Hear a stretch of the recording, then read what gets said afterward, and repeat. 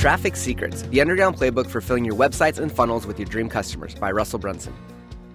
Hey, my name is Russell Brunson, and I'm the author of Traffic Secrets, and today I'm going to read to you from the studio. However, before we get started, I want to make a quick informal to come to my websites and my funnels with their credit card in hand. After learning how to do it for my own companies, I created simple frameworks to help entrepreneurs that I have the privilege of serving to get more traffic into their funnels. This book is a compilation of all of these frameworks. I'm a very visual learner, and so for each of these frameworks, I've actually sketched out doodles and put them inside the physical book, as well as screenshot examples and other charts and graphs to help make these concepts simpler to understand. You'll get a lot out of the audiobook even if you don't see the sketches, charts, and graphs, but you'll get even more if you do have them. Because of that, I do recommend reading along with the physical book as you listen to the audiobook. We've also put together a special PDF with all the sketches and examples for our audiobook listeners that you can download for free at trafficsecrets.com/audio PDF. Thanks again for grabbing the audiobook, and I can't wait to help you get more traffic into your funnels. This book is dedicated to the entrepreneurs who I've been called to serve, my funnel hackers. You've made it possible for me to do a work that interests me and that I feel is meaningful and worthwhile. This final book in the Secrets trilogy was created to help you find more of the people who are waiting to hear your message. If this book helps you reach even just one more person and change their life with your God-given gifts, then this work will have been a success. Forward by Dean Graziosi. $25,000. Did I hear 30? The voice of the auctioneer was fast, and the suspense built as the bidding got higher and higher. Yes, I said. $30,000 from the black-haired gentleman in the front. 40, a voice behind me said. 45,000 from the man in the back. 45, I said. $45,000. I couldn't see who was bidding against me, but when the auctioneer finally arrived at $50,000, I decided to stop bidding. To my surprise, so did the person behind me. The auctioneer yelled out, "Number 27, you win the bid." I was number 27. I won. I was bidding to name a commercial Virgin Atlantic plane. Yes, I know that may sound pretentious, but it was for a great cause. About 12 years before writing this, I was at one of Richard Branson's charity events. I had met Richard several years earlier when a friend and I raised a lot of money for his charity, Virgin Unite. At this charity event, I decided to go all in. Richard was paying all the bills for the charity, and 100% of the money we donated was going to help those who needed it most. Well, the gentleman 3 tables behind me had come to the same conclusion, which is why it was going to cost me $50,000 to name a plane. After I won the bid, Richard stood up and proclaimed, "Why fight over it, boys? I'll give it to both of you for $50,000. It's all going to charity." The person who walked up on stage with me and who was bidding against me was a young man who looked 10 years younger than he actually was. His name was Russell Brunson. It was the first time I actually met him in person. What a charming guy he was. I didn't really get to know Russell until a few years later, but when I did, I realized that he was one of the most humble, smart, ambitious, energetic, and authentic human beings I'd ever met. What most impressed me was how he talked about helping entrepreneurs to grow fast. He talked about them as if they were his children and with an authentic excitement. That's very rare in our world today. Russell's focus was never on how much money he was going to make or how big his business was going to be. He always looked through the lens of how to help people go faster. He took that energy and passion and co-founded a company called ClickFunnels, which has revolutionized the way people use the internet to turn their ideas into sellable products and services. Russell has truly given people a faster way to make an impact and profit from their ideas. Russell's passion drove ClickFunnels to become one of the fastest growing software as a service SaaS companies of all time, creating massive impact on tens of thousands of lives around the world. The overwhelming success people have gotten from using Russell's software and training is unprecedented, but that's not the only reason you need to read this book. The global economy and how we consume products and information has already changed drastically and will continue to evolve. Those who don't have the necessary skills and capabilities to sell their products and services, to market their brick-and-mortar companies, or to create funnels that bring customers to their door will be left behind. I'm not saying that to scare you, but understand I'm not just taking a wild guess. I see it coming, and I have the same passion Russell does. I've been blessed to be in the self-education industry for over 22 years. I'm a multiple New York Times bestselling author, and I've been able to start 13 companies that have generated over $1 billion in sales. These opportunities have positioned me at the edge of this world, and I can see the change coming. Is there any worse feeling than being left behind? Russell Brunson's passion for helping you avoid that feeling is why he wrote this book, and my shared passion is why I wrote this forward. This book reveals the most cutting-edge way to drive eyeballs to your product or service to help people find you. There's a classic movie with Kevin Costner called Field of Dreams. It's about building a baseball stadium in the middle of nowhere. The movie is great, but it sends a bad message that people will come simply by something being built. Unfortunately, too many people in business have taken the concept literally and have decided to run their businesses that way. They think if they build the best product or service, invent the best widget, create the best mastermind, or write the best book, the world will just find it. They think that as long as they have built the best product or service, people will just show up to buy it. The reality is they won't just come. Unless people know that you exist and you give them a compelling reason to come find you, they aren't coming. Without good marketing, your ideas will be just that, good ideas. Imagine looking back when you're 80 years old and feeling like you're just dabbling with 20 great ideas, but never really made the impact you desired. It doesn't have to be that way. Russell's expertise is massive, and he uses all of it in this book to expose the new way to drive the right people to your product, service, idea, company, mastermind, or book. He's giving you secrets that no one has revealed in this way before, and he does it in a simplistic manner that makes his lessons easy to absorb and understand. He reveals exactly how to drive traffic to your business, your product, or website. This is one of those books that, if consumed and applied properly, could be the game changer for your life. By the time you're done reading this book, you will understand so much more clearly why certain online companies are thriving and why others are struggling. You will understand why the businesses you started in the past didn't get the results you had hoped for. You might also realize that the reason why you're already doing so well and learn how you can do even better. The world has changed, and for those who don't know how to pivot, a life struggle may lie ahead. Or, less dramatic but equally sad, yours could be a life, a purpose unrealized. A life in which you don't tap into the next level and you never reach your full potential. In this powerful book, Russell Brunson opens his heart and shares the tactics and strategies necessary to make sure that you reach your full potential. Hold on tight and discover what it's like to profit, make an impact, and create a company with momentum that thrives in today's world. Preface. You bring the fire, I'll give you the framework. On September 23, 2014, Todd Dickerson, Dylan Jones, and I launched a new software company that we naively believed would change the world. The goal was to create a product that would free all entrepreneurs and give them the ability to get their messages out to the market faster and easier than ever before, so they could change the lives of the customers that they were called to serve.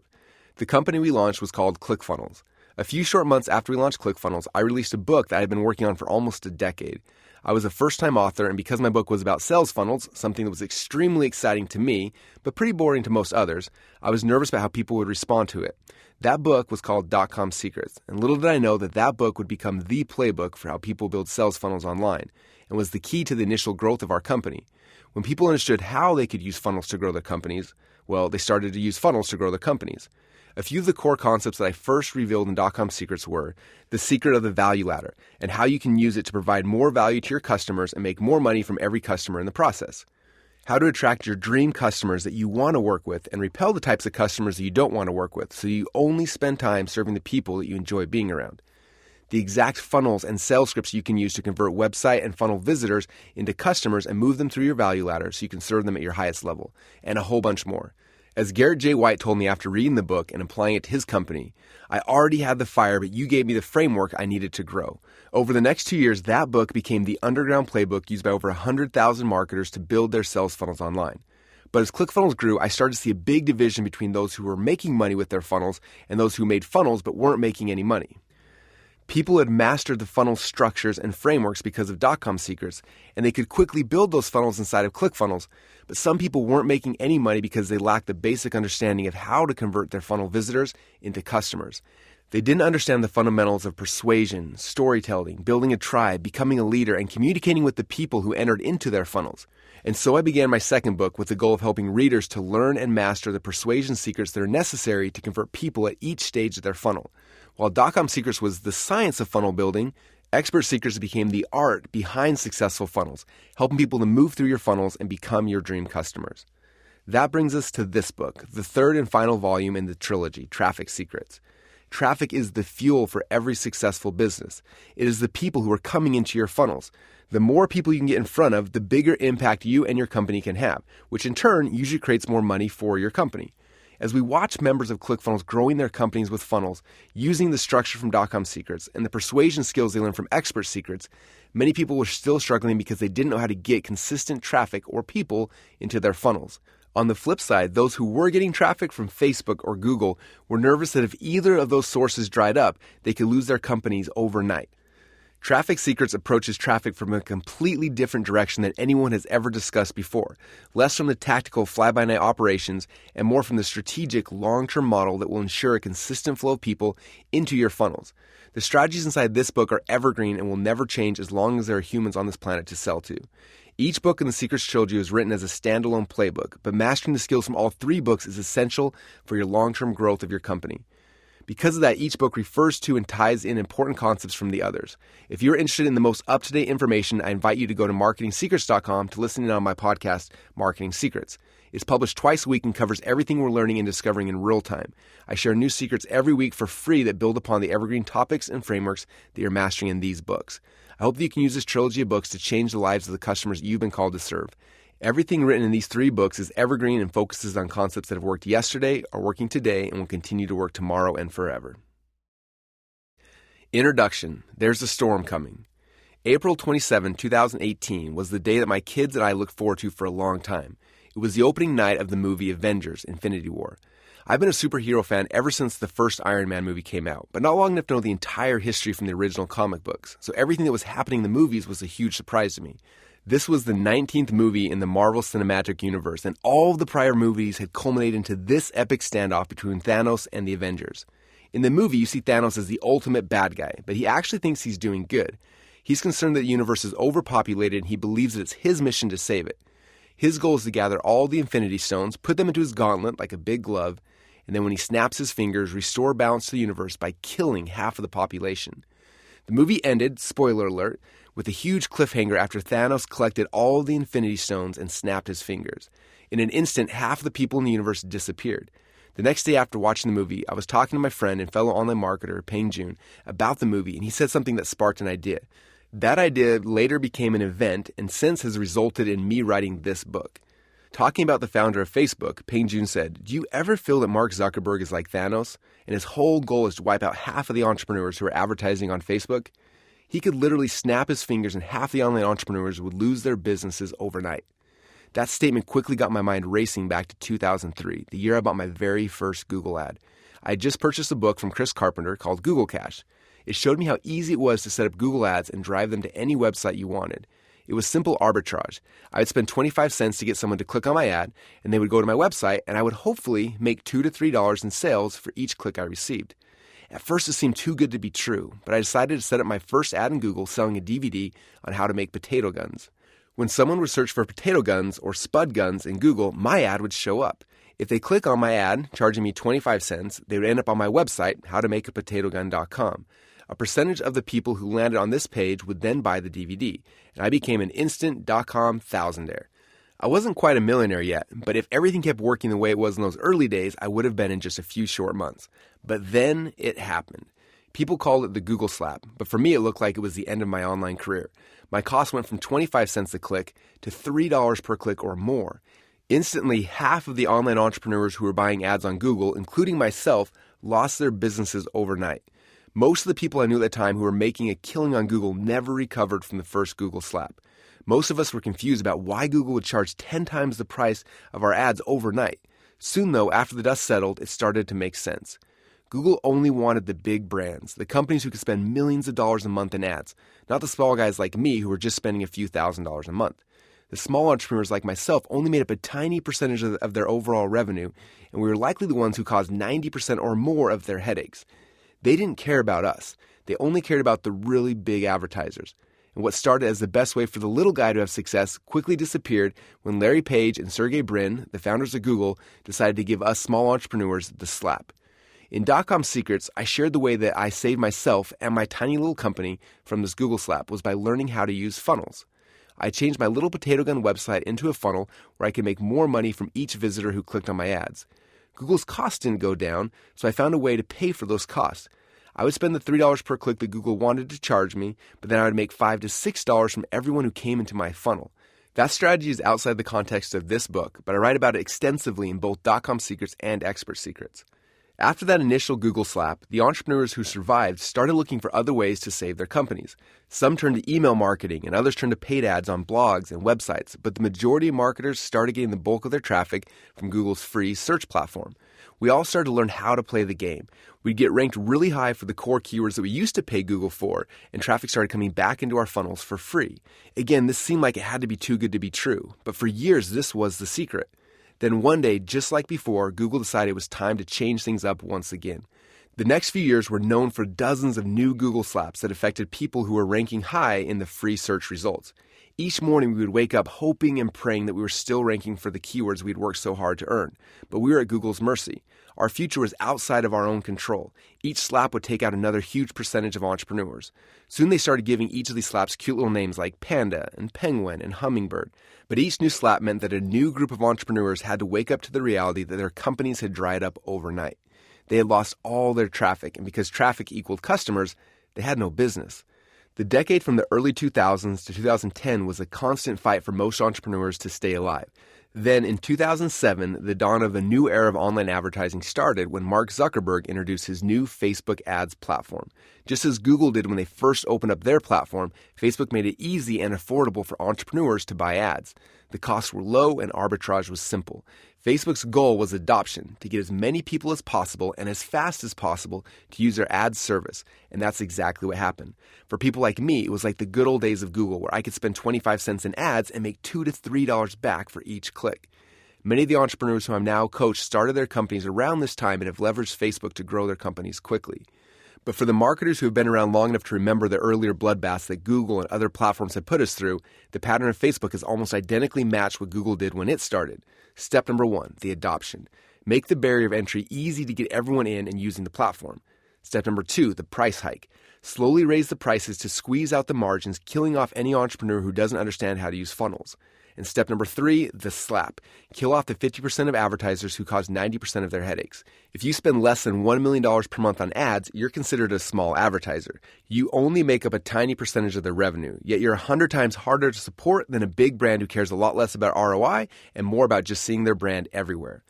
That day after the movie, Payne Jr. and I joked that instead of a Google slap, we're going to see a Zuckerberg Thanos, we've now nicknamed him Zanos, snap, where 50% of all entrepreneurs' businesses would disappear overnight. If you rely 100% on Facebook for your traffic, then this is your warning that a storm is coming. You should implement everything you read in this book so that you can protect your company and thrive during that storm. On the other hand, if the Zanos snap has already happened and you woke up one morning to a dead or quickly dying business, then this book is your answer on how to save your company and get it to thrive again. Over the past decade and a half that I've been playing this game, I've survived and even thrived during dozens of Google slaps, the death of email marketing, algorithm changes, the rise and fall of tons of social media networks, and the fragmentation of online media. The question begs to be asked, why did we survive when so many other companies have failed? 2 reasons we survived when others failed. First, we understand how to use funnels. With funnels, we can make 5 to 10 times as much money for each visitor who clicks on our ads, so we survive and thrive when costs go up. Second, we have mastered the strategy, not just the tactics, behind getting traffic. And these strategies work on all advertising platforms in the past, the present, and the future. If you master these strategies, then no slap or snap can affect the lifeblood of your company. There will be another storm soon, just like there was with Google. It's happened time and time again, and we know that the greatest predictor of the future is the past. This storm is headed our way, and thousands of entrepreneurs are unaware. I feel like I have a moral responsibility to 100,000 plus members of our ClickFunnels community, and to the million plus entrepreneurs who follow me, and to anyone else who will listen to prepare them for this storm. Those who master these strategies will absorb the traffic, customers, and sales of those who are not prepared. Master these principles, and you and your company will thrive. An evergreen book about the fastest changing topic of all time? My biggest fear when I decided to take on writing this book was figuring out how to create a book about traffic that was evergreen. After all, how do you teach concepts that will last forever on a topic that changes almost daily? Every book that I've read about traffic in the past 10 years has focused on trendy tactics, which usually become irrelevant within months of being published. Oftentimes they become obsolete before they even get to print. The tactics behind how to get somebody to click on an ad and come to your website literally changes daily. In fact, I know people whose full-time jobs are solely dedicated to keeping up to speed with the changes that Facebook makes to its algorithms and ads manager. If I were to try to give you the latest tactic or hack that works today, by the time you read this paragraph, it'll likely be wildly out of date. How many of us would have known 5 or 6 years ago that Instagram would be the powerhouse it is today? Who could have foreseen that messenger bots would be a really cool thing and then be almost dead in the water for a few months because of Facebook's legal troubles, and then shortly thereafter come back to life? What social platforms and technologies are still waiting to be discovered that we haven't even yet conceived? I then started thinking about the wake of the dead businesses I've seen in the past 15 years. So many entrepreneurs found temporary success because they figured out one way to get traffic or they mastered one tactic, for example, Google Ads or SEO, but then in one quick slap, they lost everything. I started thinking about why I've been able to not just survive during each of the slaps, but actually thrive. The more I thought about why we've done so well despite the constant changes, the more I realized I didn't learn traffic the way that most other entrepreneurs learn traffic. Normally, most people learn how to get traffic in the following manner. A new website will become popular and quickly grow to a big user base where entrepreneurs will see an opportunity where they can buy or earn traffic on this new platform. For example, Twitter or Facebook. A group of early adopters start using it and they figure out the tricks to leverage the platform to get traffic. For the next few months or years, they use these concepts to mine out tons of traffic at very low costs. Eventually, more people find out about it and start using these channels. With more demand for this new traffic, the supply goes down, and the platform starts charging more money for each click. An entrepreneur may see the opportunity that this new tactic has created and try to capitalize on it by teaching others how to do it. After learning how to exploit this new traffic, tens of thousands of new people start using the platform. Demand goes up, supply goes down, and the price quickly increases. Others see the success of this new course teaching this new tactic, and they want in. A few dozen copycat courses come out, and now there's a small army of people selling courses on how to leverage this new type of traffic. Demand goes up, supply goes down, and the price keeps going up. Somewhere in this process, you or the marketing person on your team sees the ad for the course, so you buy it, you study it, and you start leveraging this new loophole. How much you are paying for these ads will depend on how early you got in, which also determines how much success you'll have when using this tactic. Eventually, the costs will get high enough that most businesses will no longer be able to profitably use these tactics. Those who understand funnels will last much longer because they will make more money from each visitor who clicks on their ads, but this tactic will soon become obsolete. This process is how most people learn to get traffic to their websites and into their funnels, and that's where the problem comes from.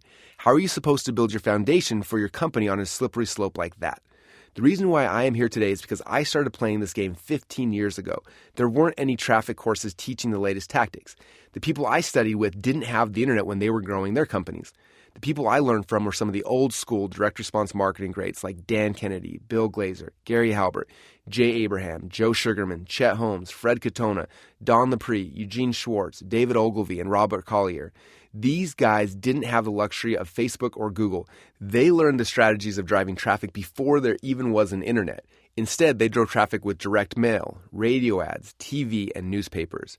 These direct response marketers forced me to look at marketing and sales in a completely different way than people do today. They trained me on the core strategies of what makes a direct mail campaign work, how to get radio, magazine, or classified ads to profitably drive customers to you. The strategies I mastered during a decade of studying direct response marketing gave me a very different lens, which has given my company the ability to be on the front of the new trends, master the emerging tactics before most people even know they exist, see opportunities that are invisible to most everyone else, and laugh every time there's a Google slap or Zanos snap.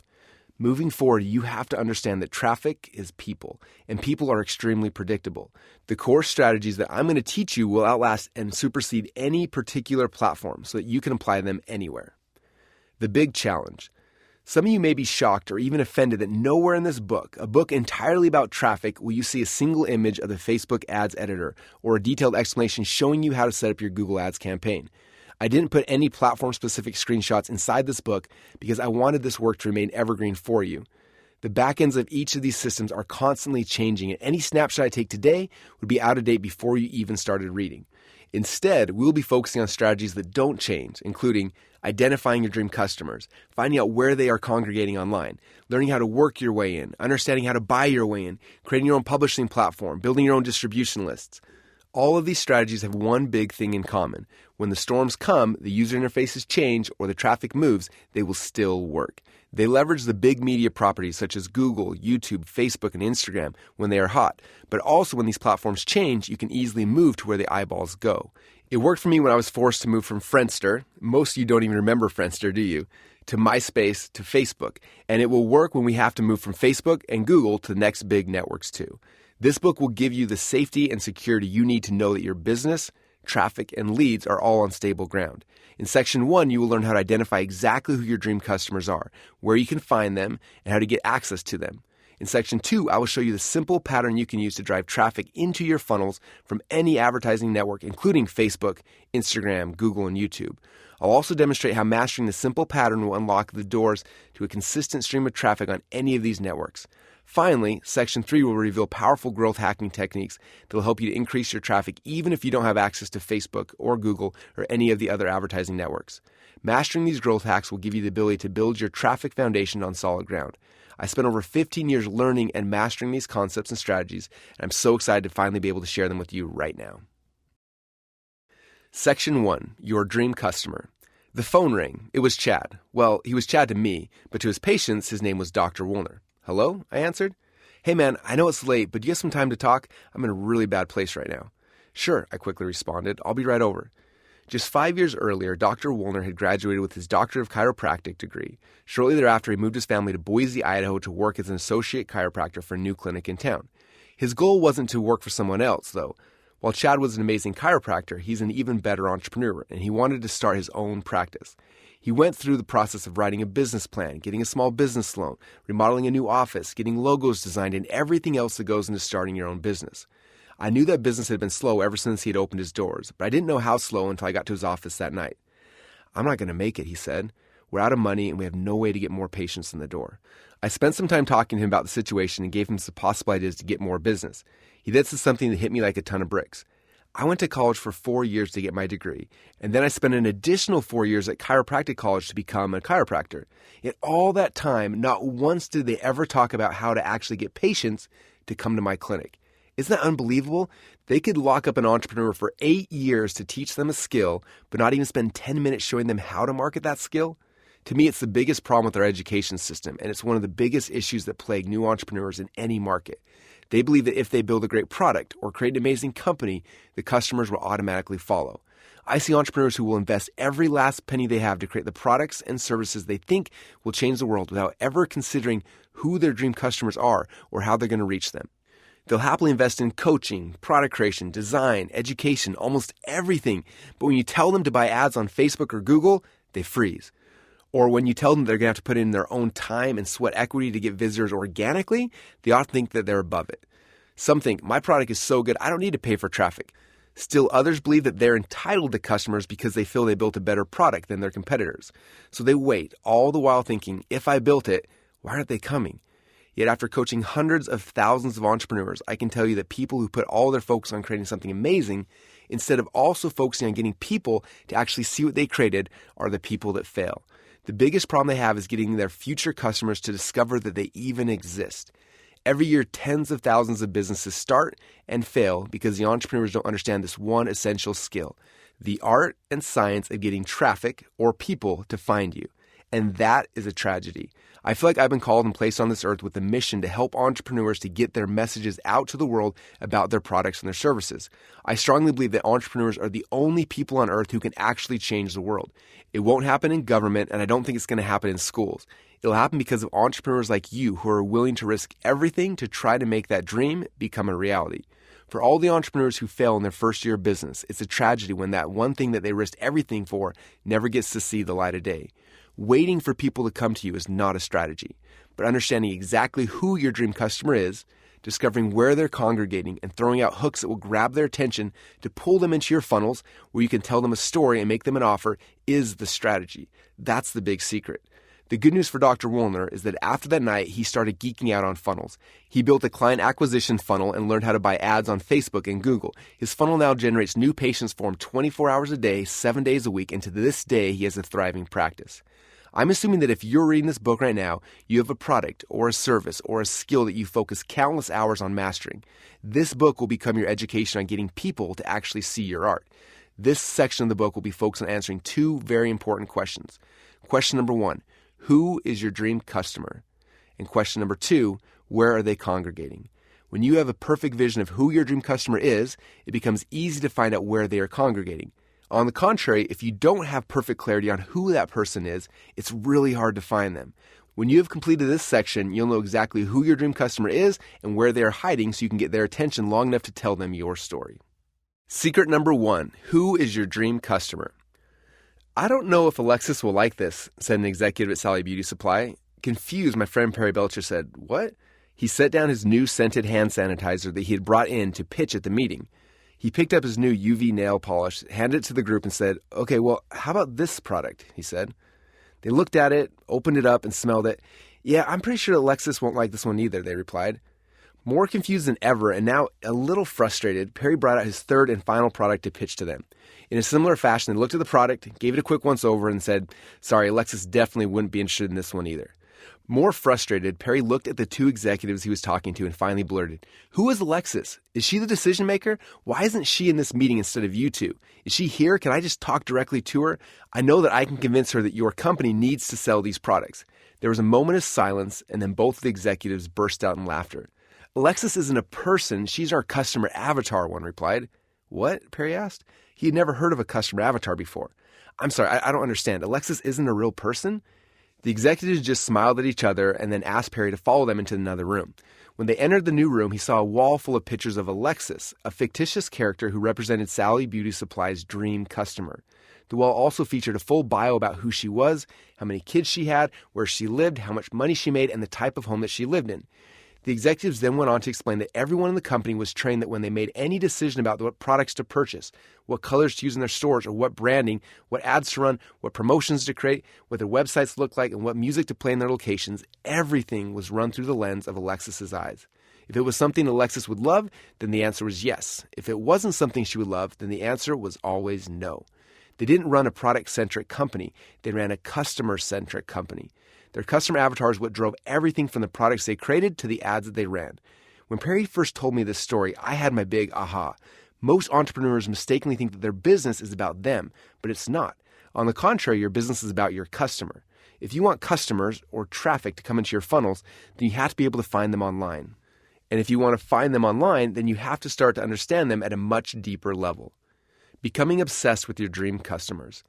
The first step in this process is to become obsessed with your dream customers. Companies that become obsessed with their products will eventually fail. As we've grown ClickFunnels, I've seen this happen time and time again. Every company we've competed against, even though some of them had hundreds of millions of dollars in funding behind them, eventually lost to us because they were busy focusing on their products while we became obsessed with our customers. What do I mean when I say obsessed? Well, being obsessed with your customer means understanding them just as well, if not better, than they understand themselves. For many, this is the most difficult part of the process, even though you may have actually been your dream customer not too long ago. Often just remembering how you felt when you were trying to solve the very problem that you're now solving for people is usually hard. I was recently talking to my friend Nicholas Bayerly about the fact that most businesses are created from a problem that an entrepreneur had, and their product or service was a result of them figuring out the solution to that problem. Our mess becomes our message, Nicholas said. When you're frustrated about a problem you're having, you look for a solution. If you're not able to find the solution that gives you the results that you want, then you'll likely go on a journey to find or create your own solution. In that way, your problem becomes your business. In other words, your mess becomes your message. If that's true, then you need to look back in time to find the point where you were struggling with the same problem that your dream customer has now. Then you need to remember what you were feeling when you were in that pain. In our community, we have some amazing examples of leaders who have made their mess their message, and one of my favorite power couples is Stacy and Paul Martino. Years ago, they found themselves at a crossroads. Their relationship was broken. Paul had tried for months to stay, but eventually he felt so much pain that he decided to leave. As he broke the news to Stacy late one night, she broke down and cried. Her relationship was over, and the pain she felt was too much to bear. I won't tell their full story here, but the short version is that because of this experience, Stacy knew that to save her relationship, she needed to change first. She put in the work to transform herself, and in the process of her changing, Paul changed as well. After saving their own marriage, they developed a unique process to heal marriage that doesn't require couples work. Instead, they believe that it takes just one person in a relationship to change it for the good. Their mess became their message, and now they've dedicated their lives to helping others find relief from the same pain that they felt years earlier. With their unique systems and tools, they've helped to save thousands of marriages. In a society where more than 50% of all marriages end in divorce, the students who go through their program only have a 1% divorce rate. Stacy and Paul are successful at finding and helping their dream customers because just a few years ago, they were their dream customers. Because they really deeply understood the pain, they could identify their dream customers' goals and aspirations and can identify where they were congregating to help move them towards those goals. They are a product of their product. In the early 20th century, Robert Collier published one of the great books on copywriting, the Robert Collier Letter Book. In this book, he shares how to really understand your customers. If you're going to find them, persuade them to follow you, and hopefully change their lives with the products and the services you sell, you need to know and understand them better than they understand themselves.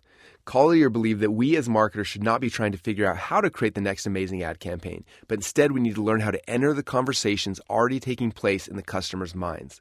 If you want to really understand who your dream customers are and where they are congregating online, you need to be able to enter the conversation that's already taking place inside of their mind and see the world the way that they see it. When you can truly understand the core pains they are trying to move away from and the core desires and passions they are trying to move towards, it becomes really easy to identify exactly where they exist online. As soon as you know where they are online, then you can hook them and bring them into your funnels where you can serve them. We will go into greater detail on how to do that throughout the rest of this book. Now that we have the foundation covered, let's dive into identifying your dream customers with the 3 core markets, sometimes known as the 3 core desires. The 3 core markets/desires. In Expert Secrets, I introduced the concept of the 3 core markets or the 3 core desires. The 3 desires, in no particular order, are health, wealth, and relationships. When people purchase any product from anyone, they're hoping to get a certain result in one of those 3 areas of their lives. So the first question you need to answer is this: which of these 3 desires is my future dream customer trying to receive when they buy my product or service? This is the very first layer to getting inside the minds of your dream customer. And for most people, the answer is pretty simple. However, sometimes people get stuck in this question for one of 2 reasons. Reason number 1, my product fits into more than one of these desires. Many products can be marketed towards getting a result in more than one of these desires, but your marketing message can only focus on one of them. Anytime you try to get your potential customer to believe in 2 things, your conversions will usually cut in half, most times by 90% or more. To target 2 different desires, you need 2 different ads leading to 2 different funnels. Only focus on one desire with each message you put into the market. Reason number 2, my product doesn't fit into any of the desires. This false belief was best resolved at one of our recent events where someone told one of my head coaches, Steve J. Larson, this exact same thing. Steve responded by telling the story of Gillette razors and asking which desire a razor fulfilled. At first, everyone was quiet, and then a few people started guessing. Health, another mumbled, or maybe, Steve then played one of the Gillette ads. In it, you see how the story develops. First, a man is shown shaving. After the shave, a beautiful woman gets closer to him, and then the 2 go out for the night on the town. Finally, the ad shows the 2 together back at home in their room. After showing the ad, Steve asked the question again a little differently. What desire was this marketing message created for? Instantly, everyone responded, relationships. Most products can fit into multiple categories, even if they may look like they don't fit into any category at all. But no matter what, the key is that your marketing message can and must be focused on only one of the 3 core desires. I want you to take a few minutes and decide which of the 3 core markets or desires your product or service currently fits into. Away from pain towards pleasure. Now that you've identified which core desire your product or service is focused on, the next step to entering the conversation inside your customer's mind is to understand which direction they are moving. Every human being on this planet is always moving in one of 2 directions when they make a decision: away from pain or towards pleasure. Moving away from pain. The first direction that people can be moving in is away from pain. Let me show you a few examples of moving away from pain for each desire. Health, moving away from pain. I'm overweight and I don't feel comfortable in my clothes. I don't have energy and I feel tired all the time. I hate what I see when I look in the mirror. Now, wealth, moving away from pain. I hate my job and I want to fire my boss. I have no money saved and I'm scared I could lose my job. Everyone around me makes more money than I do. Relationships, moving away from pain. I'm in a bad relationship and I don't know how to get out. I feel alone and I want to feel what love feels like. I feel awkward when I'm around people I don't know. Each of those statements above are conversations that people are having inside of their own minds. While these are broad examples, when I actually wrote down the thoughts that my particular dream customer was having, I did 3 things to try to understand the conversations they were having with themselves each day. Number 1, I wrote out hundreds of phrases that I used to say to myself when I was trying to solve this problem for myself initially. Number 2, I looked online in forums, message boards, and groups to see what other people are saying when they're trying to get out of pain. And number 3, I really tried to put myself in their shoes and wrote out what I believe people were thinking. Exercise. For this exercise, I want you to write down at least a dozen things that your potential future customers are saying or thinking as they're trying to move away from pain. This exercise is something that you should be continually doing every day. I'm always looking for the questions and the statements that people in my market are saying as they try to move out of their pain. Moving towards pleasure. The second direction that people can be moving in is towards pleasure. They don't have a desire for health, wealth, or relationships because they're unhappy. They have a desire because they are happy and looking for more. Let me show you a few examples of moving towards pleasure for each desire. Health, moving towards pleasure. I want to get 6-pack abs. I want to be able to run a marathon. I want to eat healthier so I can have more energy. wealth moving towards pleasure. I want to buy my dream house or my dream car. I want to grow my company so I can have more impact. I want to learn leadership so I can grow my team. Relationships moving towards pleasure. I want more passion in my relationships. I want to spend more time with my spouse and my kids. I want to meet more people through networking. Do you see how different these phrases are, even though they are addressing the same core desire? You can refer to the supplemental PDF to see them side by side. It's powerful to see that while everyone may be trying to accomplish the same goal, the reasons why they are doing it is almost polar opposites. Exercise. Now I want you to spend a few minutes doing the second exercise. Write down at least a dozen phrases that people in your market who are moving towards pleasure may have running on a loop in their heads. The more phrases you can find, the more traffic streams you'll be able to tap into. So make it a continual process to identify and write down the conversations happening inside your customers' minds. And as you'll see in the next secret, understanding the phrases that are going on inside your customers' minds in both directions, moving away from pain and towards pleasure, will guide you to finding them. The searcher and the scroller.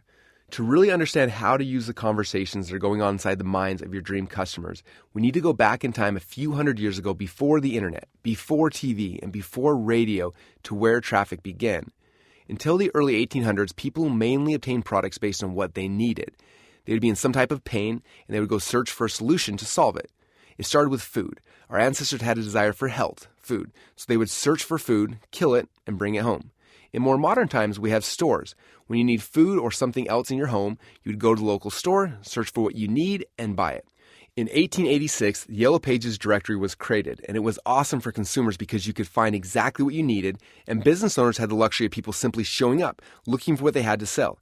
It seemed like the perfect solution, except for one thing. As a business owner, if you wanted to make more money or grow your company, you were not in control. You had to wait for people to have a need in order for them to come and to find you. But then, in 1927, the television was invented, and just 15 short years later, on July 1st, 1942, during the Brooklyn Dodgers-Philadelphia Phillies game in Ebbets Field, the first ever TV commercial aired. At the time, there were over 4,000 televisions in New York, and on that day, while families gathered around to watch the big game on NBC, it was interrupted by the first ever TV commercial. That ad, which was just 9 seconds long and cost only $9, featured a map of America with a Bulva watch clock face in the middle. At the end of the ad, a voice announced, "America runs on Bulva time." And with those 9 seconds, the shift from search advertising to interruption advertising had officially begun. People watching TV that night were not searching for a new watch, but as they saw the commercial and the pictures of the watch, it placed a seed of desire in their hearts and their minds. They didn't need this watch, but they wanted it. This TV commercial gave business owners a window where they could grab their potential customers' attention long enough to plant a seed of desire and show the perceived value of what they were selling. No longer would people only buy when they needed something. Now advertisers had the ability to create desire and sell people stuff that they wanted. This interruption advertising started happening in other types of media such as radio, newspapers, and direct mail. The process was simple. Get a captive audience, entertain or educate them, and then, when they have their full attention, interrupt them with your message. You can then grab their attention and create a desire for the product or service that you are selling. Nowadays, this type of interruption advertising happens every day around you, but I'm guessing you didn't realize how profound of an impact those advertisements actually made on your buying decisions. To show you how effective interruption advertising is versus traditional search advertising behind the scenes, I want to share with you a story from my friend Trevor Chapman. Trevor used to run a big sales team of people who sold alarm systems door to door. At the time, if you were to go to Amazon and search for home security systems, you would quickly find hundreds of options, each one competing on price. If someone had a need for an alarm and went to Amazon to buy it, usually they would buy the cheapest one that still had the highest ratings. Trevor then compared people searching online for home security systems to what his sales team did every day. He explained, "We would go down the street and knock on people's doors and interrupt them from their days. Minutes earlier, they had no desire for a home security system. Because we interrupted them, though, we had a small window where we could make a presentation and show them the perceived value of our home alarm system. This presentation would create a desire in them to buy the alarms from us. We would then make them a special offer that they could only get from us right there, right then.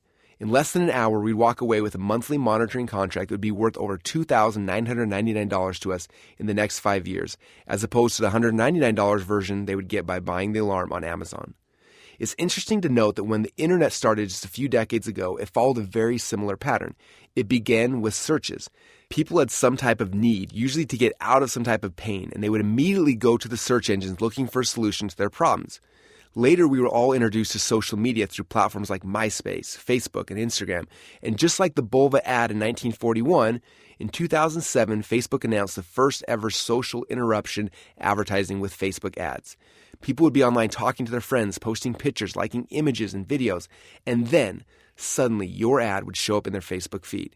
You had a small window of time to grab their attention, create a desire for your product or service, and to make a special offer.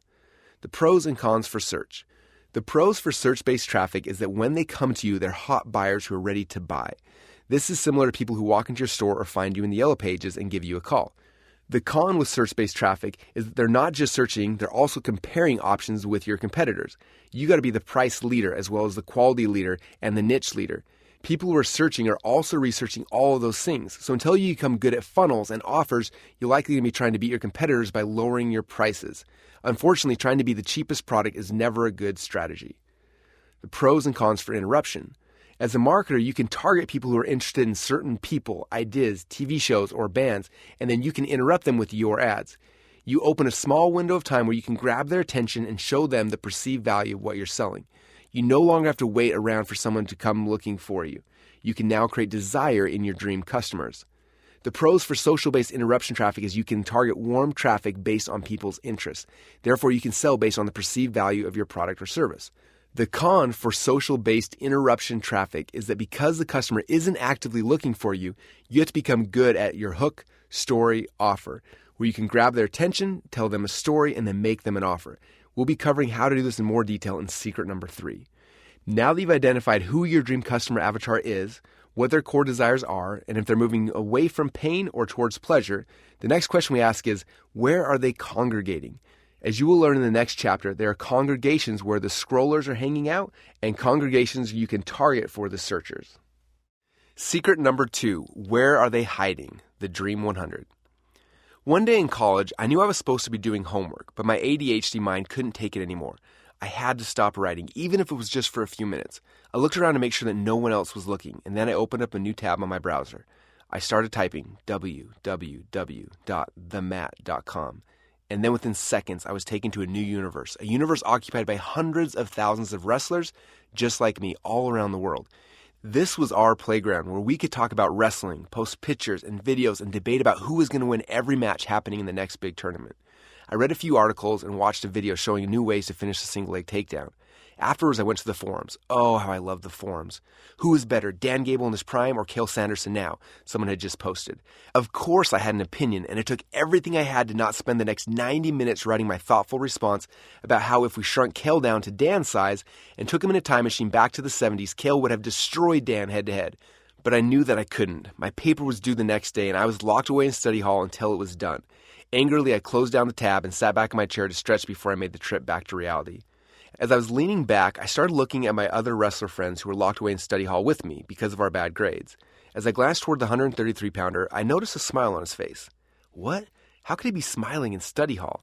As I shifted my gaze from his face to the monitor, I saw it. He was also on the mat.com, and he was writing his comments on why he thought Dan would actually beat Cale. Then looking at the other wrestlers in the room, I decided I had to know what they were doing. Faking that I had to go to the bathroom, I stood up and I started to walk past their desks. I looked at our 157-pounder screen. Yep, he was looking at the mat.com too. The 178-pounder? The mat.com. But what about our heavyweight? He had to be actually doing his homework, right? Nope, he was also on the mat.com. And as I passed his computer, I quickly read his forum reply that Bruce Baumgartner, 2-time Olympic heavyweight champ and 4-time Olympic medalist, would beat both Dan and Cale at the same time. What? Was he crazy? There was no way that Cale would lose to Bruce. And that's when it hit me. The mat.com was our little corner of the internet. All of the wrestlers in study hall were congregated on that website talking about wrestling. But we weren't the only ones. Wrestlers in other colleges across the country, along with high school wrestlers and their parents, were on the website too. All around the world, hundreds of thousands of people were all gathered together in this one spot to talk about the topic that we loved most, wrestling. Honestly, that is the real power of the internet. It has allowed us to connect with like-minded people in a way that wasn't possible before. It's allowed each of us with our own unique and sometimes weird hobbies and interests to congregate with our people to discuss the things that mean the most to us. It wasn't always like that, though. When I was in high school, we didn't have the mat.com, so the only people we had to talk about wrestling were the other few dozen wrestlers in our school. But we weren't the only group. High school is full of different groups, like the basketball players, the weightlifters, the jocks, the band members, and the kids who played Magic the Gathering. Before the internet, groups like this were limited to the size of how many people they could find that had the same interests and were located geographically near them. Pre-internet, it was expensive for marketers to sell products and services to each of these small groups. After all, how do you target just those people in every city who were interested in what you had to sell? If you had a huge mass market product like shampoo or painkillers, you could run ads on TV and know that almost everyone who saw your ads probably had hair or got headaches sometimes. But it was way too expensive to run ads for my wrestling shoes or training DVDs and pray that the dozen wrestlers in each city actually saw the ad. But the internet changed everything. It took the dozen wrestlers from my high school and every other high school around the world and put them together into one spot. If wrestlers were my dream customers and I had a product to sell them, I didn't have to go run huge mass media campaigns. Instead, I could go directly to themat.com or wherever they were congregating and just buy ads there, knowing that 100% of the people who actually saw my ads were people interested in wrestling, instead of wasting money showing my ads to millions of people who would not want or need my product. I can make sure that only my dream customers would ever see what I'm selling. This targeting has cut ad costs down to a tiny fraction of what people used to have to spend to get access to their dream customers. This is what made it possible for smaller businesses like ours to compete against and oftentimes even dominate the biggest brands. The same principle is true no matter who your dream customer is. The internet has made it so that when you find those existing congregations of your dream customers, it's like catching fish in a barrel. You simply have to find the barrel of fish with your dream customers and throw in your hooks. If your hook is good, it'll pull people from your barrel into your funnels. With secret number 1, you identified your dream customer. And with secret number 2, you can locate where they're hiding or congregating. If I was selling a product to wrestlers, I shouldn't be asking, how do I get traffic to my funnel? Instead, I should be asking, where are my dream customers, in this case wrestlers, congregating? Exercise. Here's some questions you should be asking yourself at this point. What are the top websites that my dream customers already go to? What forums or message boards do they participate in? What are the Facebook groups that they engage in? Who are the influencers they follow on Facebook and Instagram? What podcasts do they listen to? What are the email newsletters they're subscribed to? What blogs do they read? What channels are they following on YouTube? What keywords are they searching for in Google to find information? These questions will help you to start identifying where your dream customers are hiding. The answers to these questions should be simple, especially if you are your dream customer. When I launched ClickFunnels, it was easy for me to find startup entrepreneurs, i.e. my dream clients, because I was a startup entrepreneur. I started looking at where I was already congregating, which podcasts was I listening to, which blogs did I read, which email lists was I on, etc. And instantly I knew exactly where my future dream customers were hiding. If you don't truly understand your dream customer, everything we talked about in secret number 1, then it'll be hard for you to find them. But if you really understand them, then you should already know where they're congregating to get out of pain and where they're congregating to move towards pleasure. And when you know where they're congregating, it's pretty easy to put your message or your hooks in front of them and pull them into your funnels. One of the common misunderstandings with traffic is that you have to create traffic. But as you can now see, that just isn't true. Traffic, your dream customer, is already there. Your job is to identify where they are, tap into those existing streams of traffic, throw out some hooks, and then get a percentage of your dream customers to start coming to you. The Dream 100, 1-to-1. Now that you understand that traffic already exists and isn't created, I want to share with you a concept I learned from one of my friends, Chet Holmes, called the Dream 100. He wrote about it in detail in his best-selling book, The Ultimate Sales Machine. The way that Chet teaches and uses the Dream 100 is a little bit different than how I use it, but understanding Chet's model will open up your ability to get unlimited traffic into your funnels. Early in Chet's career, he worked for Charlie Munger, who you may know as Warren Buffett's business partner in Berkshire Hathaway. Chet sold advertising for one of the company's legal magazines. At the time, they were really struggling. They were last in sales in their market. Chet was working with a database of over 2,000 advertisers. He made sales calls every day, but they were still dead last at number 15 out of 15 magazines in the industry. Then one day, Chet had an idea. He did some research, and he discovered that out of those 2,000 advertisers, 167 of them were spending 95% of their advertising budgets with his competitors. So he defined those 167 spending all the money in the industry as his best buyers. Then he stopped marketing to everybody else and focused his time and his effort on those 167 advertisers. His strategy included sending out direct mail pieces with lumpy objects in them every 2 weeks. where he followed up on each package with a phone call. Twice a month he'd mail a package, and twice a month he'd call. Because these were the biggest buyers, they were the hardest people to reach. After 4 months of following the strategy, he got 0 responses. Pretty discouraging, right? But Chet was known for what he called PhD, pig-headed discipline, though, and he refused to give up. Then, in his 4th month, something changed. He landed his very first big account, Xerox. It was the biggest advertising buy ever in the company.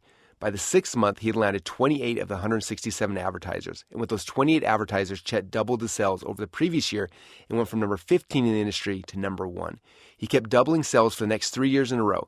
By the end of year 3, he had successfully brought in all 167 of his Dream 100s as advertisers in their magazine. Chet said, the goal of the Dream 100 is to take your ideal buyer from, I've never heard of this company, to what is this company I keep hearing about, to I think I've heard of that company, to yes, I've heard that company, to yes, I do business with that company. Chet grew that company by using the Dream 100 to create one-to-one sales opportunities. Chet also used the same strategy to penetrate Hollywood. He had written a screenplay called Emily's Song, and he had decided he wanted to try to sell the screenplay to Hollywood. The only problem was he didn't know anyone in the entertainment field. So he bought an issue of the Premiere magazine that listed the 100 most powerful people in Hollywood, which became his Dream 100 list. He used the same Dream 100 process to contact these people, and within months, he was able to get Leanne Rimes to read the script. Together, they went to Warner Brothers, where the screenplay was purchased. The Dream 100, one to many. Chet Holmes' Dream 100 for one-to-one selling strategy is powerful when your business model needs a small number of big customers. But for most of us, we're looking for lots of customers, not just 100. When I was starting out, many of the things I sold weren't very expensive, so it didn't make financial sense to send out packages and make phone calls to try to sell a $20 product. That's why Chet's Dream 100 concept didn't make sense when I first heard it. I couldn't see how it applied to my online business. In fact, initially I completely dismissed the concept and figured it didn't apply to companies like mine. One day, though, as I was writing .com Secrets and thinking about how I was going to sell the book when I was finished writing it, I identified who my dream customers were that would want to read my book and where they were congregating. I made a list and wrote out everywhere that I could think that my dream customers might be gathering. On the list, I identified 10 top websites and forums they spent time on, 15 active Facebook groups they participated in, 50 influencers they followed on Facebook and Instagram, 30 podcasts they listened to, 40 email newsletters they subscribed to, 20 blogs they actively read, and 20 YouTube channels they subscribed to.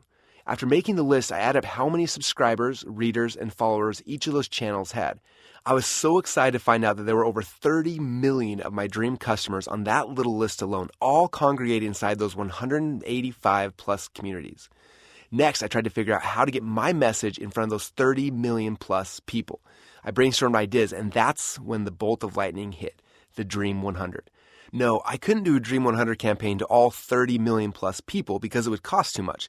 After all, I was trying to sell my book for $7.95. So if I did get a yes from a customer, it was only worth $7.95 to me. But what if instead I did a Dream 100 campaign to the owners of those 185 plus communities, asking them to promote my book to their audiences? If I could build a relationship with one of them and get just one yes, that could turn into hundreds or thousands of new customers. So that's exactly what I did. I found the contact information for those 185 people, and I sent them each a copy of my book in the mail with a letter asking them if they'd be interested in helping to promote my book on launch day. Within a week of sending out that package, I started to get messages back. One message was from a podcaster on my Dream 100 list, whom I've been listening to for years but never actually met, John Lee Dumas from eofire.com. He told me he loved my book, and he asked me to be on his podcast to talk about it. I quickly agreed, and within a few days, I was being interviewed by John Lee Dumas. He asked me about my book, told people why he loved it, and then told them to go buy a copy. Within a week of that episode airing, we had sold over 500 books from that one interview alone. I didn't stop there, though. I kept following up with my Dream 100, and not only did I get on other blogs and podcasts, but people also promoted me in their email lists and more. I ended up landing over 30 of the 185 people as promotional partners. The second part of the Dream 100 strategy, which is covered in more detail in secret number 4, works even for those who didn't respond or weren't willing to promote my book. Advertising platforms like Facebook allow you to target your ads to people with certain interests. For example, Tony Robbins was in my Dream 100, and while he didn't directly promote my first book, he did directly promote Expert Secrets after over 10 years of being on my Dream 100 list. However, even though he didn't directly promote .com Secrets, I still wanted to market to his, at the time, 3.2 million person audience, as they were my dream customers too. On Facebook, I was able to buy ads that were only shown to his audience, and we were able to sell thousands of copies of my book to his people. Our launch campaign for my book may have seemed massive from the outside, as we sold over 100,000 copies in a very short period of time. But in reality, we just put a concentrated effort to market to the dream customers of 185 people. Recently, I was at a mastermind event in Puerto Rico, and I had a chance to spend time with Rachel Hollis, the author of the #1 New York Times bestseller, Girl, Wash Your Face. At the time, she was in the middle of launching her new book, Girl, Stop Apologizing. As I was in the middle of writing this book, I was curious about how she'd sold over 1 million copies of her book. I asked her for a secret to selling that many copies, and she told me. We asked ourselves this question: what are the tribes my women are already in? What network marketing companies are they in? What Facebook groups? What Instagram channels? What hashtags are they following? After we identified these things, we tried to figure out who are the tribe owners of these women. Who do we need to become friends with? Anyone who had over 200,000 followers, we would direct message them, tell them who we were, and ask them if we could talk. We started messaging everyone. Our focus was to find the tribes and then figure out the best way to infiltrate them. The Dream 100. She didn't call it that, but that's exactly what she'd done to quickly become one of the best-selling authors of all time. Now, I know what some of you guys are thinking. Russell, this may work for you and for Rachel when you're selling books, but I sell something different. So Dream 100 can't work for me. It always makes me laugh when people think that these concepts will work for every business except for their own, when the reality is that this concept works for every business, period. Let me show you some more examples. Recently, I was listening to the Founder podcast. They were interviewing Tom Bilyeu, the founder of Quest Nutrition, who had started his business with a few friends and quickly grew it into a billion-dollar company. During that interview, he was asked how he grew Quest Nutrition, and Tom replied, "We had a very different approach that got a lot of people excited, not just about the product, but they felt good about the way we treated them. We went old school, researching several hundred health and fitness influencers, and then sending them handwritten letters with free samples. This was all about showing an understanding of what other people were trying to achieve, and that Quest was interested in helping them connect with their audience. When people are building community, they have a real sense of service to that community. We would send them free product and just say, if you like it, tell people. And if you hate it, tell people that too. Not trying to steer people's comments gave us a pretty good recommendation. Some people didn't like it and said so, but the vast majority loved it and were grateful that we had shown an understanding of who they were and what they were trying to do, so they spread the word." Tom didn't realize it, but the Dream 100 struck again. It's a strategy that almost all successful companies, oftentimes without realizing it, are using as the backbone of their traffic strategies. When most people hear the title Traffic Secrets, they assume I'm going to show you how to run Facebook ads or YouTube ads. While those tools are great, they're just a small external tactic of a much larger strategy. The core strategy is to understand that your dream customers have already been congregated by your Dream 100. If you focus on identifying them and marketing to them, your dream customers will start flowing into your funnels faster than anything else you could do. A different Dream 100 on each platform. A few years ago, I decided to rebrand my podcast from the Marketing Your Car Show to the Marketing Secrets Show. When we did that, I set up a new podcast and invited all my old listeners to resubscribe and then join me on the new show. I had a lot of my faithful listeners move over to my new podcast, and then I brainstormed other ways to grow the show. I first started by leveraging the traffic that I owned. I sent emails to my list asking them to subscribe, sent out messages to my messenger list, and posted on my Facebook, Instagram, and about everywhere else that I had a voice. This did get a big influx of listeners as all my true fans came over and plugged in. I was so excited about the immediate growth that I figured this initial surge would be all that we needed as the catalyst that would grow the show. Unfortunately, it wasn't. In fact, the show quickly flatlined and then it started to shrink. I was completely freaking out, wondering if I had made a mistake starting a new show. After I sat in my office with a few people on my team brainstorming for hours about how we could get our podcast to grow and what things I could do to get people to share my message, it hit me, the big aha. It was so simple in my head, but as I blurted it out to my team, it sounded stupid. People who listen to podcasts, well, they listen to podcasts, I said. Yeah, I'm not sure where you're going with this, Russell, my team responded. I half laughed. Think about it. We're trying to get people who love Instagram to move to Apple to listen to us. While our best fans did come, the majority didn't. Why? Because people who are on Instagram love to consume content on Instagram. The same is true for our blog. Our super fans will move from Facebook and other places to read our blog, but our best blog readers are people who read other blogs. People who love to watch YouTube videos love to watch videos on YouTube, and people who listen to podcasts listen to podcasts. We can spend a ton of time and money convincing people on other platforms to move to podcasts, or we can spend that same time and money focusing on the people who are already listening to podcasts. If they find a new show they love, they'll listen every day. That was the big aha that set into motion our strategy for building a special Dream 100 list just for our podcast through the other podcasts that our dream listeners were listening to. It also caused us to build out a Dream 100 list for every platform we talked about already. You see, prior to this big aha, we only had one big collective Dream 100 list with people from all the platforms. We hadn't respected the fact that people like to consume media in their own favorite ways. And while it's possible to move people from one platform to another, there's much less resistance when you just migrate people to you who are already on the platform that they love.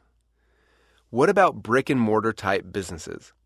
At this point, some of you may be thinking, but Russell, I'm not selling a book or a product online. I'm a local brick and mortar business trying to generate local leads online, so this won't work for me.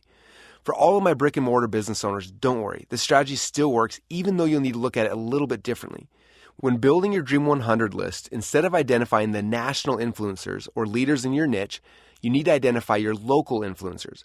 For example, if I owned a local juice bar, I would ask myself, who is my dream customer and where are they already congregating? My dream customer would be someone who is trying to get healthier. To find these dream customers, I would create a list of local gyms, health food stores, chiropractors, personal trainers, nutritionists, etc., and then start building my Dream 100 from that list. We'll show more examples of how these concepts work for brick and mortar businesses throughout this book, but I wanted to address it quickly here before you thought that this concept wouldn't work for you. Creating your Dream 100 list. The next step for you is to build out your Dream 100 list. Everything we do from this point forward, from paid ads to free traffic to joint ventures, will all build upon this core foundation of the Dream 100. But for some reason, even though I've been talking about this concept for years, and it seems easy enough for people to understand, very few people ever sit down to do the work and actually build it out. If you were to hire me for a $100,000 consulting day, the first thing I would do with you is spend the first 3 or 4 hours building out this list. That is how important it is, so don't skip it. Yes, it's simple, but it's the foundation to everything. In my friend Dana Derrick's book, The Dream 100, I wrote the foreword, which included, as the CEO and co-founder of the fastest growing non-VC-backed software company in history, hitting 9 figures in under 3 years, it would seem difficult to narrow down the one thing that really propelled us to where we are more than anything else. But it's not. It's the Dream 100. The Dream 100 is the foundation for our entire company. At ClickFunnels, we don't just leverage the Dream 100 approach for traffic. We use it for everything. How do you pick the markets we want to enter? We use the Dream 100 to research different markets and niches, and then we narrow in on the one that suits us best. How do we decide on our blue ocean strategy? We use the Dream 100 to find the red oceans and then carve out our place in the market. How do we create our own offers and figure out what's going to sell? We use the Dream 100 to model offers that are working in our marketplace, which takes out the headaches and the hassle of blind guessing. Everything we've done has come off of mastering the Dream 100, and specifically knowing how to complement as opposed to compete. That's how you build your foundation. From there, you just get traffic, again tapping into the Dream 100, and the rest is history. The Dream 100 is where all traffic leads, whether it's Facebook, ads, integration marketing, you name it, to and from. It all circles back to the Dream 100. If there's one area to invest as much time and money into your business as you possibly can, from the beginning, it's the Dream 100. You see, the Dream 100 is the key foundation for traffic and the key foundation for your entire business because it helps you to figure out how to position your offers and tell your stories. I cover this extensively in .com Secrets and Expert Secrets, but I want to impress upon you here how important this key step is. The 2 types of congregations. As you're building out your Dream 100 list, there are a few important notes I want to make sure you remember. In secret number 1, we talked about how there are 2 ways your dream customers will find you. Either they're going to search for you or they're going to interact with things that interest them and you will interrupt them. I make these same 2 distinctions when I'm trying to identify where my dream customers are congregating. Interest-based congregations. The first type of congregation is based on interest. In most social networks, after someone joins, the first thing the network tries to do is figure out what things you're interested in. Facebook is believed to automatically track over 52,000 data points on each user as they're using their platform, which is super annoying as a user, but super awesome for us as advertisers. On top of that, advertisers have the chance to select the interests that people follow, such as who are the people, influencers, celebrities, thought leaders, authors, etc. you are following. What companies are you following?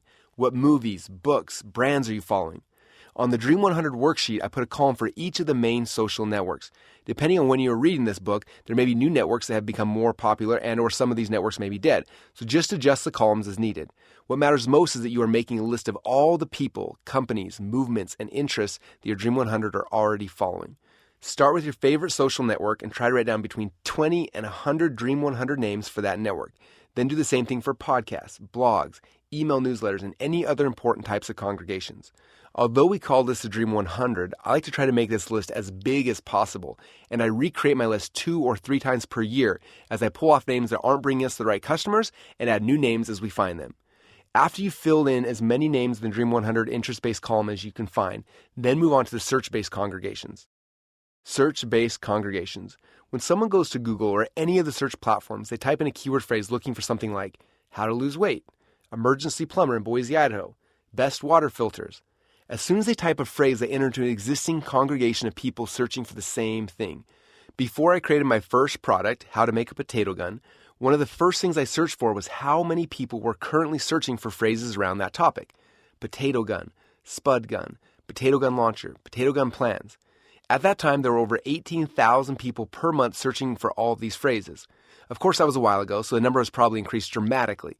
In my case, this congregation of people were looking for something that I had a solution for. This type of congregation is called a search-based congregation, and searches can occur on Google, Yahoo, or any other search platform. Some popular search platforms at the time of this writing are Quora.com, where people can ask questions to any topic, Pinterest.com, where people can search for images, and YouTube.com, where people search for almost everything. Later on, I'll show you how YouTube and a few other search platforms serve as both search and interest-based congregations. Exercise. To create your Dream 100 list, write out all the phrases that you believe people are actively searching for.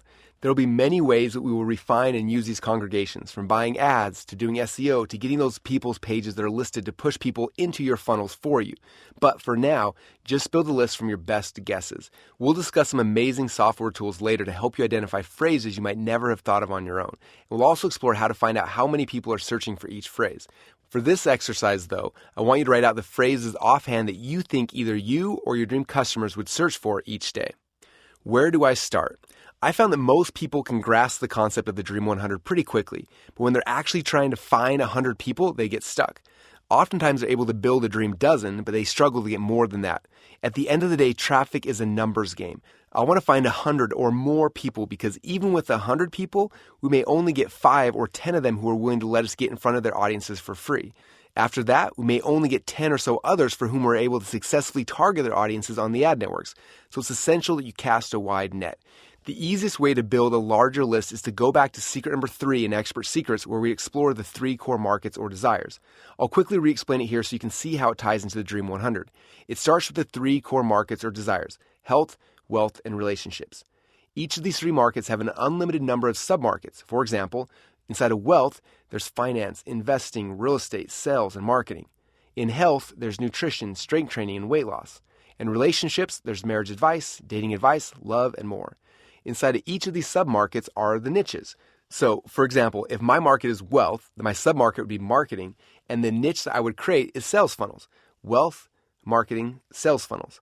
Other niches inside the marketing submarket would be marketing through e-commerce, Amazon, dropshipping, SEO, PPC, Facebook ads, or online courses. Honestly, other niches in my submarket would include any way that someone would use the internet to market or to create a new business. With that in mind, when I build my Dream 100 list, I'm not just looking for other people who are selling sales funnel stuff. I do add those people, companies, and keywords to my list, but what I'm really looking for is for all of the other people, companies, and keywords that are within my sub-market. They are my warmest traffic and where I focus first. My goal is to provide my Dream 100 followers with my new opportunity. I can usually build my Dream 100 from this list pretty easily, but if you're struggling to identify all of the niches within your sub-market, just ask yourself this question: what other vehicles are people trying to use? And then insert result they desire with insert your sub-market here. To illustrate this even further, let me give you some real-world examples. In the wealth core market with the real estate sub-market, I'd ask, what other vehicles are people trying to use to make money inside of the real estate sub-market? The answer to this question would include house flipping, short sales, and wholesaling.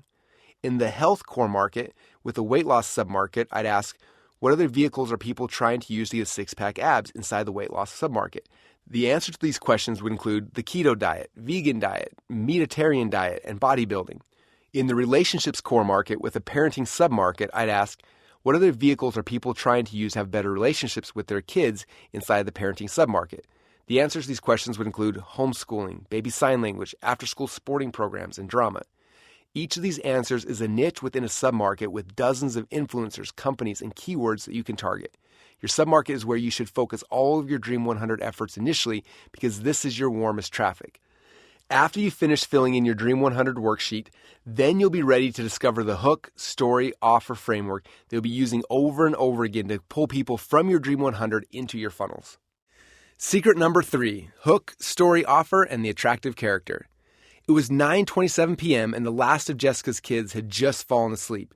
It had been a long day that started way before the sun came up and was finally ending. While Jessica was exhausted, it was her time now, as she had a few precious moments to herself without the kids pulling her in a million directions. Soon she would have to start her nighttime routine of cleaning up the house, getting herself ready for bed, taking off her makeup, and finally falling asleep for a few hours before she had to wake up and start it all over again. As she fell onto the couch, she reached into her pocket and slowly pulled out her phone. What's been happening in everyone else's life today, she wondered. She opened Facebook and swiped through the lives of her friends and her family, hoping to find some comfort, knowing that she wasn't the only one who had a busy day. Soon she started to get bored, but as she was about to close the app, she saw an image fly past her screen. She almost missed it, but she slowly moved her finger back up her phone, bringing the picture into the middle of the screen. Yep, she thought she saw that right. It was a picture of a woman about her age in workout clothes with gray shorts on. The thing that caught her eye wasn't the shorts, though. It was the dark gray spot in the middle of her shorts. A little confused, she looked above the image and read the words. "Let me tell you about the time I peed my pants during a workout. I was filming for Dollar Workout Club and I had never been so embarrassed before." Jessica was right. It was a picture of a grown woman who had peed her pants. She laughed for a second, but then that laughter turned into uneasiness as she realized that she knew exactly how this woman had felt. She had experienced the same thing earlier that year when her kids had wanted her to jump on the trampoline with them. She wanted to be a good mom, but after a few jumps, she just had to get off because she had peed her pants. She had quickly come up with the reason why she couldn't jump anymore, and after apologizing to her kids, she had to run to the house to get changed. She knew the story she had told her kids wasn't true, which added to her mom guilt even more. This also made her think about other activities that she knew she would love to do but were off limits for the same reasons. After a few seconds of looking at the image, Jessica decided that she wanted to see why in the world this woman would post a picture of herself on Facebook telling others that she had peed her pants. She clicked on the image and was immediately taken to a page that had the video from the same woman in this picture. Jessica clicked on the video and started listening to the story. The woman's name was Natalie Hodson, and she was a fitness blogger and mom of 2 amazing kids who were both 10-pound babies. Natalie told her embarrassing story when she accidentally peed her pants during a workout she was filming for her blog. She then talked about a doctor that she had met who specialized in helping women with this problem. She shared how this doctor was able to help her, and after she had success, she wanted to share it with other women. Natalie mentioned that she had worked with the doctor to create an online program that anyone could do from home with simple exercises to strengthen their abs, core, and pelvic floor. Together, Natalie and the doctor made an ebook that also came with bonus diet and nutrition tips, exercises and movements, and specific training programs. They wanted to make this offer for all the moms who had struggled with accidental leaks after having babies, but didn't have the ability to meet with the doctor in person. Instead, you could get the same advice without ever leaving the comfort of your home. And you could get the ebook and all the bonuses mentioned for just $47. Excited, Jessica jumped off the couch and ran across the room to find her credit card. After typing in her credit card numbers, within minutes, she had access to the ebook, which would solve her problem forever. Now, even though Jessica's story is fictional, this type of experience does happen each and every day to women who are embarrassed when they accidentally pee their pants a little bit when they cough, sneeze, or even jump on a trampoline. Over the past 3 years, over 120,000 women have purchased Natalie's ebook. This has made Natalie Hodson a household name, given her the ability to change the lives of countless women around the world, and made her very wealthy in the process. The framework that Natalie uses to get 120,000 people to buy her books, Abs, Core, and Pelvic Floor, is called Hook, Story, Offer. The hook is the image in the headline that Jessica saw as she was scrolling through her feed. It hooked her and stopped her long enough to get her attention. It then asked Jessica to click on a link, which gave Natalie a moment to tell her story, build their relationship with Jessica, and then explain the perceived value of the offer that she would be making. Finally, Natalie made her an irresistible offer that would help Jessica to get out of pain and move towards pleasure. This hook, story, offer framework is the pattern that you will see over and over again in most ads and funnels online. Hook, story, offer. This framework of hook, story, offer is something that I talk about often. It's the core foundation for how we sell anything online. It's how we diagnose what's not working in every funnel that we set up. If an ad isn't working, it's always either because of the hook, the story, or the offer. If a funnel isn't converting, it's always because of the hook, the story, or the offer. It really is that simple and probably the most important framework that I'm teaching you to master. In .com Secrets and Expert Secrets, I spend multiple chapters talking about hook, story, offer, where I fully explain how to make irresistible offers and the frameworks we use for story selling. I will be talking about story and offer in this chapter in relation to traffic and ads, but Expert Secrets is the definitive guide for mastering these concepts. With that said, let's jump into the hook, story, offer framework. Hook. Now that we know where our dream customers are congregating, our job is to throw hooks to them to see if we can grab their attention. In the next secret, we'll be talking more about how to do that. But for right now, I want you to understand what a hook is. A hook is the thing that grabs someone's attention so you can tell them a story. You see thousands of hooks every day. Every email subject line is a hook, trying to grab your attention for just a moment so you'll read that email. Every post, picture, and video you see in your feed on Facebook is a hook that's trying to get you to engage so they can tell you a story and then make you an offer. Every picture on Instagram, thumbnail on YouTube, and the headlines on a blog is a hook designed to grab your attention. We see hooks all the time, yet it's hard to define exactly what they are. Are they the words? Yes, they can be. Are they images? Yes, they can be. Are they the backgrounds of your videos or the goofy things you do in the first 3 seconds to get someone to stop scrolling? The answer is yes. Anything that grabs someone's attention is a hook, and the better you get at creating it and throwing it into your Dream 100's congregations, the more attention you will get. I always picture my end customers sitting on the toilet or lying in bed or sitting on the couch in the moments of their day that they are alone, holding their phone, scrolling through their feed on Facebook or Instagram. What hooks can I throw out that will cause them to stop scrolling and listen long enough to hear my story? Pay attention the next time that you're scrolling to what hooks grab your attention. Why did you stop? Why did you click play? What did the hook say and how did it make you feel? Answering these questions will help you to become amazing at developing hooks. Story. After the hook grabs their attention, you now have a small window to connect with them through story. There are 2 core goals from that story that you are about to tell them. First, the story will increase the value of the offer that you are going to make. By telling the right story, or Epiphany Bridge stories mentioned in Expert Secrets, you can show the perceived value of what you're selling, and the story will create a desire for them to buy now. Second, the story will build a connection with you as the attractive character and your brand. Even if someone doesn't buy something today, if they connect with you, they will become your follower, and then your customer, and eventually your raving fan. Your stories will help them to build a relationship with your brand. Your personality, or your attractive character mentioned in .com Secrets, is becoming more and more vital to the success of your traffic campaigns. Anyone can throw up an ad and get someone to buy once, but if you are willing to share your stories, build a connection with your audience, and actually serve them instead of only selling them something, they will continue to buy from you over and over again. They will become your advocates and share your message and your ads with their friends. Offer. The hook gets customers' attention. The story creates desire, and the last step of every message, post, email, and video is the offer. The offer doesn't always mean asking people to buy something amazing, although this is my favorite type of offer. The offer could be as small as telling them that if they like this post or comment on my video or subscribe to my podcast or join my list, then you'll give them a special thing in exchange. The better the offer is, the more likely someone is to do the thing that you actually want them to do. If people aren't doing what you want them to do, joining your lists, clicking your ads, or buying your stuff, the simplest way to fix it is often to increase the offer. For example, if I tell you that I'll give you $1 if you take out the trash, you may say no because that effort isn't worth $1 to you. But if I increase the offer and tell you $10, you may say yes. If I increase the offer to $1,000, that offer would be too good for almost anyone to say no. The same thing is true with your ads. If you hook someone, tell them a story, and then make them an offer and they still don't buy, it's likely that the offer isn't good enough for them. You may need to tell a better story to increase the perceived value of the offer, or maybe just need to make the offer better. Add more bonuses, increase how much they get, make it sexier, whatever they need for the offer to be irresistible.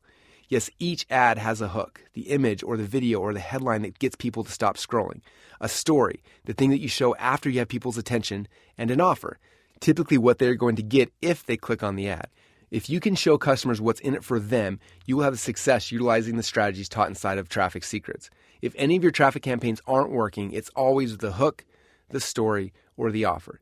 If the conversion on your landing page isn't working, it's always the hook, the story, or the offer. If the attendance on your webinar, the close rate on your pitch, the upsell take rate, or your email open rate is not working, it's always the hook, the story, or the offer. And if you want to solve all these problems, create better hooks, tell better stories, and make better offers.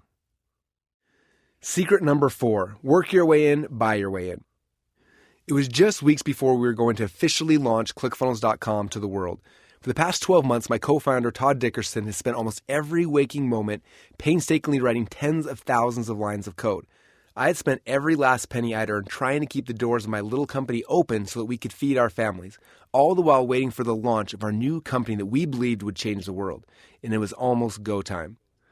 With 1 month left, Todd and our other co-founder, Dylan Jones, flew to Boise to grind out the last 10% of the code before we went live.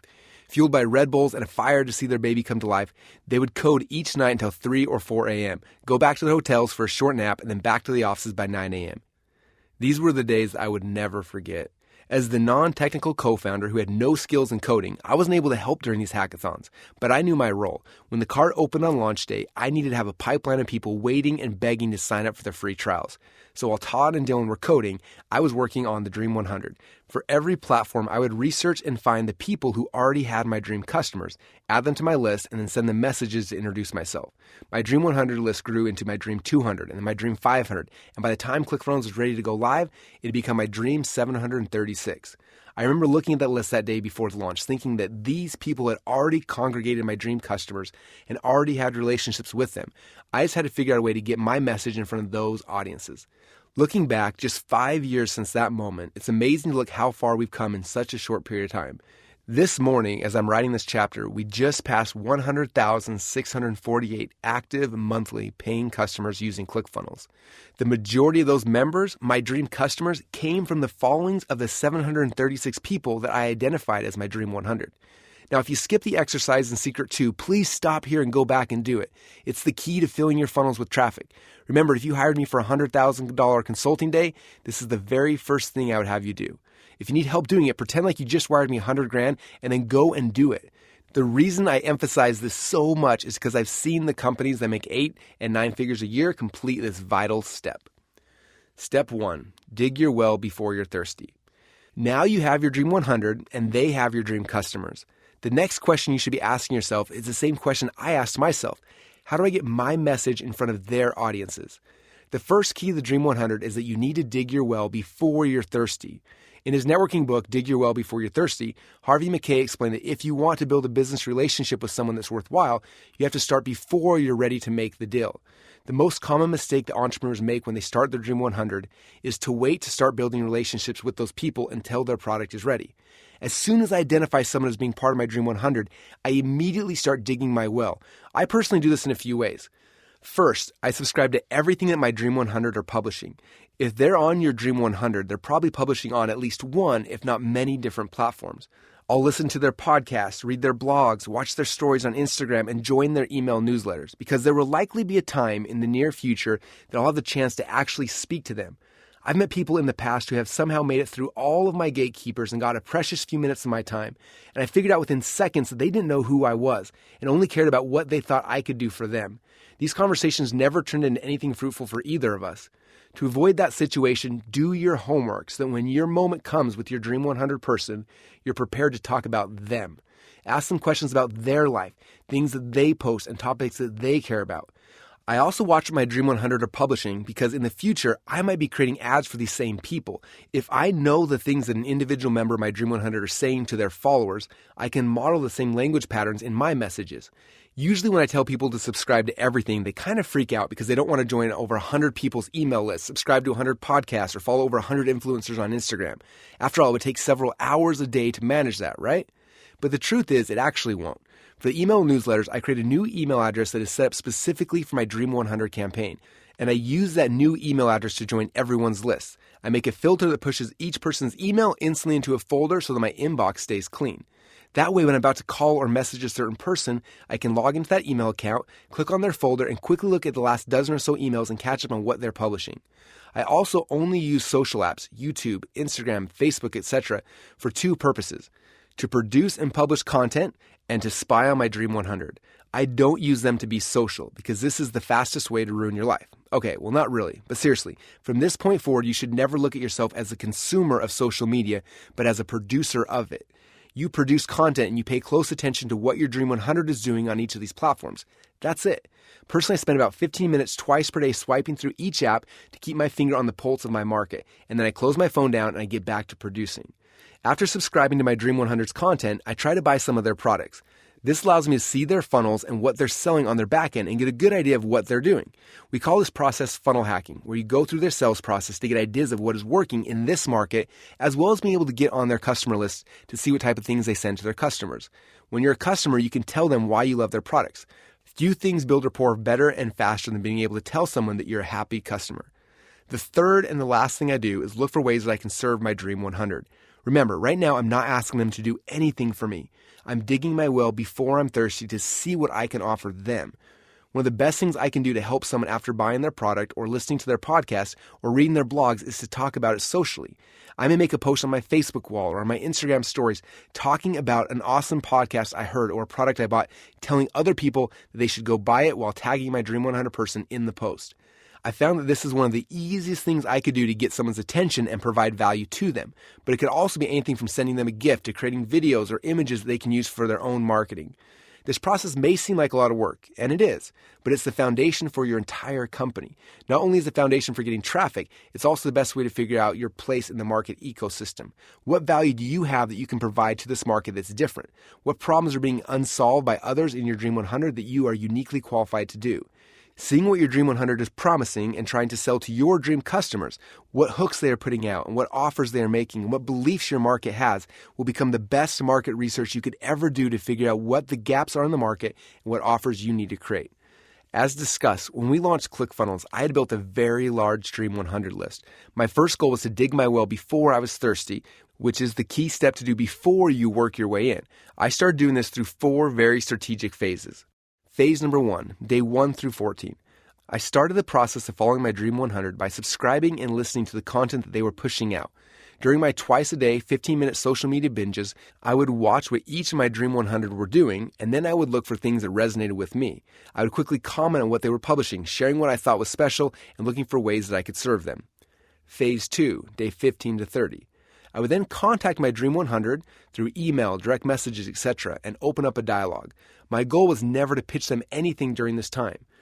Currently, I conservatively get over 1,000 messages a day among all my social platforms, and there are some huge red flags that keep me from responding to people, as well as a few green lights that give me an open door where I'll actually respond. Red flag number 1, don't send a templated message. So many times I see the copy and paste emails that have been sent to 500 other influencers that day, and these messages don't get a response. Write each person a personal message or don't send anything at all. Red flag number 2, don't tell me your story yet. There will be a day and a time that your Dream 100 will care about your story, but it's not with the first message. You telling them your story is them serving you, and you have not built up the reciprocity yet. Serve first or they will never have a chance to serve you later. Pretend that you are trying to date your Dream 100 because you kind of are. Treat them right, and one good relationship can be worth millions of dollars to you. But now that you've seen the red flags, let's talk about some of the green lights that make me want to respond. Green light number 1. This isn't the first time I've ever seen your face. Most of my Dream 100 spent time publishing things they believe in, and if you don't think that they've read the comments on the things that they publish, you're wrong. Make sure they've seen your face actively participating in meaningful ways in the discussions that they create, so that when you pop in their inbox or direct message, they recognize you. During this phase, you are selling you to the Dream 100, not your product. If they don't like you, they'll never want to know more about your product.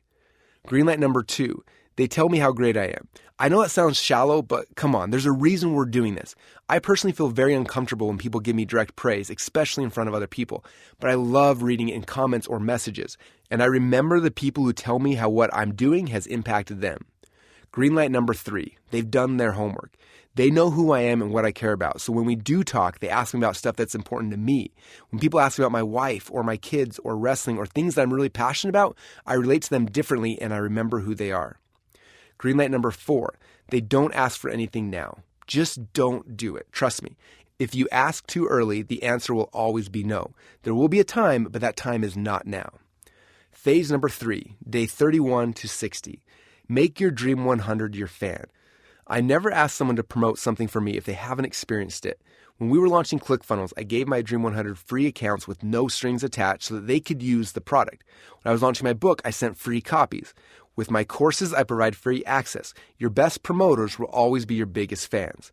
After I plugged into each person on my Dream 100 and started the process of digging my well before I'm thirsty, there are now 2 ways I can get my message in front of my Dream 100's audiences.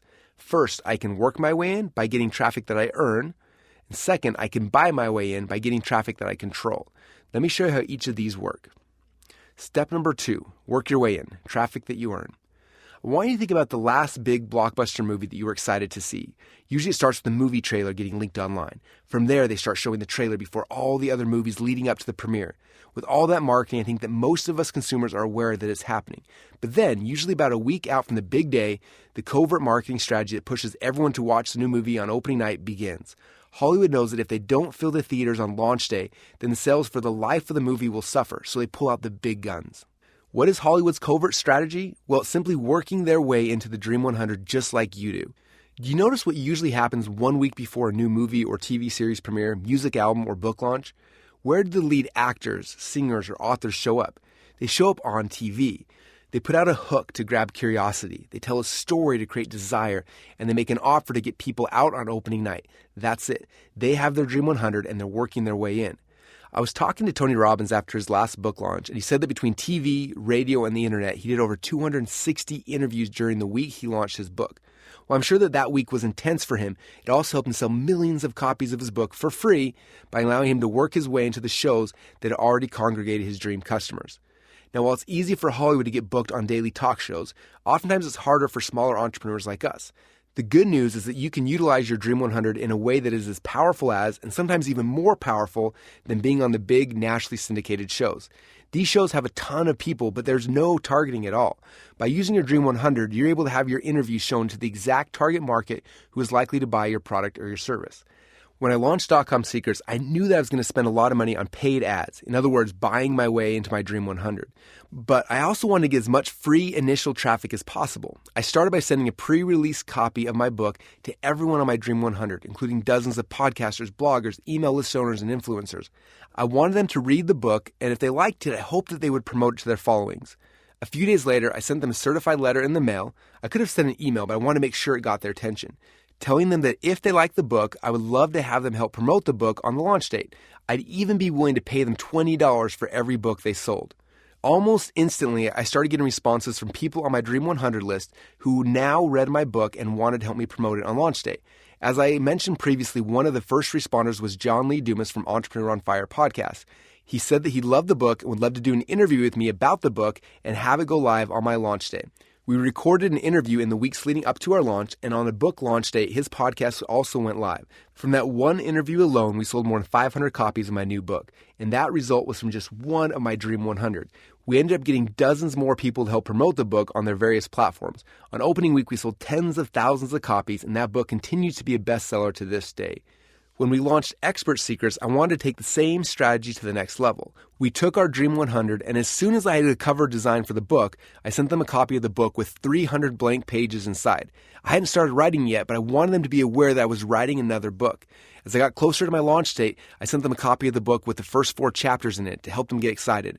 And as soon as I had the first unedited draft, I sent them another copy. They had a chance to see me create this book with them, and because of that, many of them had a vested interest in its success. We decided about a month before launch to coordinate a virtual book tour just like the bigwigs in Hollywood do if they were about to launch a new movie. I asked each of the Dream 100 if they would interview me on their platform, but we added a twist. I asked if they would add the person who runs my Facebook ads as a temporary user to their account so that I could add in my credit card and spend my money to buy ads through their ad account and point it to the interview on their platform. Here's an example of how it worked. About a decade ago, one of the first people on my Dream 100 list was Tony Robbins. To make a really, really long story short, I had the chance to meet him in person during one of his Unleash the Power Within events. I then went on to speak at his Business Mastery event in Fiji and was interviewed for his new Money Master DVD program. Yes, I had been digging my well for over a decade. I had tried to serve however and whenever he asked. And when Expert Secrets was done, I decided I was finally going to ask Tony for something. I asked if he'd be willing to interview me about my new book on his Facebook page.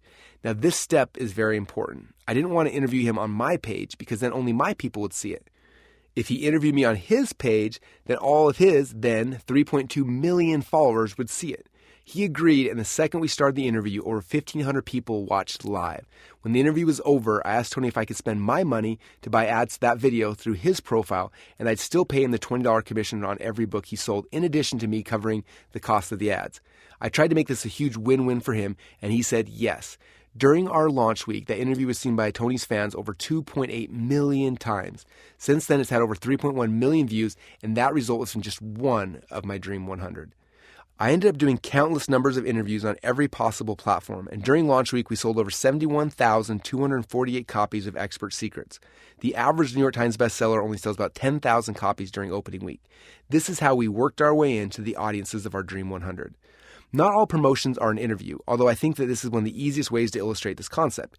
Many of my Dream 100 had an email list, and they promoted my books to those lists by sending out an email recommending purchase of the book. Some wrote reviews and posted about it on their blogs, while others talked about it inside their Instagram stories. Everyone published to their own platform in different ways, so I let them do what was most comfortable for them. I will always be grateful to them for putting me in front of their audiences, my dream customers. Now, this concept isn't just a launch strategy. It can and should be a consistent part of your business. To this day, I still do multiple interviews each month for people who have a platform that want me to be on as a guest. I would recommend trying to do that at least 2 per week as a starting goal. This may seem like a lot, but it's how you fill your funnels with consistent leads. Usually at the end of the interview, the host will ask me what I'm working on or where I'd like people to go for more information, and I direct them towards whatever funnel we are focusing on at the time. Sometimes I'll tell them to get a free copy of one of my books, while other times it's to get a free trial at ClickFunnels, download a free report, or subscribe to my podcast. This can and should be a consistent part of your traffic strategy. This organic, earned traffic oftentimes converts at a much higher rate than almost any form of paid traffic. It's harder to scale, but your hottest, best buyers will typically come from an endorsement from your Dream 100. We call this earned traffic because you typically aren't paying for it with money. You are paying for it with your time. When people are getting started and don't have an advertising budget, I always recommend starting with earned traffic. The first 8 years of my business were entirely fueled by earned traffic. I worked my way into my Dream 100, got in front of their audiences, and with their endorsements drove traffic into my funnels. For those of you who are starting with a big budget who think that you can skip this part, I would be very careful. I found that paid ads will get you started more quickly, but the second you turn off the ads, the traffic stops. On the other hand, when you have been constantly and consistently working on earning traffic, your traffic will hit a point of critical mass where you can't turn it off even if you wanted to. In Section 2, I'll be going deeper into each of the platforms that we leverage, and I'll show you more specifics on how to get this earned traffic. For now, I just want you to understand the foundational concepts behind earned traffic and how it works. Now let me transition to the next type of traffic you control. Step 3, buy your way in, traffic that you control. In a perfect world, every one of your Dream 100 would say yes and promote you to their audiences on all their platforms daily. You'd get unlimited free traffic and you never have to risk any money on ads, and business would be really easy. Unfortunately, it doesn't work that way. Typically, if I contact all of the 100 people on my list, I'll usually get about 30 that will say yes, they will help, and then usually only about 10 people will actually do any real promotion. Sometimes they're too busy or they get caught at a bad time, while other times they may just have a competing product. Honestly, sometimes they may look at you as their competitor or maybe just flat out hate you, and that's okay too. Just because you can't get them to promote you for free doesn't mean you can't still get in front of their audiences by running paid traffic. Yes, you can even get in front of the audiences of the people who hate you. However, when I got started over 15 years ago, I was trying to sell my potato gun DVDs and other products I created. This wasn't an option. You had to work your way in. And if that person who controlled the traffic said no, you had no other options. But now, thanks to Facebook and now pretty much all social platforms, you can usually target the followings of your Dream 100 and show ads directly to them. Yes, that means that before Tony ever did a live interview and promoted Expert Secrets on his page, I had spent a decade buying ads on Facebook that only showed up to his followers. Now, while I'm digging my well and building relationships with people, at the same time, I'm buying my way into their audiences. I do this for a few reasons. First, it's faster. Paid ads can give you immediate feedback. I can turn an ad on and within minutes have people flooding into my funnels. Second, it gives me the ability to test out different hooks and see what things people in each of my Dream 100's audiences are clicking on. Before I did the interview with Tony, we tested dozens of headlines and images and ideas with his audience as ads and saw what things got the most clicks and engagement. Then, when I had the opportunity to be interviewed by Tony, I knew what his people actually wanted to hear and I could craft my message around that. Third, 90% of my Dream 100 will likely never actively promote me on their own, but I still want to get in front of their audiences, and this is the only way. It's not as powerful as an endorsed promotion, but it's the second best thing. Fourth, Paid ads are how you scale a company fast. My number one goal with every funnel I create is to have a break-even funnel, where for each $1 we put into ads, we get back at least $1. You see, this is the big secret I share in .com Secrets, which was proven with the launch of ClickFunnels. About a year after we launched ClickFunnels, we were approached by the first big venture capitalist company who wanted to give us funding. They had funded another Boise software startup and wanted to add another hypergrowth company to their portfolio. I went to lunch with one of the partners of the company to find out what they had in mind. As we started eating, he started to ask me questions that I've seen so many times while watching Shark Tank. How much does it cost for you to acquire a customer? I smiled knowing that he wouldn't understand my answer. And I said, well, we were paying about $250 to get a free ClickFunnels trial, but then we turned those paid ads off. Wait, what? That's a great CPA, cost per acquisition. With those numbers, if we were to give you $10 million, we could help add another 40,000 members. Not only would that make you worth a lot more, but we could also take another round of funding afterwards. I stuttered a little and then explained, we actually turned them off because I'm paying for the ads out of my own pocket. I don't have the luxury to go $10 million in debt to get 40,000 members. Every customer I bring in needs to be profitable from day one. Then I showed him the .com Secrets book funnel and explained that while it cost me about $23 on average in ads to sell a book, we actually made over $37 on average from every person who bought the book. Wait, that makes no sense. How do you make $37 selling a free book? You only charge $7.95 shipping and handling. I laughed and said, that's the big secret of a funnel. People paid me $7.95 for the book, but then we upsell our courses after they buy the book. I then went on to explain the concept further, as I'm about to do for you right now. Because we can get lost in the weeds with numbers, I've broken it down as simply as possible into 4 steps a customer goes through. Be sure to reference the supplemental PDF to help you grasp how average cart value works. The product. We made $7.95 immediately from each person who bought the book. Total cart value, $7.95. I spent $23 in ads to acquire a customer, which made for a negative $15.05. Order form bump. On the order form, we had our first upsell for the audiobook, and 20.8% of our buyers added the $37 product to their order, otherwise known as a bump. New money collected for each buyer. $37 times 20.8% equals $7.70. Total average cart value, $7.95 plus $7.70 equals $15.65. I spent $23 in ads, which makes me negative $7.35.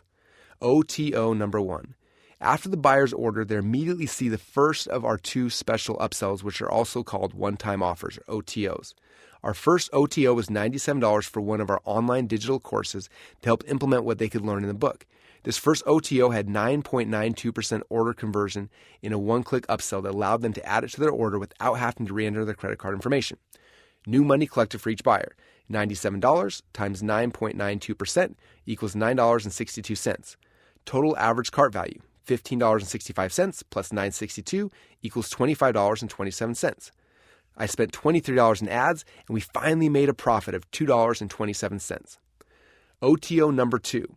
Then we offered a second OTO selling a course on how to get traffic into your funnels for $297.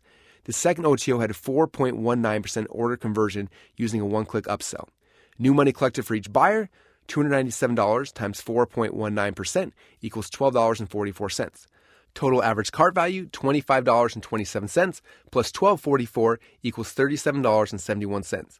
I spent $23 to get a customer with an average cart value of $37.71 in sales.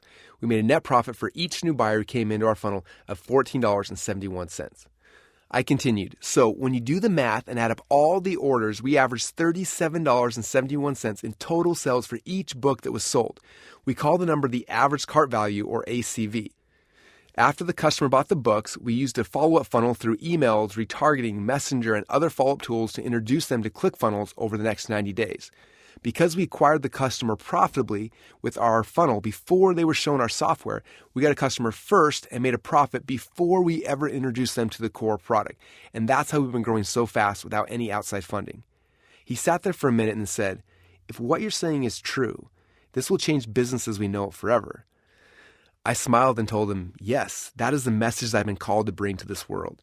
You see, there are really only 2 ways to scale a company fast. The first is to take on outside funding and then use that money to either acquire other companies or pay to acquire customers. However, this way is lazy and inefficient, and I don't recommend it. I liken the strategy to taking steroids to win a bodybuilding contest.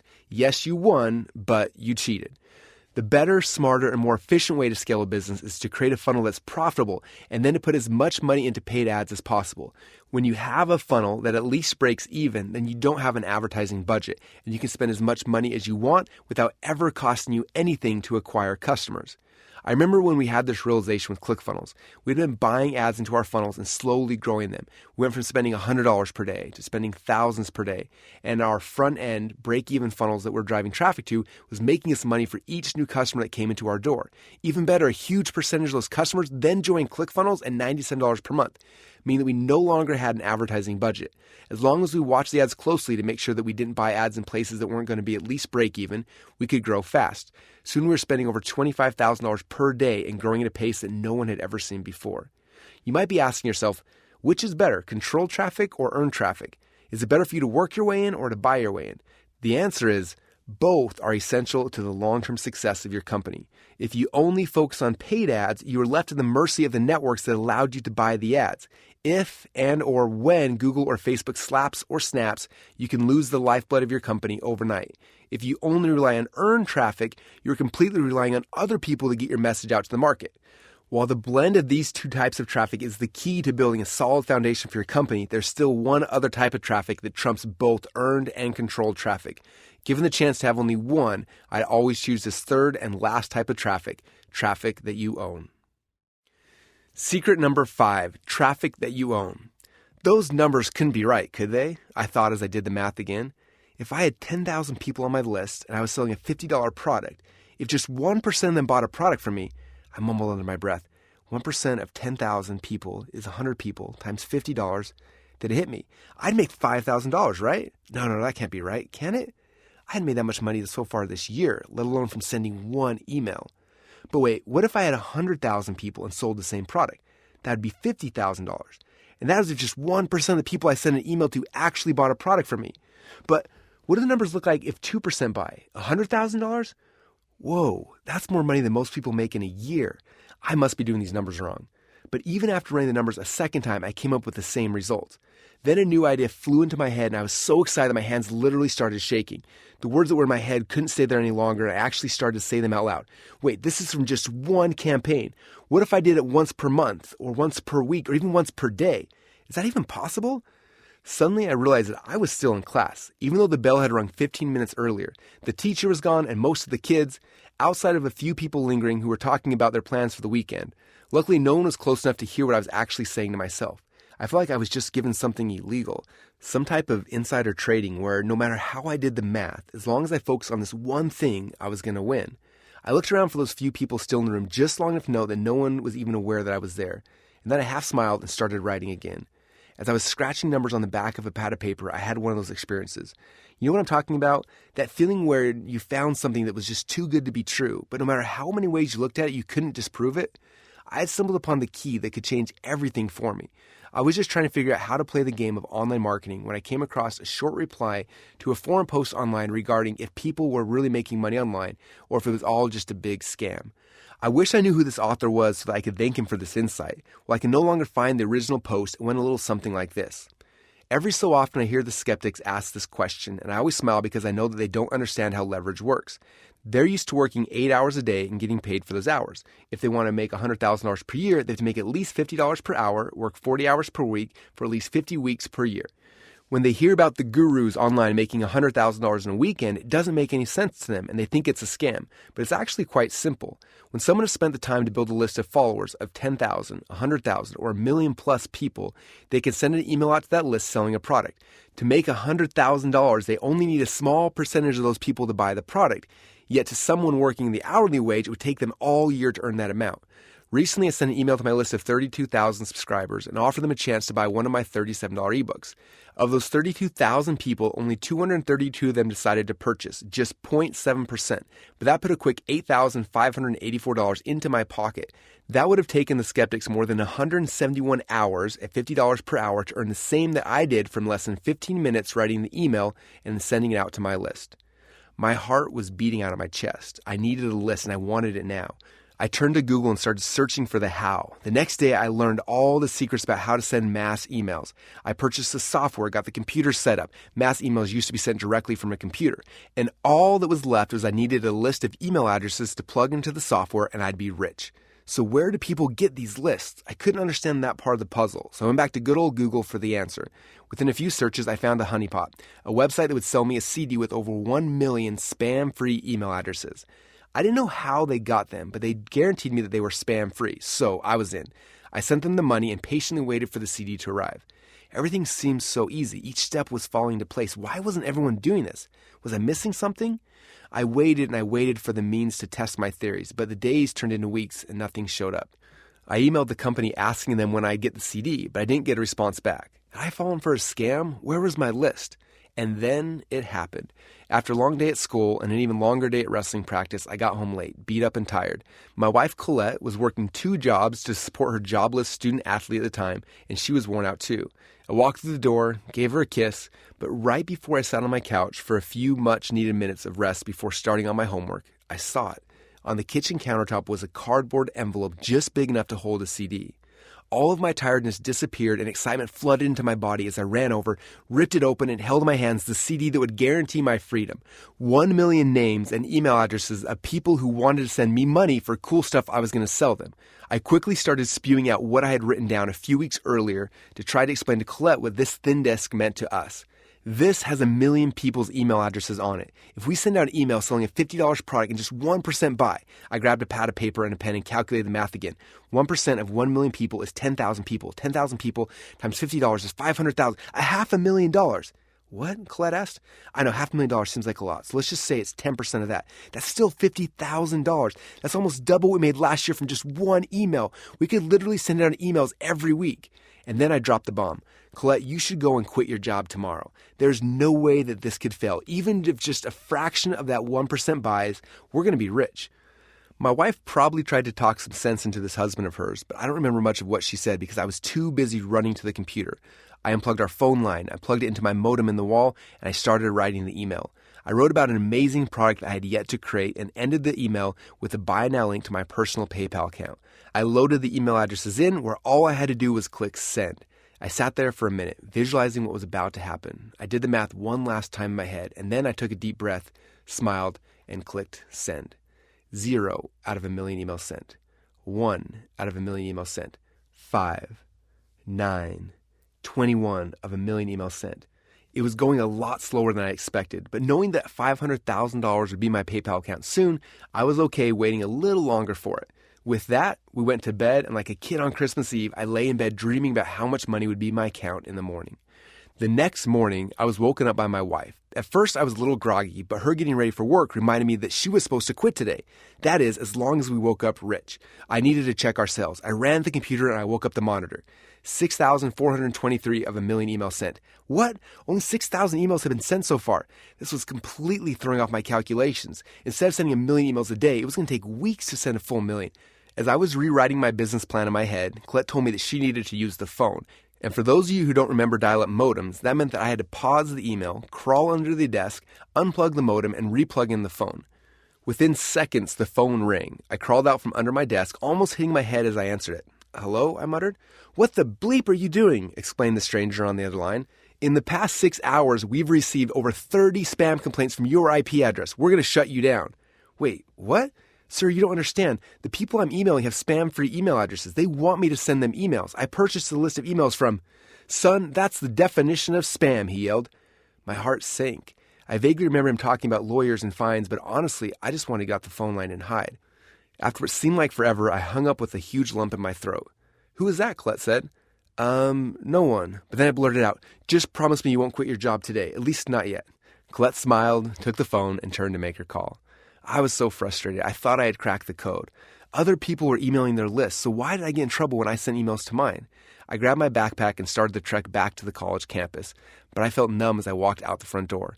Instead of going to class, I slipped into the computer lab just to see if anything had happened during the night. I logged into my PayPal account with this question spinning through my mind. Of the 6,423 people who did get my email, had anyone bought? I waited for the loading screen. Loading, and then I saw the dashboard. Every time I had logged into PayPal before, the balance had always been a big fat 0 next to it. But not this time. This time the numbers were different. 7 sales made the most beautiful $70 I'd ever seen. It had worked. I was still a little confused though. I knew that the way that I did it was completely wrong and potentially illegal, but I knew that there had to be a right way to build lists that wouldn't get me labeled as a spammer. And so the next step in my journey began. With this newfound hope that I now had, I searched for legitimate list owners so I could see what they were doing. I joined tons of lists and watched the process. What did they do to get me to sign up? What emails did they send? Why did some emails make me want to buy something while others didn't? And then something happened that I'd never experienced before. All on the same day, I got emails from dozens of these list owners about a guy whom they called the godfather of internet marketing and how he was retiring. I clicked on the emails and was taken to a long page telling the story of Mark Joyner, who was one of the early pioneers of online marketing, who had made millions of dollars. He was selling off all his intellectual property along with a course of him teaching how he built his company so large and so fast. In the course, he would reveal how he built email lists with millions of people and how he had some of the most visited websites in the world. I knew that I had to buy this product no matter what it took. I had never felt this way before. Something about the way he told his story and made his offer was so irresistible. For just $1,000, I would get access to everything this man had ever created. I looked at the page for weeks until his campaign was almost over and he was about to pull this offer offline forever. The night before he was going to close it down, I lied in bed knowing that on the other side of that $1,000 investment was the key to helping me build my list. I didn't sleep that night, not for 1 minute.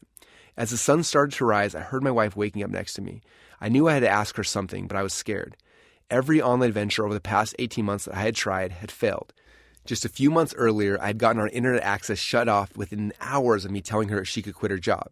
Yes, 23 tests in 18 months, all in an attempt to make money online, had failed. We had no money to our name, I didn't have a job, and Colette was making a whopping $9.50 per hour at hers. I was about to ask her to let me spend $1,000 we didn't have on a hope and a dream. I did the math. It would take her 105 hours of working to earn that money, and that was before taxes. We needed that money for food and rent and everything else. But as she opened her eyes, I asked her to make a sacrifice that I couldn't. She smiled and asked, "Do you think this will be the one that works?" As I'm writing this right now, I'm tearing up. I always say that you can only be as successful as your spouse or significant other will allow you to be. When Colette looked at me in that moment, I knew she believed in me, even though I had no track record of success. I'm so grateful that she did. I told her that I felt that this was the key, and if I could figure out how to build a list, then we would be free. And that Mark Joyner was the man who was going to teach us how. She gave me a kiss, told me she believed in me, and with that, I jumped out of bed, ran to the computer, and pulled out our only credit card and typed in the digits. Within seconds, it was done. A week later, I had the course. What I had assumed at that point and what Mark Joyner taught me was the same. The list is the key. That's the big secret. It was the only real asset in any company. The only real secret to business, list building. When you look at the big online acquisitions, it's interesting to see what the companies are actually buying. In September 2005, eBay purchased Skype for $2.6 billion. At the time, eBay was one of the largest online sites, and their development team was arguably the best in the world. It would not have been difficult for eBay to clone Skype and make a better product. What Skype had that eBay wanted, though, was 54 million members in 225 countries and territories, increasing at a rate of 150,000 new users daily. eBay was purchasing the list. In more recent times, Facebook purchased Instagram and its 30 million users for $1 billion. Obviously, there are many reasons why Facebook made that acquisition, including acquiring their development team and gaining speed to market, but one of the main reasons was to obtain Instagram's member list. We also see it in smaller entrepreneurial-type companies. Your list is the key to your current and future success online. This is the best type of traffic that you own. As of the time of this writing, I have 1.6 million entrepreneurs who are on my email list, hundreds of thousands on my messenger list, over 1 million follow me on my social list, and tens of millions of people on my pixeled list. In fact, my only goal with traffic that I control and traffic that I earn is to convert into traffic that I own. That is what I learned from Mark Joyner. When I'm buying ads, sure, I want to sell a product, but more importantly, I want to get those people on a list first. Because when I buy ads, I'm going to get them to click once. When they join my list, I can email them as often as I like for free, instead of just getting them to click once. It's the same with traffic that I earn. I want to direct those people into funnels where I can get their information and get them on my list. That way I can follow up with them over and over again. That's why the concept of the break-even funnel in secret number 4 is so vitally important. All of the traffic I control and earn is always pushed into a front-end funnel that will ask for the visitor to give me their email address, subscribe to a messenger list, or both. That way I can convert them from traffic that I control or earn into traffic that I own, where I can market to them for free over and over again. The different funnel types here are covered in great detail in .com Secrets, but for now I want to show you how we use these front-end funnels to convert clicks into traffic that you own. In both traffic that I control and traffic that I earn, I have some type of call to action or CTA pushing customers into a front-end break-even funnel. For example, at the end of the podcast interview, I might use 3 different call to actions to get people into my funnels. For example, if I'm using a lead funnel, I might say something like, I'd love to give all your listeners a free copy of my new ebook, Marketing Secrets Black Book, where you can learn 99 marketing secrets that will change your business and change your life. You can download your free copy at marketingsecrets.com/blackbook. With a lead funnel, you're giving customers something for free in exchange for their email address. We call the thing you're giving away for free a lead magnet, because if you create something that is exciting for your dream customers, it will attract those leads to you just like a magnet. You don't sell anything in this type of funnel, but once they're on your list, the follow-up funnels are where you make your profits. Now, if I was using a book funnel, I would say something like this. I just finished my new book, Expert Secrets, and I'd love to send everyone a free copy if you'll just cover the hard cost of shipping. Just go to expertsecrets.com and let me know where to ship your copy today. With the book funnel, we give them an amazing deal to get a copy of my book where they cover shipping. I send them the book, and then the upsells will cover my ad costs and hopefully make a small profit. More importantly, though, I create a customer to add to my lists. Now, if I'm using a webinar funnel, I'd say something like this. I have a new web class coming up where I'm showing a new secret funnel strategy that almost nobody knows about that once you understand can take your business from startup to 2 Comma Club winner practically overnight. You can register for this free web class at secretfunnelstrategy.com. With the webinar funnel, I invite them into the web class. When they register, they join my list. Then at the end of the web class, I make a special offer which covers my ad spend and ideally makes me a profit. Note, this funnel and how to give this presentation is taught in great detail in Expert Secrets. Do you see how this works? I earn my way onto a platform, and then my offer at the end pushes customers into one of my front-end break-even funnels. Each of the funnels is created in such a way that they are giving value at every step of it. With the traffic I control, the process I take leads through is similar. However, unlike earned traffic, where I'd be getting in front of the audiences by getting on someone else's show, having someone send an email to their list for me, or letting me guest post on their blog, with paid traffic, I create and buy ads. Understanding the value of your list. It's been said that on the low end, you should average about $1 per month for each name on your list. When I got started, that was true. When I had 500 people on my list, I was making about $500 per month. As I grew, these numbers held true for a while. 1,000 people on my list, $1,000 per month. 10,000 people on my list, $10,000 per month. 100,000 people on my list, I was making about $100,000 per month. But as I've gotten better at building a relationship with my list, these numbers have gone up dramatically. As a worst case scenario, though, they should follow these metrics. For example, if you know you want to make $100,000 per year, make sure you're focusing on getting at least 10,000 people on your list, because 10,000 people times $1 per month times 12 months equals $120,000 a year. If you want to make at least $1 million per year, focus on getting 100,000 people on your list, because 100,000 people times $1 per month times 12 months is $1.2 million. Again, I want to note that these numbers change in every market. Most local businesses may only have 500 to 1,000 people on their list, but because of their ability to build a better relationship with that list, they could be making $50 or $100 per name per month. Whereas some types of lists, such as retargeting or social lists, you might only make 50 cents per name. I suggest setting a benchmark of $1 per name per month and then trying to beat it. As a side note, if you think about traditional investments like real estate, I see people all the time spend $250,000 on rental house and hope that it brings them a positive cash flow of $500 per month. They'll then take up to 30 years to pay off that mortgage, in other words, break even, while still having to deal with broken toilets, tenants, and more. List building is a completely different investment model. I might have to pay anywhere from $1 to $5 per lead in Facebook. For this example, let's use the top number. If I paid $5 per lead and only spent $5,000, I would generate 1,000 leads. If I averaged $1 per month per name, after 5 months, I would break even. And after that, I would have a positive cash flow of $1,000 per month. Having a list also saved me multiple times in my company. Unfortunately, sometimes things happen that require me to get an influx of money quickly or I would lose everything. Traditionally, if I wanted to raise $250,000 or $500,000 in a weekend, that would be impossible. But because I have a list, however, I could write a few emails, send them to my list, and generate the needed revenue in days. Twice my list has kept me from the inevitable bankruptcy when the market changed and my business was failing. I created a new offer, sent it to the list, and was able to quickly pivot and recover. You might be wondering, now that I've added someone to my list, how does that grow my company? Well, the answer is simple. Now that you have created the most valuable thing inside of your company, you can then direct your subscribers into a follow-up funnel. Secret 6, Follow-Up Funnels. My mentor and friend David Fry wrote, "A study done by the Association of Sales Executives revealed that 81% of all sales happen on or after the fifth contact. If you're a small business owner and you're only doing 1 or 2 follow-ups, imagine all the business you're losing. Not following up with your prospects and customers is the same as filling up your bathtub without first putting the stopper in the drain." Someone said that the fortune is in the follow-up, and I believe it's true. The way we follow up is to take the traffic that we now own and push them through a follow-up funnel. Last year, I pulled the stats from 4 of our most successful front-end funnels to demonstrate the power of driving people towards a break-even funnel and then using follow-up funnels.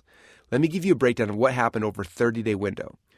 Note, ACV stands for average cart value. In other words, how much we made on average from each person after they bought the front-end offer plus any upsells. Funnel number 1, the .com Secrets free plus shipping book funnel. Leads generated, 5,410. Books sold, 2,395. Average cart value, $30.81. Total gross sales, $73,789.95. Ads spent, $69,026.31. Profit, $4,763.64. Funnel number 2, 108 split test book funnel. Leads generated, 2,013. Books sold, 1,357. The average cart value, $12.38. Total gross sales, $16,799.66. Ad spend, $13,813.57. Profit, $2,986.09. Funnel number 3, Perfect Webinar Secrets free plus shipping funnel. Leads generated, 1,605. Products sold, 760. Average cart value, $34.38. Total gross sales, $26,128.80. Ad spend, $22,359.94. Profit, $3,768.86. Funnel number 4, Marketing Your Car free plus shipping MP3 player funnel. Leads generated, 5,177. MP3 player sold, 1,765. Average cart value, $14.79.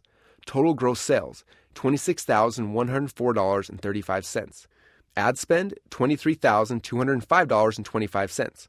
Profit, $2,899.10. When you look at just these 4 break-even funnels during a 30-day window, the total stats look like this. Front-end revenue, $142,822.76. Front-end ad costs, $128,405.07. Total profit of $14,417.69. So while it looked like our company was doing about $1.5 million a year in top-line revenue, it was only actually making a little over $10,000 per month. From the outside, this looked like a failing business and would have been if we didn't understand the strategy behind traffic, funnels, and the value ladder. But when you do understand these core principles, then the stats look a little differently. This is how we looked at those stats. New leads added to my list, traffic that I own, 14,205 people. How much I got paid to acquire those 14,205 people? $14,417.69. That's right, I didn't just get free leads. I actually got paid over $1 for each person who joined my list that month. After we plugged those leads into my follow-up funnels, we ended up making a total of $16.49 in sales for every $1 we made inside of our funnel within 30 days of each lead joining. Yes, those 14,205 people ended up collectively spending $234,240.45 within 30 days inside of our follow-up funnels. And all that money was pure profit because I didn't have to pay Mark Zuckerberg over at Facebook or Larry and Sergey at Google any of it. I wasn't trying to control traffic or earn it. It was mine. Once someone is on my list, I can send out follow-up messages to them anytime I want for free because I now own that traffic. In my follow-up funnels, I sent those 14,205 people emails with free videos to build relationships with them. A few days later, I invited them to come to watch a webinar where I taught them how ClickFunnels work to grow a company. Not all wanted to watch the web class, but 1,129 did and registered for it. At the end of the web class, we sold a product for $2,997, and 57 people bought it, grossing us $170,829. Over the rest of the month, some people signed up for the ClickFunnels trial, some bought other books, and some bought courses and coaching. In the first 30 days, we multiplied our profits by more than 16 times. When you look over the next 60, 90, 360 days and beyond, you'll see that each lead can and should be worth thousands of dollars to you.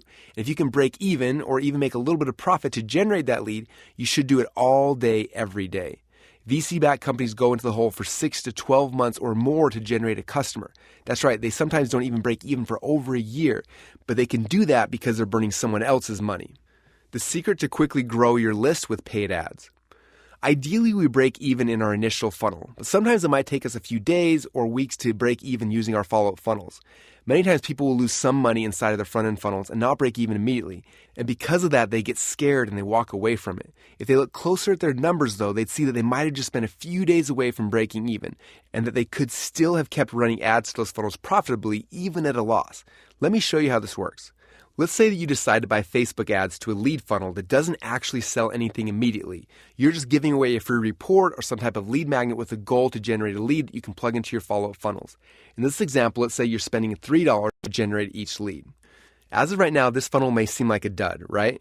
Well, without the follow-up funnel, it would be. When someone joins my list, I'll build relationships with them. I might send them a few emails making sure that they're able to download the lead magnet that I gave them for free. I might even send a video or an article to help them to get more value from the thing that I just offered them. At that point, I would still be $3 in the hole for each lead, but I'd be building a relationship with them, which means they would be more likely to open my emails and buy things from me in the future. Here's where the fun begins. The next set of emails in my follow-up funnel would be focused on introducing them to the next funnel in my value ladder. For this example, let's say it was one of my free book funnels. I would send them 3 emails inviting them to get a free copy of my new book when they cover shipping. Those who get a free copy will be taken through that sales funnel, and I should make some profit from each book buyer. In this example, on average, I would make $1 from each lead who went through this second step. As of day 6 in the follow-up funnel, I would still be $1.50 in the hole. The next step in the follow-up funnel would be to move them into one of my higher ticket funnels. We call this funnel stacking. In this example, the next thing I would invite them to is to one of my web classes. I might send a few more emails inviting them to register for the webinar. After they went through that webinar sequence and I made an offer for one of my higher ticket products, the average dollar per lead would increase past the $3 I spent for the lead. At that point, I would break even and start making a profit. That means within about a week of paying for the lead, I would be in the black. Anything that those customers bought from me in the future would be pure profit. Are you seeing how this works? Sometimes the break even happens inside the initial front-end funnel, but other times it happens within the follow-up funnel. As soon as I know that I break even on day X of my follow-up funnel, then I go back and spend money to acquire customers, knowing that I'll have the return on the investment at an already established point. When I first started my online journey, I heard Mike Littman say, "Amateurs focus on the first sale." I didn't really understand what he meant until I started using follow-up funnels, and I realized that I could spend more money to acquire a customer than I initially believed. Dan Kennedy once said, "Ultimately, the business who can spend the most to acquire a customer wins."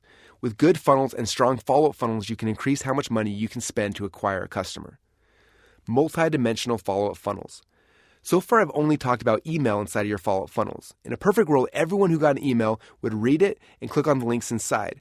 Unfortunately, with people's attention spans today, down from 20 minutes in the 90s to just 7 seconds today, a lot of people you send emails to will never actually open them.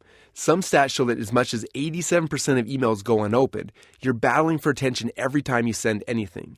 As the war for attention has grown, a lot of amazing tools have been created that we can plug into our follow-up funnels to make sure people actually see our message. My hope is that this list of tools will continue to increase, but I'll share with you some of the ones that I'm seeing are the most powerful today. Retargeting. The first and one of my favorite tools to plug into my follow-up funnels is retargeting ads. We'll go deep into our retargeting strategy in Secret 9, but for now I want you to be aware of what they are and how they work. Have you ever been to a website and then over the next few weeks, it seems like they're stalking you online? Everywhere you go, you see their banner ads following you around. That is retargeting, and it's one of the most powerful ways to push somebody through your follow-up funnels and then send them up your value ladder. Messenger. In 2011, Facebook created their Messenger program, which for many people has replaced email as their favorite communication tool.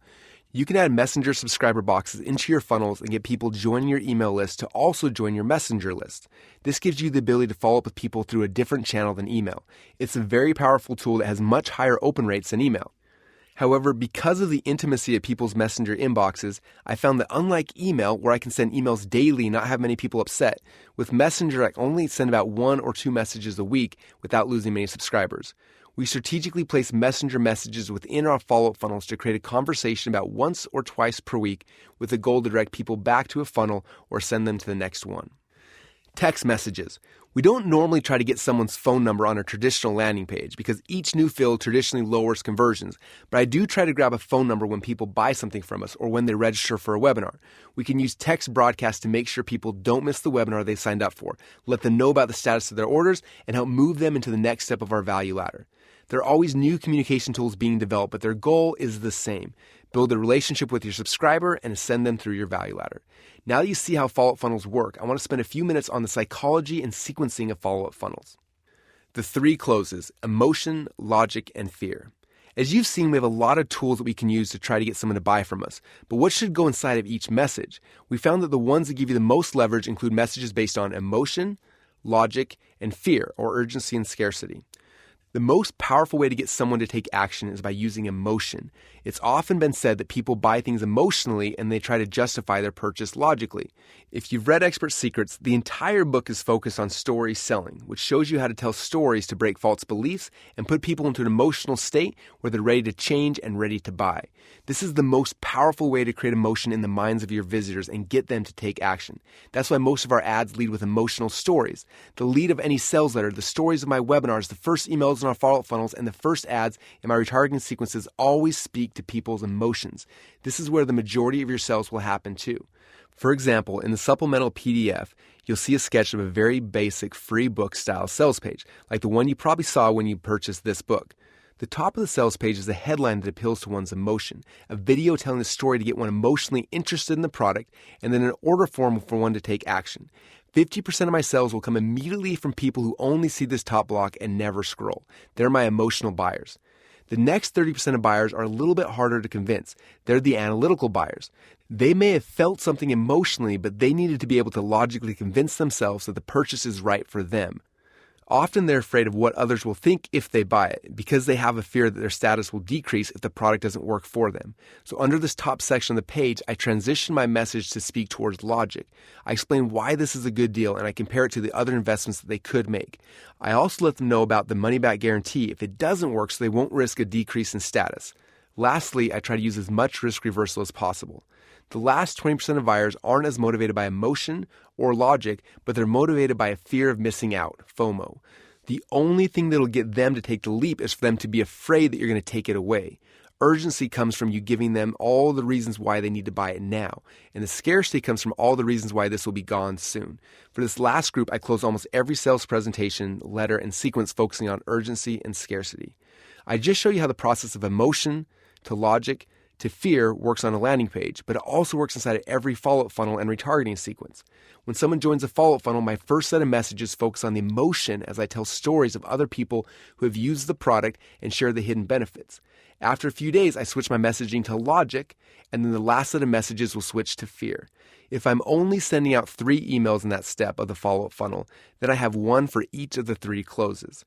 If I have 5 emails, I might spend the first 3 days on emotion, 1 day on logic, and then 1 day on urgency and scarcity. The number of messages matters less than making sure you hit each of the closes, because each one will bring in a different group of buyers. As I make my transition to the next funnel in my follow-up funnel, I start over with emotional story selling again and get people engaged about the next funnel in the value ladder. This process is true in every type of messaging you put out. When your goal is to move people through a process or a funnel, every type of communication you send should start with emotion, then move to logic, and end with fear, urgency, and scarcity. Follow-up funnels, soap opera sequences versus broadcasts, daily Seinfeld emails. In .com Secrets, I talk about 2 types of communication that I have with my people after they join my list: soap opera sequences and daily Seinfeld emails. I found that a lot of people get confused on how these types of communications work and how they tie into follow-up funnels. So I want to spend a few minutes showing you how these concepts fit together. When someone first joins my list, I take them through a process called a soap opera sequence. We call it that because the emails aren't standalone messages, but instead we will use multiple emails to tell a story, where each email hooks you to read the next email in a way that is similar to how good soap opera will use their storyline to pull you from episode to episode. In these emails, we tell our readers a story that will build a relationship and build rapport. That way, they'll be more likely to keep reading our emails, clicking on our links, and buying our products. The second type of communication is the daily Seinfeld emails that are more similar to an episode of The Seinfeld Show. Each email is a standalone message that has a hook, tells a story, and then pushes people back to your core offer. We use these each day as we send broadcasts to our list with the goal of getting them back into our funnels. Some people have thought that these two ideas were opposing, and others have asked how they fit in the follow-up funnel frameworks. The truth is they both work together inside of your value ladder. When someone first joins your list, we plug them into a follow-up funnel. Immediately, they're put on a soap opera sequence where you tell them the stories, providing an emotional close, and lead them through your follow-up funnel. The first set of emails are all about building rapport. Readers usually connect with your story, as you're the attractive character in your business, because you're the one who will likely be communicating with them. Then we transition to the first funnel we're going to promote in our sequence. We start season 2 of our soap opera sequence, our SOS, with the stories behind the new product or funnel that we're introducing them to. We transition the SOS from us, the attractive character, to the first product we want to introduce. The SOS moves through emotion, logic, and fear, and it guides people into and through the first funnel. When it's over, we move to season 3 of our SOS and start a new story about the new product or funnel that we're introducing them to. The daily Seinfeld emails come after someone has moved through all of the soap opera sequences inside of your value ladder, and they're done with our follow-up funnels. In a perfect world, we'd have a follow-up funnel that lasted for 40 years, but the reality is that most good follow-up funnels are effective for 30 to 60 days. After that, people drop off the core list that has ascended your people through your value ladder, and then they're moved onto our daily broadcast list.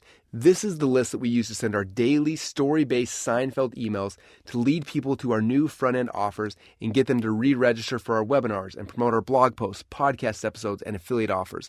This is the bucket we put people into after they've dropped out of the back end of our follow-up funnel.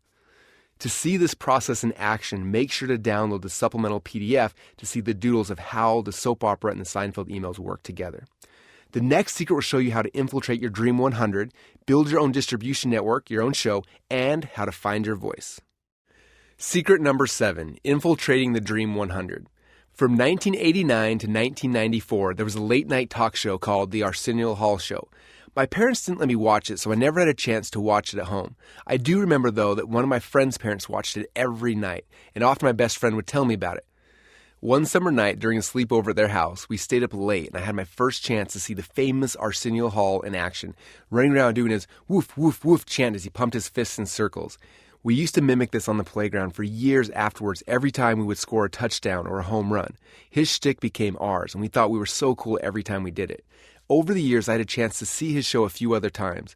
I remember being amazed at the energy of his show and the amazing guests he'd bring on. In June 1992, he had Bill Clinton on while Clinton was running for president. Clinton played Heartbreak Hotel on the saxophone, an act considered by many to be the most important moment in his political career for helping to build his popularity among minorities and younger voters. Just 2 short years later, the show went off the air, and for most of us, we never heard Arsenio's name again. That is, until 2012, when he showed up as a contestant on Celebrity Apprentice. I watched that season trying to learn business lessons for growing my company from Donald Trump and the contestants. Each of these episodes gave me a few ideas, but the biggest gold nugget was dropped in episode 7. It was so simple, I think, that almost everyone missed it. For some reason, though, it caught my ears and it's been running through my mind for almost a decade. Let me set the scene for you. The 2 competing teams were tasked with raising money for charity, and all the contestants were making phone calls to their rich friends and asking for donations. Penn Jillette was able to get the Blue Man Group to perform in the streets of New York City and to donate money. Every celebrity was able to raise some money, except for one, Arsenio Hall. I watched as Arsenio opened his Rolodex of celebrities and made calls for hours.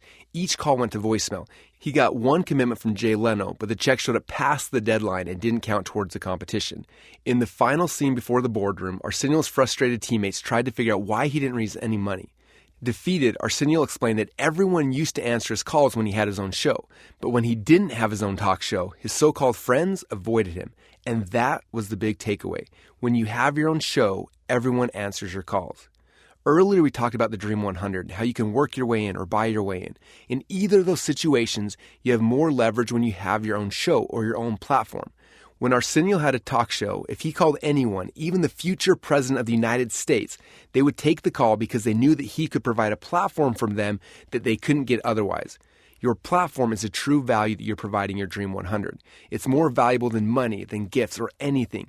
The Dream 100 wants exposure, and your platform can provide that for them. As cool of a person as I think I am, I'm pretty sure that if I didn't have my platform of over 2 million entrepreneurs, along with my email list, social list, and podcast listeners, it would have been very difficult to get Tony Robbins or any of my Dream 100 to return my calls, respond to my emails, or be interested in working with me. None of these people needed another friend. They did need, however, access to my platform. And so that gave me the ability to get my foot in the door, build friendships, and start partnerships. This is the key to working your way in. Recently, I heard Gary Vaynerchuk speaking at an event for digital marketers when someone asked him where the future of marketing and attention was going. His response was very profound. I think this, holding up his cell phone, is the television in 1965. And the TV, they're the radio, right? The one thing I do study is history because history loves to repeat itself. So if you go and look at the brands, the beer brands that were romantic about staying on the radio because that's how they did it and they didn't shift to television, while things like Miller Lite that nobody had ever heard of went TV only and became the brand. If you look at TV in 1965, that's what I think this, the cell phone, is. And I think that YouTube, Instagram, Facebook, and Snapchat are ABC, NBC, and CBS. And then I think that I, within, am MASH and Happy Days. So that's the system. So that's what you need to do for your business is to figure out the channels where you could be the star of that network. As powerful as that statement is, the more powerful thing to understand is that today you don't have to convince a network that you should have your own show. Instead, you can click a few buttons and that fast you can have a show on all the major apps. Right now, the ABC, NBC, and CBS on people's phones are Facebook, the talk show, podcasts, radio, YouTube, sitcom, Instagram, reality TV, and blogs are newspapers.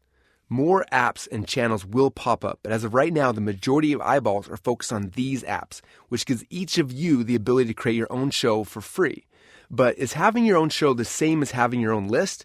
I would say that the answer is kind of. With your own list, you own the traffic, but with your own show, you're renting space and trying to earn eyeballs on somebody else's network. That was the problem for Arsenio. When Fox dropped his show, it was over. If Facebook decides they don't like your show for some reason, and they've been known to do it, they can cancel your show or your account without any warning. The same is true with podcasts, Instagram, and YouTube. Now, imagine if Arsenio Hall understood the principles you learned in Secret number 4, and if, during each episode of his show, he told his viewers to go to his funnel and opt in to get his top 100 favorite jokes for free.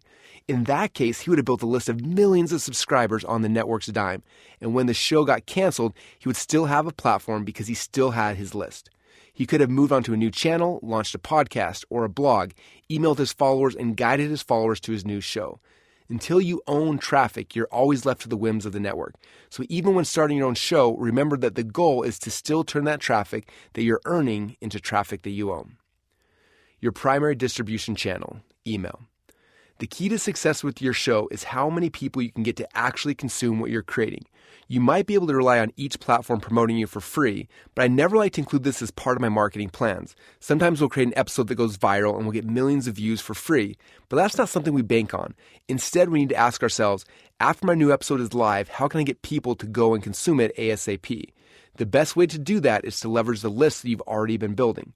We spend all of our efforts to convert all traffic we control and traffic that we earn into traffic that we own, our own list.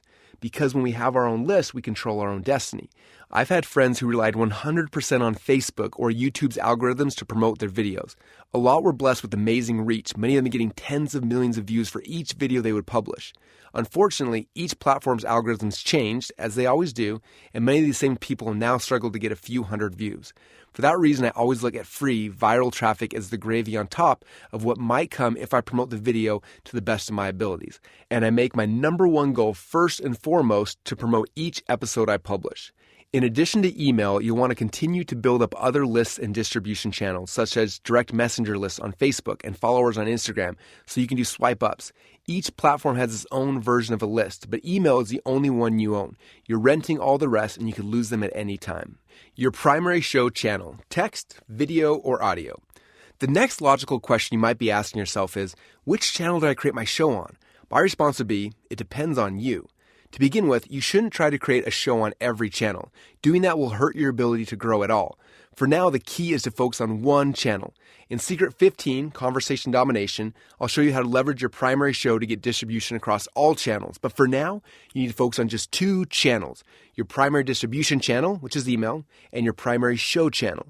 The channel you should be growing your primary show on depends on you, your personality, and your talents. For those of you who love writing, I'd focus on creating a blog. If you hate writing, but you love the idea of being on video, then I recommend you build a show on one of the video channels. Each one has a different strategy that we'll go deeper into in the next section.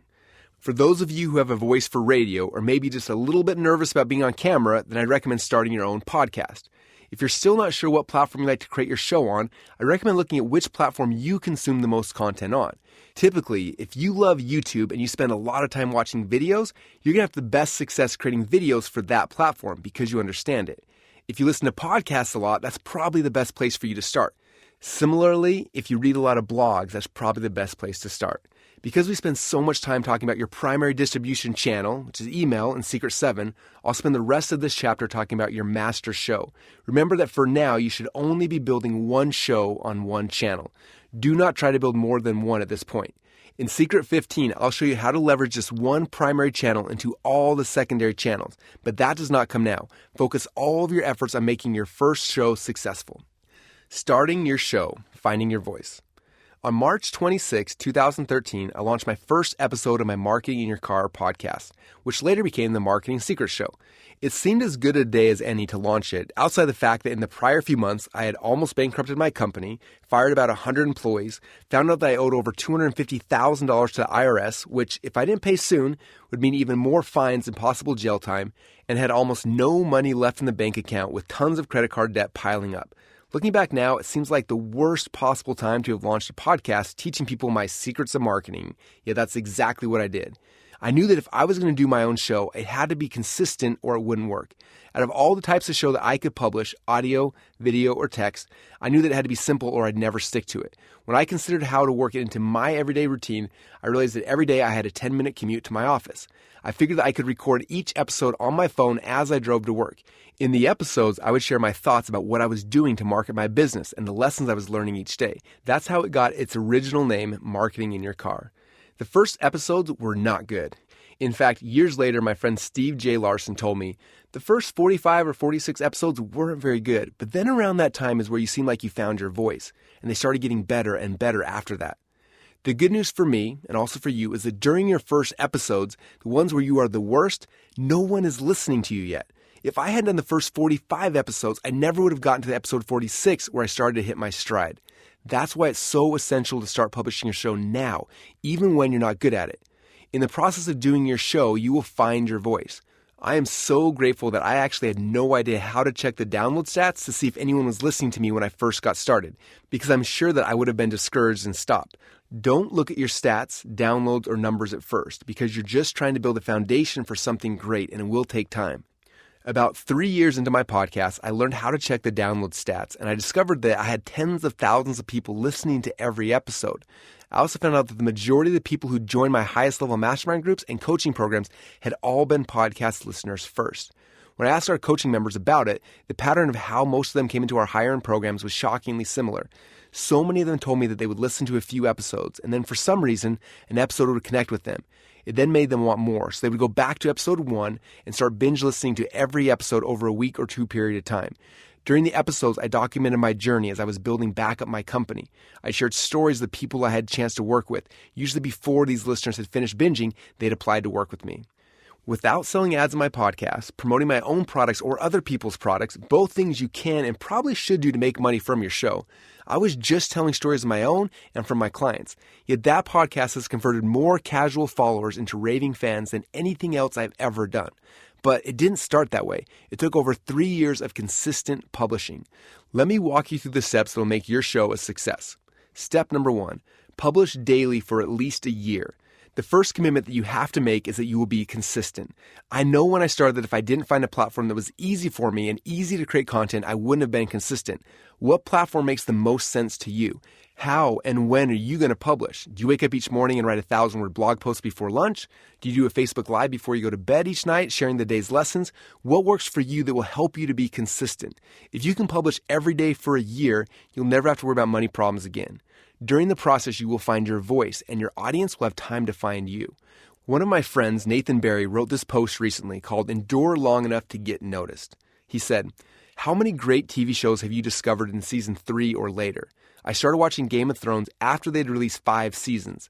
Pat Flynn had released at least 100 episodes of this podcast before I even knew he existed. I discovered hardcore history years after Dan Carlin started producing it.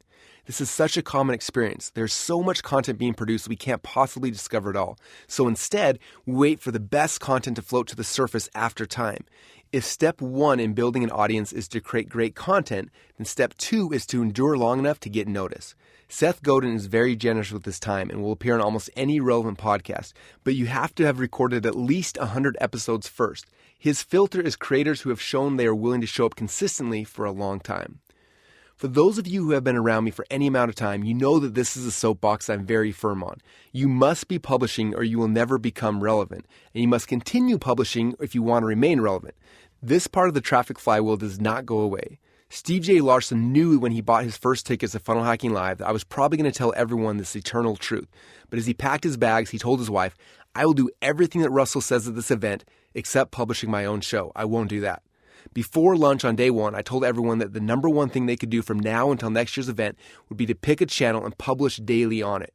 I told them that if they did that every day for a year, they would never need to worry about money again. And then I did something that I hadn't before. I made everyone in the audience commit to me that they would start publishing that day. Most of the people in the room raised their hands and were excited to take the challenge, but very few took what I said at face value.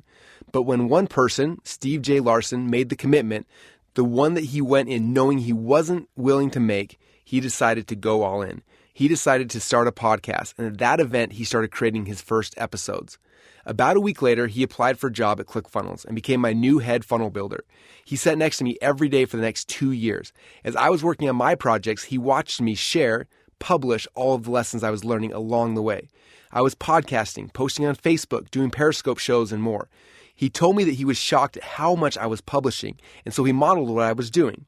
For the next 2 years that he worked at ClickFunnels, he kept publishing his show. After a few months, it started getting some traction. It kept growing over the years, and when he decided to make the jump from being an employee to becoming his own entrepreneur, he had a large following of people who were consuming everything he was publishing. That show and his following became the launch pad he needed to launch his career. He had the fans and the following, so he simply introduced them to new offers he had created, and he became an overnight success. Step number 2, document the journey. The biggest question and the largest fear that people have when I tell them they need to start their own show is they have no idea what they're going to talk about. One of the most powerful things I learned from Gary Vaynerchuk is a concept he calls document, don't create. I'm sharing an article from his blog going deeper into this concept. If you want people to start listening to you, you have to show up.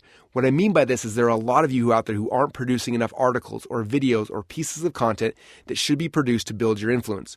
Too many content creators think that they have only one at bat. They have to make the most beautifully created video or image or rant on Facebook. But what they don't realize is that their hunger to make the perfect piece of content is actually what's crippling them. It's true that if you want to be seen or heard on social media, you have to put out valuable content on a regular basis. You should be doing a YouTube vlog or podcast or some sort of long-form audio or video series at least once a week. You should be posting on Instagram and or Snapchat stories at least 6 to 7 times a day. Now you're probably thinking, whoa, that is a lot. How do I create 6 to 7 meaningful things a day? I'll give you the biggest tip when it comes to content creation.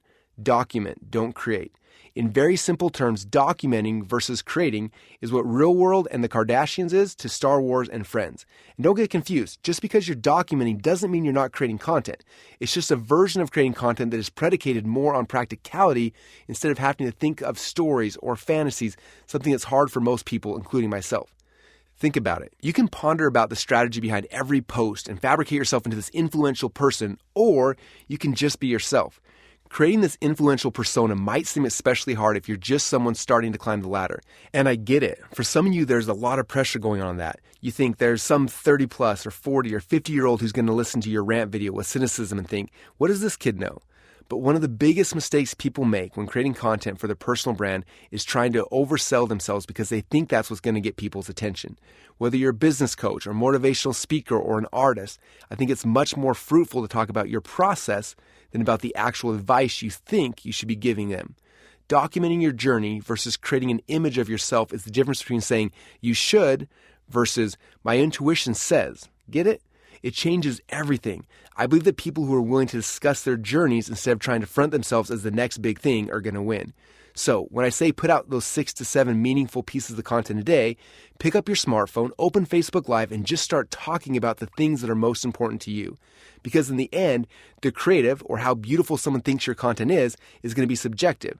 What's not subjective is the fact that you need to start putting yourself out there and keep swinging. Starting is the most important part and the biggest hurdle that most people are facing.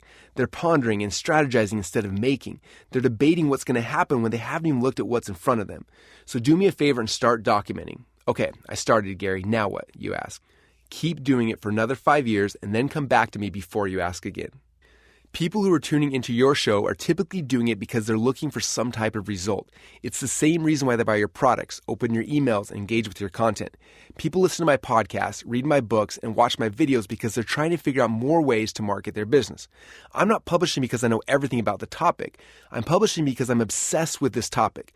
I'm in a constant search for new and better ways to market my own company. And as I run across them, have ideas, and read cool things, I'm sharing them with my people. As my friend Rich Sheffrin once told me, we get paid a lot to think for other people. So my first question for you as you start your show is this. What is the big result that you're obsessed with? What are you trying to learn for yourself anyway that you can document as you're discovering it in real time? When you listen to the introduction of my podcast, I call out the big question that I'm answering on my show. So the big question is this. How are entrepreneurs like us, who didn't cheat and take on venture capital, who are spending our own money from our own pockets, how do we market in a way that lets us get our products and our services and the things that we believe in out to the world, yet still remain profitable? That is the question, and this podcast will give you the answers. My name is Russell Brunson, and welcome to the Marketing Secrets Podcast. Inside of this frame, I can talk about, share, and interview people on anything related to helping people sell more of the things they believe in. Since I started this podcast on the back of a huge business failure, most people would have thought it was the worst time ever to start a podcast, let alone one about marketing a business. But looking at it through the document, don't create lens reveals that it was the perfect time to start the podcast. In fact, I wish I would have started it 10 years earlier when I first gotten online, because I would have had so many more interesting things to share as I was learning them for the very first time. In any case, how cool is it now, 6 years later, that I've documented the entire journey from business failure to growing ClickFunnels to being an over $100 million per year company. Even more importantly, tens of thousands of other people have been able to follow us on that journey and learn the lessons as I was learning them. Step number 3, testing your material. Recently, I was at a private mastermind retreat in Wyoming with a handful of influencers who had collectively made billions of dollars online and influenced hundreds of millions of people. One night, as we were sitting around the campfire, Dean Graciosi shared an insight that has changed how I look at the material that I'm publishing. His story, from the best of my memory, went something like this. You know how when you watch an amazing comedian perform on stage on a late-night talk show, every joke he tells lands perfectly? You find yourself wondering, how is this guy so funny? But what you don't realize is that over the last 10 years, as he started his journey to become a comedian, he would write out 10 jokes, go to the closest dive bar, stand up on stage, and deliver the jokes. He probably watched as 1 or 2 of the 10 jokes landed and the rest bombed. He would then go back home, take the 2 jokes that landed, and then write 8 new ones. The next week, he would find a new place to perform, deliver his 10 jokes, and maybe find that 1 of his new jokes actually landed. Now he had 3 jokes in total that he can use. He goes back to his apartment and starts the process over again, doing this week after week, year after year, until he's found his 10 jokes. Now he's ready. That's when we get to see him, after he's perfected the material, when he stands up on stage and lands every joke on the biggest stage in the world. I look back at my journey and think about my first book, .com Secrets. I was so scared when I finished writing that book that I didn't want to give it to people to read. But what most people didn't realize was that a full decade before I wrote that book, I earned that book. I was obsessed with marketing, and I read, watched, and listened to everything I could get my hands on. After that, I would test the concepts and ideas on the little businesses that I was creating.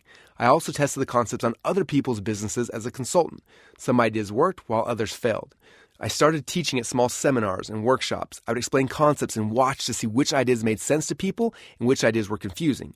At each event, I would teach the concepts again, over and over, tweaking and refining the ideas and the stories every time. I did interviews, podcasts, videos, and articles testing my material over and over again. From this work came the concepts like the value ladder, the secret formula, the 3 types of traffic, funnel hacking, and the attractive character. I was testing my material for over a decade, and so while I was nervous for others to read the book, I was also confident because I knew it was ready. The same thing happened with Expert Secrets. I spent 2 years talking about the concepts on my own podcast and on other people's podcasts. I developed ideas on Periscope and then on Facebook Lives. I ran events, workshops, and coaching programs testing the ideas on others' businesses as well as mine. And the end product was the book. Today, as I'm typing this current book, I'm in the passenger seat of an RV while my wife is driving and the kids are playing in the back. I'm just as nervous about putting this out into the world as I was with my very first book. Yet I know that I've been testing this material for the past 2 years on every platform that I've had access to, and it's ready. Publishing your show daily as you're documenting your journey will give you a chance to start testing your material. You'll discover what messages connect with people, which episodes get shared, and which ones don't. You'll see which messages get people to show up and to comment, and which messages don't connect. It's the very process of you showing up consistently and publishing that will help you to refine your message, find your voice, and attract your dream customers to you. It doesn't matter if your end goal is a book, a webinar, a keynote presentation, a viral video, or something else. The more you publish and test your material, the clearer your message will become and the more people you will attract. Step number 4, introduction to your Dream 100. When you start your show, typically you'll use the first few episodes to tell your origin story, why you created the show, and what people should expect. These initial episodes are important because there will be people who find your show a week from now, some a year from now, and others won't find it for years. But when they do, and when they get hooked, most people will go back to episode number 1 and binge listen or read or watch to catch up on what they've missed. Even though these early episodes are old, they'll still likely be a starting point for many people that fall in love with your content. After the initial episodes, it's time to start using your show to infiltrate your Dream 100. This is the secret to getting amazing new content for your show, and it also gives you the ability to leverage your Dream 100 as guests to grow your show. Think about how this works on TV. Let's say that The Tonight Show wants to get a lot of people to watch their show. What do? They try to find the most relevant, interesting guests possible to be on the show, right? But they don't stop at that. All week leading up to that interview, they're promoting their guest on every distribution channel they have access to. You'll see commercials all week leading to the interview talking about who's going to be on the show. And you'll see clips during the commercial breaks leading up to the show showing the funniest or the most intense parts of the interview. The host is leveraging the guest to attract more viewers. The same will be true for your show. Who are the people on your Dream 100 that have an interesting story they could tell that will relate to your show and have a following of people who you can promote their episode to? You have a platform that you can now leverage to get people on your show, and they have a network that you can advertise their episode to. It's a huge win-win. In a perfect world, they would promote their episode to their entire following when it goes live. And this does happen at times. But even if they don't promote, you can still buy ads targeting their audience on Facebook, Instagram, YouTube, or wherever their following is. Now, I know what you're probably thinking. That's great, Russell, for people who already have relationships with their Dream 100. But what about me? I'm brand new. My show has almost no followers. So why would any of them want to let me interview them? The reality is that many people you ask will say no. And that's okay because you don't need everyone. You just need one guest that you can then leverage to get the others. Typically, most markets have a good old boys club atmosphere, and usually a lot of your Dream 100 will be in one or more clubs. To infiltrate and get access to that club, you don't need to get access to all of them. You just have to have one of the cool kids think you're cool and you're in. One of my favorite illustrations of this point was in the movie Never Been Kissed, starring Drew Barrymore, who played Josie, and David Arquette, who played Rob. In this movie, Josie is a writer for the Chicago Sun-Times and gets a job to go undercover back to high school to get a story on teenage culture. She struggles to get in with the cool kids, and her brother Rob tells her the secret. If she can get one person to think she's cool, then she'll be in, because everyone else at school will be too scared to challenge it. Rob then demonstrates this principle as he registers for school, becomes popular within a day, and uses his popularity to get Josie into the cool kids club. A few years ago, I got a call from a guy named Telman Knutson, who was just starting his own company. He knew that I had a list of subscribers. Apparently, I was on his Dream 100 list, and he wanted to ask if I would promote a summit he was creating to my list. I decided the idea he was pitching me wasn't a good fit, and I told him no. I assumed that this was going to be the last I heard from him, thinking that most of the people on his Dream 100 probably would have told him no as well. He didn't have a list or a platform, he just had an idea and some hustle. About 6 months later, out of the blue, I started getting dozens of email from some of the most respected list owners in our industry, all promoting Telman's new summit. Interested in what happened, I gave Telman a call and asked him how in the world was he able to get all these huge list owners to promote for him. He responded, I made a list of people I wanted to be part of this promotion, and then I started calling them. The first person told me no, and then the second person said the same thing. I kept calling and kept getting no's. Somewhere in that list, I called you, and your answer was the same, but I was determined to make this work no matter the cost, so I kept calling. How many people did you end up calling? I asked. 49. You called 49 people? No, I got 48 no's, but the 49th person said yes. I knew that after I had one yes, I was in. I asked him if he knew anyone else that might be interested, and he gave me 3 names. I called each of them, and each of them said yes. I asked them for referrals, and then each of them said yes as well. As my list of yeses grew, I started calling those who had told me no and showed them the people who were now involved and had said yes. And many of the no's I had received earlier turned into yeses. I received 48 no's in a row, and then the next 30 people all said yes. That promotion ended up building Tillman a list of over 100,000 people in just a few short months. And that list generated him over $800,000 in sales during his first year online. That is the power of infiltrating your Dream 100. So your job now is to look at your Dream 100 and start asking them to be on your show. Many will say no, but don't let that stop you. You only need one yes.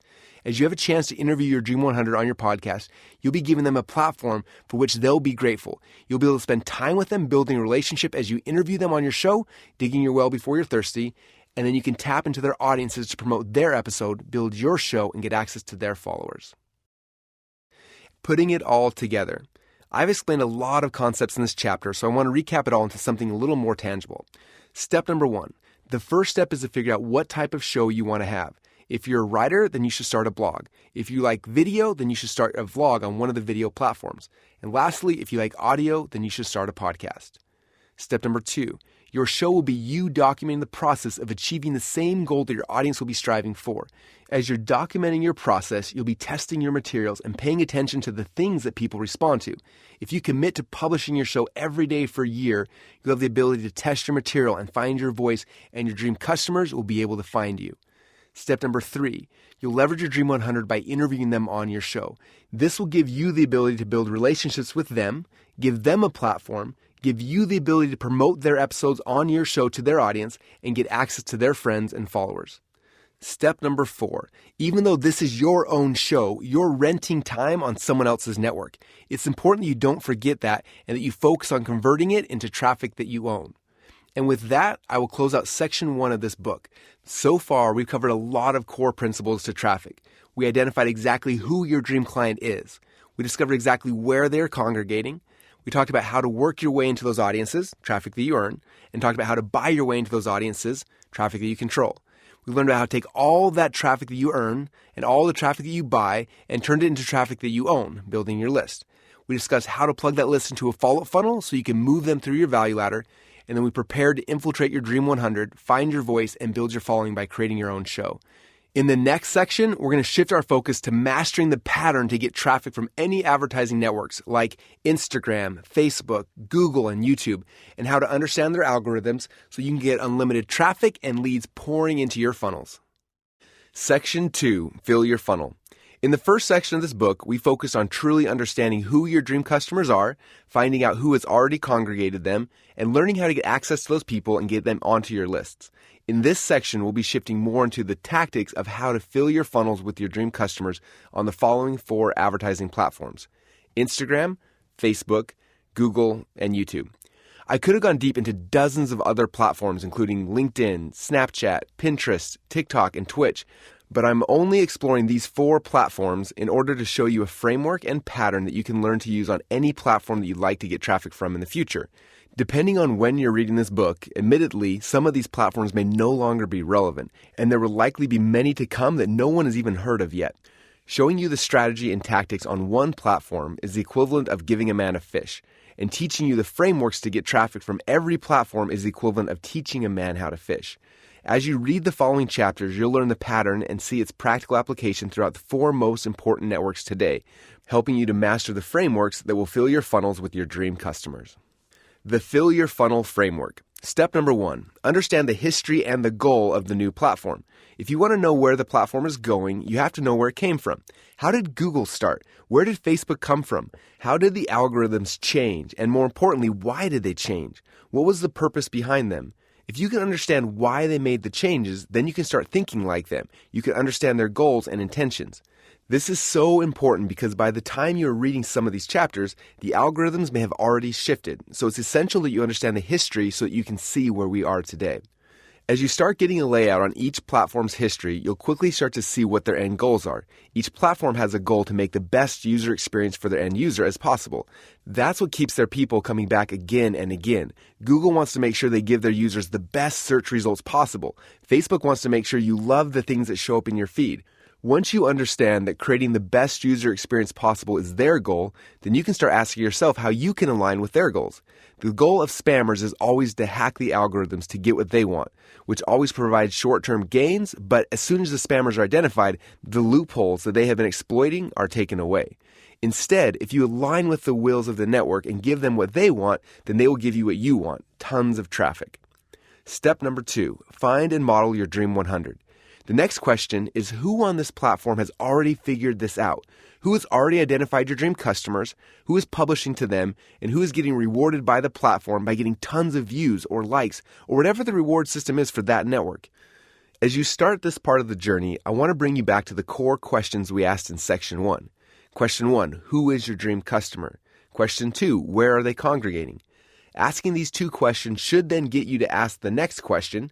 Question 3, who are your Dream 100 on this platform who have already congregated your dream customers? When I first went onto Facebook or Instagram, and I did the same thing for other networks like Twitter and LinkedIn, I looked to see the Dream 100 who had already mastered that platform, who had the big followings and tons of engagement with my dream customers. Then I built out a new Dream 100 list specifically for each of those platforms, and I followed each of them. I needed to be able to see exactly what they were doing because if they were having success, it meant that they were in front of the algorithm. They're doing what the platform wants. So if you want to know what the platform wants today in real time, then you have to be watching closely what they're doing in real time. Here are the 3 things it'll take to funnel hack social algorithms. Number 1, follow each of your Dream 100 and spend 10 minutes each day watching what they are doing. Write down the answers to these questions. What are they posting? How are they getting people to engage with that post? What paid ads are they running? Number 2, during these 10 minutes, try to comment, like, and engage with as many things as they are doing each day as possible. Number 3, notice the pattern of what is working right now and model it for your posts, funnel hacking. This will give you a pulse on what is working in your market on that platform right now. It gives you the ability to see in real time what the algorithms are rewarding today. Now, before we go further, though, I want to talk about modeling and funnel hacking. Unfortunately, too many people will read what I wrote above, and if I'm not careful, they'll start copying the inspirational quotes or videos they see other people posting. Then they'll come to me and say, Russell, I copied it like you said, and it's not working. Funnel hacking is not copying. Funnel hacking is modeling, and there's a big difference between copying and modeling. Every day, I look at over 100 people's posts, videos, ads, and quotes, and that helps me to gather inspiration for unique things that I can then create. You're looking for the type of things that the platform algorithms are currently rewarding that you can model. For example, a few years ago on Facebook, I noticed that some of the people I follow in the fitness market had created what are now called memed videos, where they added a headline in the actual video, usually above and oftentimes below the video. They were new at the time and not many people were doing them. For some reason, though, this style and layout got tons of views, comments, and shares, all of the things that we know Facebook loves. I saw this new pattern interrupt working, so we quickly modeled or funnel hacked this concept and started making our own meme videos. We were one of the first, if not the first, in the marketing world to use these. Because no one had seen them, every video we published in this format got more comments and engagement than anything I'd seen before. Soon, though, others noticed how well this pattern interrupt worked, and they modeled it. Within a few months, hundreds of marketers were doing it, and most of my feed was filled with memed videos. When the pattern interrupt becomes the pattern, it stops being effective. Notice I didn't say they stopped working, they just become less effective. So if you are starting right now and you see all of your Dream 100 doing something, you should still model what they're doing. It may not be as effective as the new pattern interrupt, but it's the current pattern that's working, so that's where you start. After you model the pattern that's working, the next phase of funnel hacking the social algorithms is to look for and to test ideas that will become the next pattern interrupt. For example, a few weeks ago, I noticed that some of my Dream 100 started posting strange posts on Instagram that look like simple black and white text quotes. I had never seen anything like that before, and honestly, I didn't really like it. It was different though, so we decided to test the pattern interrupt and see if it would work for us. I made my first post modeling the style, and sure enough, it was a winner. We now post images similar to this on Instagram a few times per week, and we'll continue to do that until we find a new pattern interrupt that works even better.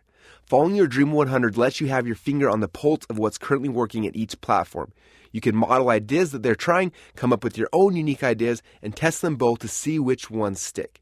Because the algorithms are always changing, it's essential that you network with and stay close to your Dream 100.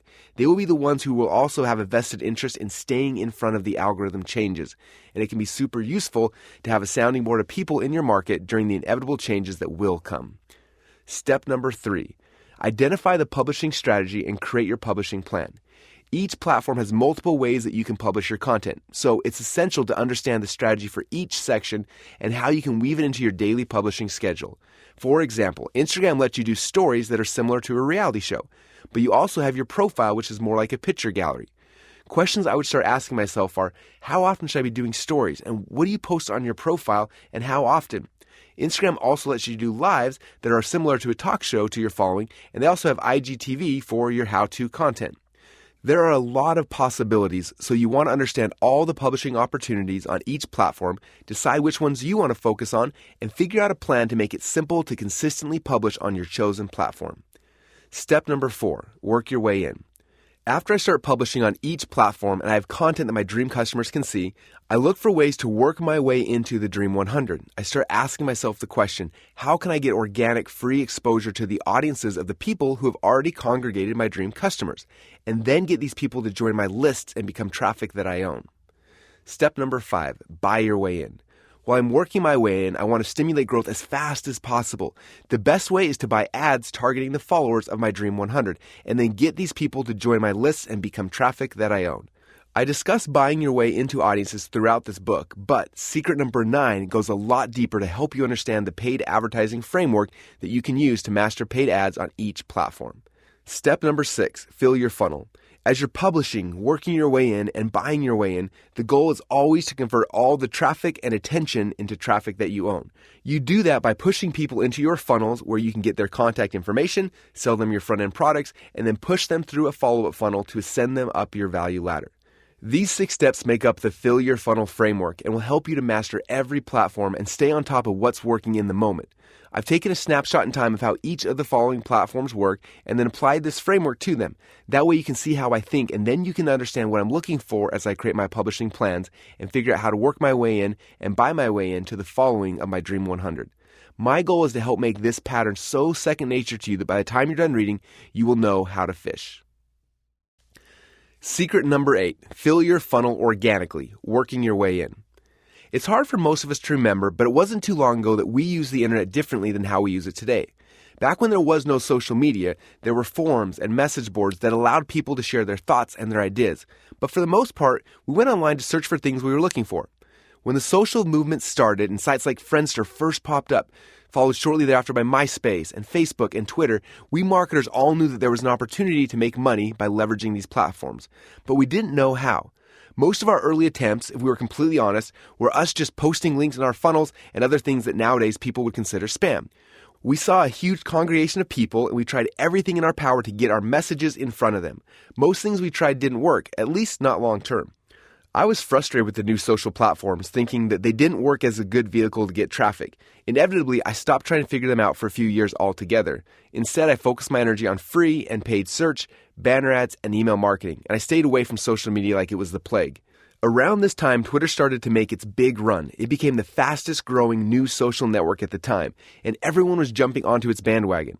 In fear of missing out on the next big trend, I jumped on and started tweeting. At first, it made no sense to me, but all the cool kids were doing it, so I tried. I grew my following, and then I did the only thing I knew how to do as a marketer. I started to promote my products. To my annoyance, not only did I make very few sales, but my marketing also killed the engagement that I'd built up with the few people who followed me. Then I watched as Perry Belcher, one of the people on my Dream 100, join Twitter.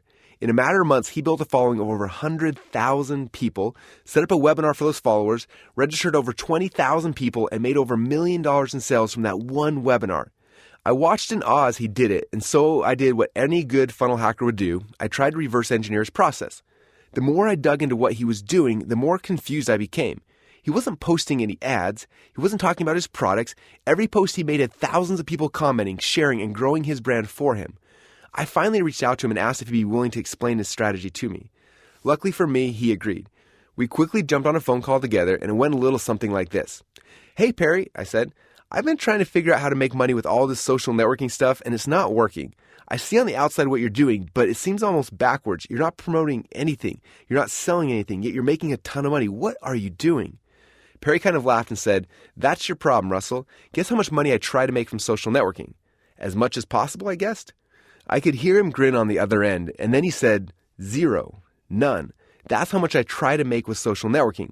Social networking is not about making money, it's about making friends. It's just like how we do business in person. Let me show you how I view social media and how we use it to grow our companies. If you look at the social networks, we have Facebook, Twitter, YouTube, etc. I view all these networks like I'm going to a party. So if I'm on Twitter posting messages and responding, it's like I'm at a party. Does that make sense?" Kind of, I replied, but I'm still not sure how that makes us any money."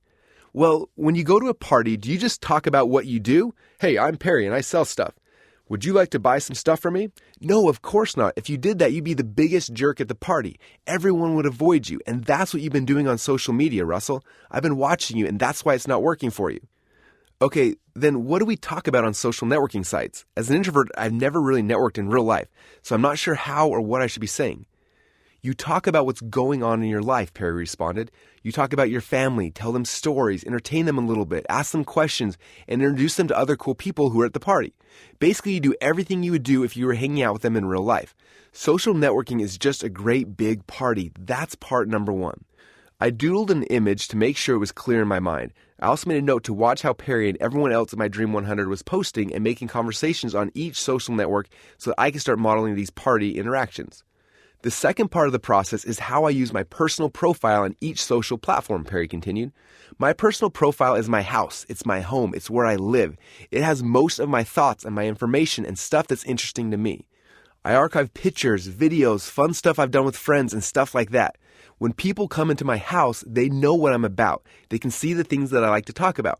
Now, this is how it works. When I go into the groups and start networking, or I see someone else's post on my feed, I go and I participate in the conversation and I make friends.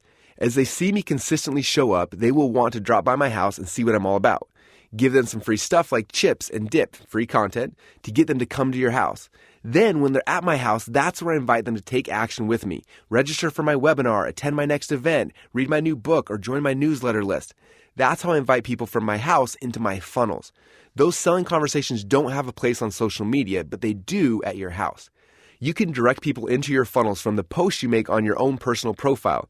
If you provide value on the social platforms, people will come running to your house because they want more of you. And from there, they will flow into your funnels. This was the big aha that I needed. Social wasn't about selling, it was about making friends. I changed my tactics, deleted all my posts that were trying to sell my products, and started serving, interacting, being entertaining, and having fun with my followers. All of the friends, fans, and followers that came afterwards were a direct byproduct of me being the life of the party. I wanted to give you this context before we discussed any of the specific networks because this is how we work our way in. It's the core concept you have to master if you want to have success with social media, no matter which platform you're focusing on. Those who just spam their messages to their followers will always think that social media doesn't work. Even if they do get some short-term results, they won't last. On the other hand, those who play the longer game and plant seeds with their followers will end up with a consistent stream of traffic flooding into their funnels. Producer, not consumer. I want to give you one quick warning because I know that some of you listening are probably already thinking, Russell, I already spend way too much time on social media right now. If I'm going to become the life of the party, my whole life is going to be wasted on social media. I'll start by saying that yes, you are currently spending way too much time on social media. I don't care who you are probably already spending way too much time consuming social media. If you're spending more than 10 minutes a day consuming social media, then you're wasting your time. The key word here is consuming. As of today, you are no longer a consumer of social media. You are a producer of social media. There's a big difference.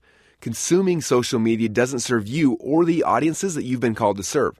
Producing social media does serve them. The first step in this process is to do a social media reset. That means unfriending and unfollowing almost everyone on every platform that you'll be using to generate traffic. That way, you won't be distracted by the nonsense that everyone around you is posting. From here on out, you'll use social media as a business tool, not a social tool. After you unfriend everyone, I suggest only following your Dream 100 on each platform. That way, when you log into any of the platforms, you'll be able to quickly get a glimpse of what they're posting and get ideas for the things that are working well that you can model. Also, you'll be able to start digging your well with these people by commenting on their posts and messaging them through direct messages. Now that your social feed has been cleaned up, go and look for the social parties that have the most people engaged with them. You wouldn't go to a party that only has a few dozen people. Instead, you look for the largest party in town where you can get the most exposure for your efforts. Depending on the platform, you'll be looking for the largest groups, podcasts, blogs, videos, and fan pages that you can go to and become the life of the party. As you participate in these groups and serve their audiences, the people will naturally start coming back to your home. In the following secrets, I'll be giving you a specific publishing plan for each network that will show you how to effectively be the producer of social media in a way that won't consume your whole life. I want to bring up the concept of producer versus consumer now so that you'll be able to look at everything that happens in the next few chapters through that lens. This way you can focus on serving your audiences and not wasting your precious time. Next, we will cover how to fill your funnel with paid ads, and then we'll move back into the two largest social networks at the moment, Instagram and Facebook. I'll discuss how to find your Dream 100 on both platforms, understand the platform strategies, create your publishing plan, grow your following, and fill your funnels. Secret number 9, fill your funnel with paid ads, buying your way in. Now that you've seen the overarching strategy for working your way in and getting free organic traffic, I now want to lay out the strategy for how to fill your funnels with paid ads.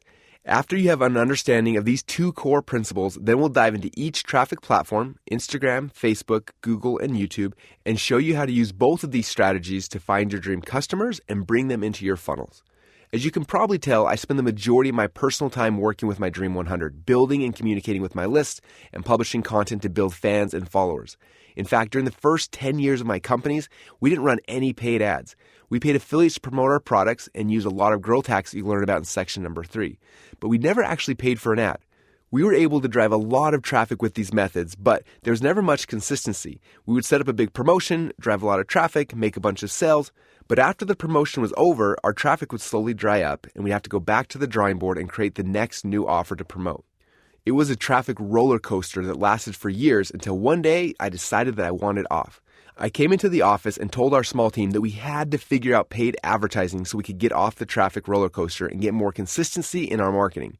I asked if anyone was interested in diving in and mastering Facebook and Google, and one person raised his hand and said yes. His name is John Parks, and he started the first division of our company focusing on paid ads. Initially, it was just him for a few years, but after he figured out the model and what worked for each network, he built a team that has been the backbone for the growth of ClickFunnels to where it is today.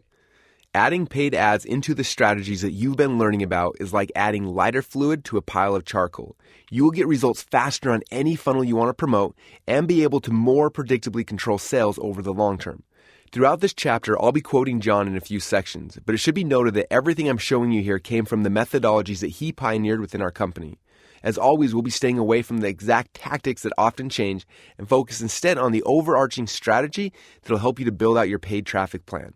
One thing John told me as we were mapping out this chapter was, while it's true that each advertising network has little intricacies and nuances that can take a while to get used to, and there are definitely tips and tricks that can incrementally improve your performances, the good news is that the strategy of advertising on these networks is the same. The specifics of the platform can be learned with online tutorials or they can be hired out, but the strategy needs to be understood by you, the entrepreneur, in order to succeed. What is my advertising budget? The number one question I get from people every time I start talking about paid ads is always related to how much money they'll need to budget to actually run ads. I always smile and tell them that if they've been following my advice so far and they've created a break-even funnel, then every dollar they spend in ads comes back to them immediately. If they have a funnel that's break-even or profitable, then they don't have an advertising budget. Their goal is to spend as much money profitably as possible because each dollar they spend turns into more dollars. Let me tell you a quick story to illustrate how this works. Recently, we launched a new front-end funnel at leadfunnels.com. It was a $7 report that had a $37 order form bump and a $100 one-time offer, or OTO. After the funnel was live, we wanted to test it to make sure it was working, that there were no technical issues, and that it actually was going to be profitable. So we created an initial advertising budget of $100. We started running Facebook ads, and within about a day, the $100 was spent. We then looked at the sales to see if we had made at least $100. From our first ad spend, we ended up getting about 100 clicks, selling a $7 report. So $7 times 7 equals $49. 2 people bought the order form bump, so $37 times 2 equals $74, and 1 person bought the $100 OTO. The total sales equaled $223. After we subtracted our $100 ad cost, we had made $123. As you can see, this funnel no longer has an advertising budget. We'll keep running ads for as long as it stays profitable. If for some reason we lost money on this test, we would turn off the ads, rework the funnel, and then test again with another $100. I never like putting very much of my money at risk at any given time. So with each new funnel, as soon as it's live, we set up a few ads, give it a small test budget, and see what happens. The funnels that flop are sent back to the drawing board to get reworked, and the funnels that work are scaled to see how much money we can profitably spend. Prospecting ads versus retargeting ads. Before we start talking about ads, I need to take a minute to explain the difference between prospecting ads versus retargeting ads. Once you understand the difference between them and how they work together, we'll dive deep into how you use each of them together. John explained, prospecting ads are the act of reaching out into the networks to find cold traffic or people who aren't familiar with you or your offers and hook them long enough to get their attention. After we've gotten their attention and gotten them to engage with us, engage would mean they watched, liked, or commented on an ad, then we move them from the prospecting pool into the retargeting buckets. We then advertise to these people differently and we work to warm them up and to get them into our value ladder. John continued, let me give you an example of how these work together. Let's say you have a book about effective parenting that you'd like to sell. A prospecting ad would be the one that you run to a specific group of newlyweds who are likely new parents or soon to be, introducing them to the concepts from your book. As people engage with those ads, you'll be able to see which people are interested in what you have to say. A small percentage of those people will go and buy the book immediately, but the majority of them won't buy it right then. It's those people who have engaged but not purchased who you would put into the retargeting buckets. Once they're in those buckets, we can warm them up, test other hooks, tell other stories, and remind them of the great offer we've made to them in order to persuade them to click through and to go into the funnel. Step number 1, create lots of prospecting ads to hook your dream customers. When we first started using paid advertising, we made the mistake of thinking that we needed to create a great ad, and if we got the ad right, it would bring in thousands of our dream customers. I would spend a ton of time trying to create the perfect hook, and then once we threw it into the ad networks, half the time it would fail. Other times it would work, but only for a little while. It was frustrating because I set my expectations wrong. After a few months, we ended up with a few dozen ads that were working, and then I shifted my focus to other things. John would get frustrated with me and ask me to take more pictures or make more videos that he could run as ads. I did a few every now and then, but for the most part, I just assumed that paid ads didn't work as well as I had hoped. A few months later, I called up my friend Dean Graciosi and we shared a few notes of what we were doing to sell our books and our coaching programs online. I had known who Dean was since I was a teenager. After all, I used to watch him on late-night infomercials, first selling his Motor Millions product and later selling tons of different books on real estate.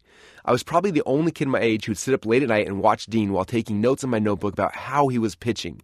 I know, I'm such a nerd, but it was amazing to see how good he was. As I started to grow my first company, Dean was one of the first people on my Dream 100 list. I still remember that awkward moment when we first met. I explained to him that when I was a teenager, I used to watch his infomercials and study how he sold.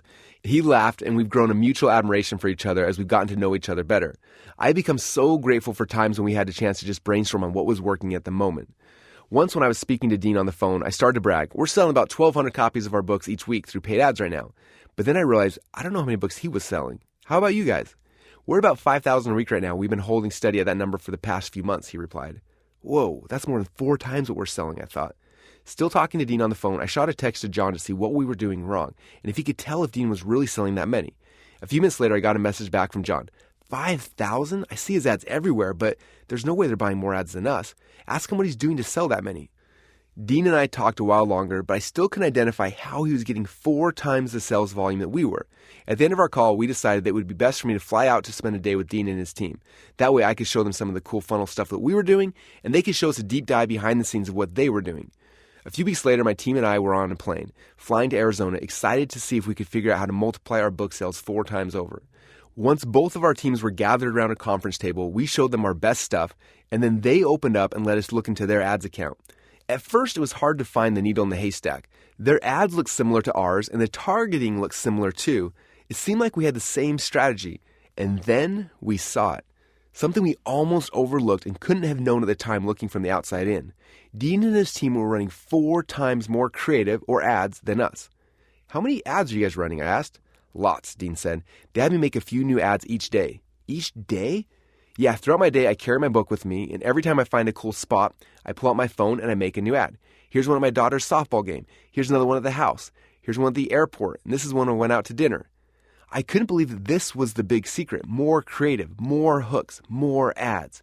When you're thinking about prospecting ads, you're looking at a huge ocean of people, all who need your product or your service, but all who have a different reason why. If you try to create just one hook, it may last for a while and grab the people who are looking for that hook, but it will dry up very fast. You've got to become prolific at creating ads. The phone in your pocket will become your ad-making, creative-generating, hook-developing machine. Everywhere you go, you should be looking for opportunities to record a pitch for your offers that you can then turn into an ad. After leaving Dean's office that day, we learned the gold nuggets we needed to take our advertising and our company to the next level. My guess is that if you're reading this book, you probably saw one or more of the hundreds of creative that I made with my phone selling this book and the entire Secrets trilogy. You've probably seen the same thing with me selling ClickFunnels, our coaching, and just about everything else that I'm part of. The more creative you can put into the prospecting oceans, the more fish, your dream customers, you're going to be able to pull out. Targeting for prospecting ads. The next step after you made your creative is to figure out who to show it to. John explains. Dream 100. The best place to start is your Dream 100 list for that platform. When you're running ads on Facebook and Instagram, you can target people who have an interest in a certain thought leader, brand, or celebrity. You'll find many, but probably not all, of your Dream 100's following targetable in this way in the Ads Manager. For YouTube, you can specify that you like your ads to show up in front of your Dream 100's videos, both individually or their channel as a whole. Ideal customer avatar. Second on your targeting list is your ideal customer avatar.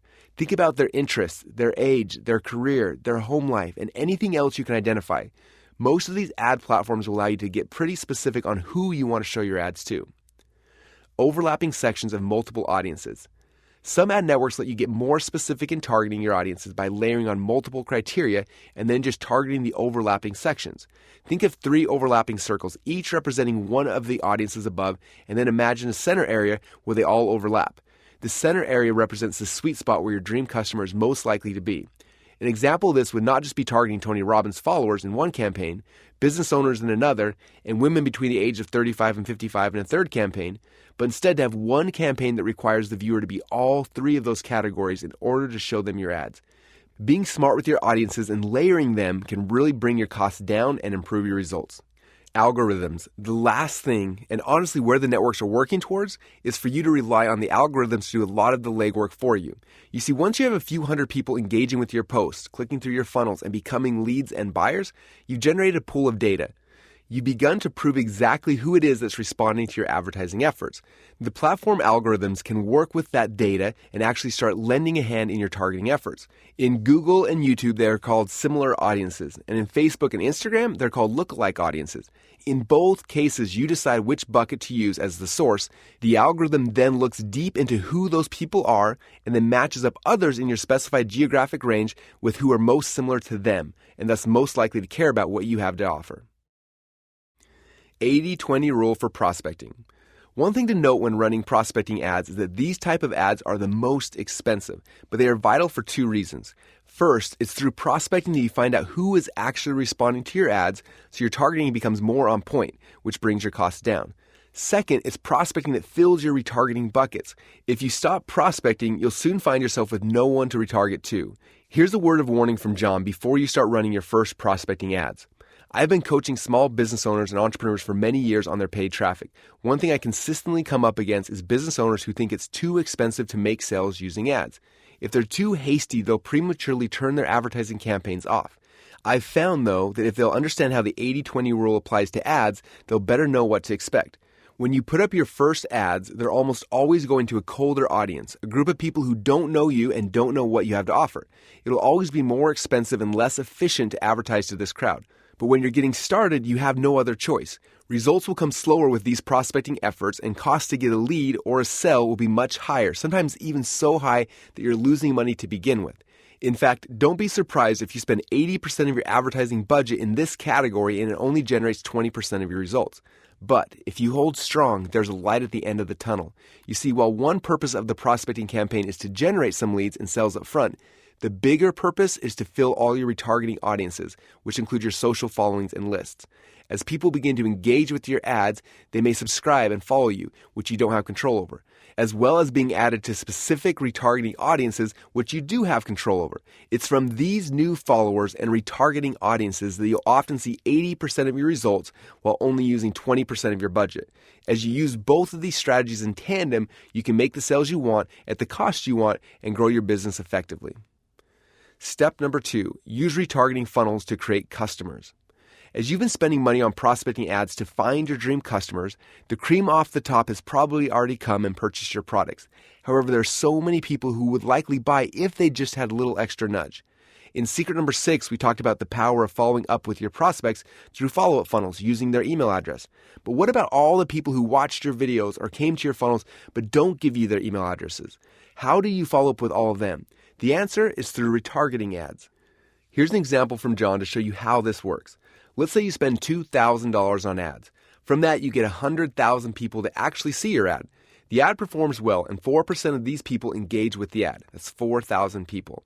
And 2% of the original 100,000 click the link in the ad and go to your funnel. That's 2,000 clicks. Of these people, 30% of them give you their email address. That's 600 leads. And 10% become buyers. That's 60 buyers. That leaves 3,940 people who engaged with your ad but didn't become a lead or a buyer. While you're never able to capture everyone's attention, you can in fact reach a lot more. How? This is where retargeting comes in. Since your efforts to reach people only resulted in a tiny fraction buying, you need specific campaigns in place to reach back out to those who were a good fit but just didn't take action or enough action for whatever reason. In order to do this properly, you need to build custom audiences. There are 3 specific audiences that are essential to a high-performing retargeting plan. Each is based on how far a viewer gets along on the customer journey. Audience number 1, engaged. The first audience you'll want to build is an audience based on viewers who have engaged with you. Did they watch your YouTube video this week? Did they watch one of your prospecting ads and make a comment recently? These people interacted with your posts but never left the platform to pursue your offer. While they have made a minor commitment to you, it's nothing serious. These people are worth some continued ad dollars, but not too much or for too long. I tend to run an ad to this audience for up to 5 days. If they haven't visited my landing page by that point, I let them fall out of the audiences and return to the prospecting pools from whence they came. Maybe I'll hook them again in the future and they'll pop back into my retargeting buckets, or maybe I'll never see them again. Audience number 2, landed. The second audience you'll want to build up is made up of people who clicked through and landed on your page. These people took a bigger commitment, left the platform, and visited your sales funnels. While they trusted you with their curiosity and visited your page, they didn't take any further action by opting in or purchasing. I tend to run ads to this audience for up to 7 days, trying to get them to come back and take me up on the lead magnet. Again, if they don't opt in or buy within 7 days, I just let them fall out of this audience. Audience number 3, owned. The third type of audience you'll want to have is made up of those people who did take your lead magnet and those who purchased. These people have made a large commitment and have entrusted you with their email address and credit card numbers in exchange for your goods. This is the traffic that you now own, and it becomes very useful and lucrative in many different ways. Not only are they now on your follow-up funnel sequences, but they also are a prime candidate for seeing ads for your next offer or an offer one step up your value ladder. Unlike prospecting ads where I'm making new creative as often as possible, with your retargeting campaigns, you're focusing on creating them once and you'll never have to touch them again. That's similar to your soap opera sequences inside of your follow-up funnels that you write once and it lasts forever.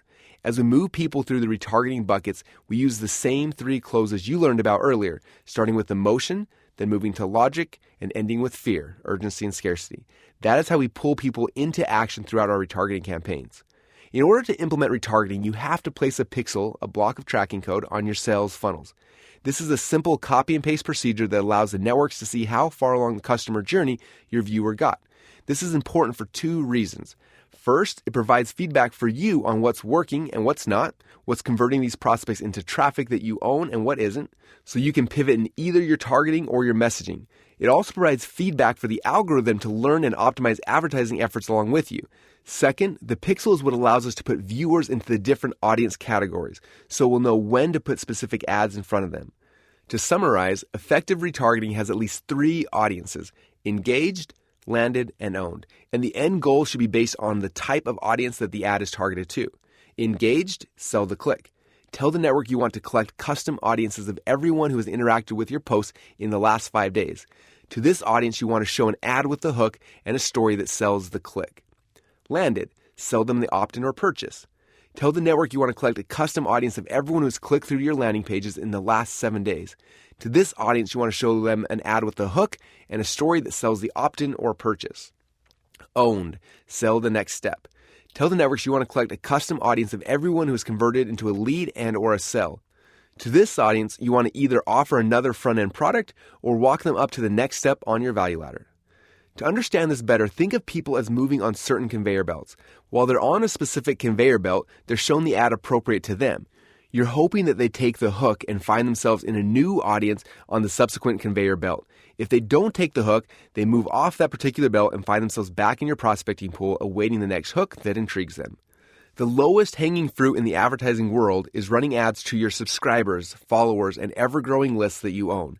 And while only a third of the emails you send out may get open, you can always run ads to your list, often reaching those who didn't originally open emails and greatly increasing your overall conversions from these lists.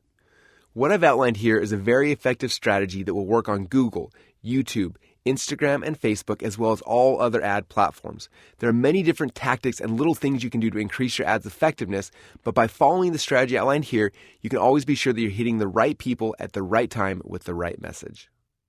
Secret number 10, Instagram traffic secrets. Over the past few years, one of my favorite social platforms to spend my personal time on has been Instagram. One of its core features, Instagram Stories, has become my favorite way to document my daily journey. Personally, I believe that it's the most powerful of all social tools to build a relationship with you, the attractive character, and your audience. A lot of the strategy I learned originally when I set up my account was from my friend and amazing entrepreneur, Jenna Kuchar. In this chapter, with Jenna's permission, I'll share many of the concepts we learned from her. I'm so grateful to her for allowing me to share them with you. Step number 1, understand the history and the goal. Created by Kevin Systrom and Mike Krieger in San Francisco, Instagram launched on October 6, 2010.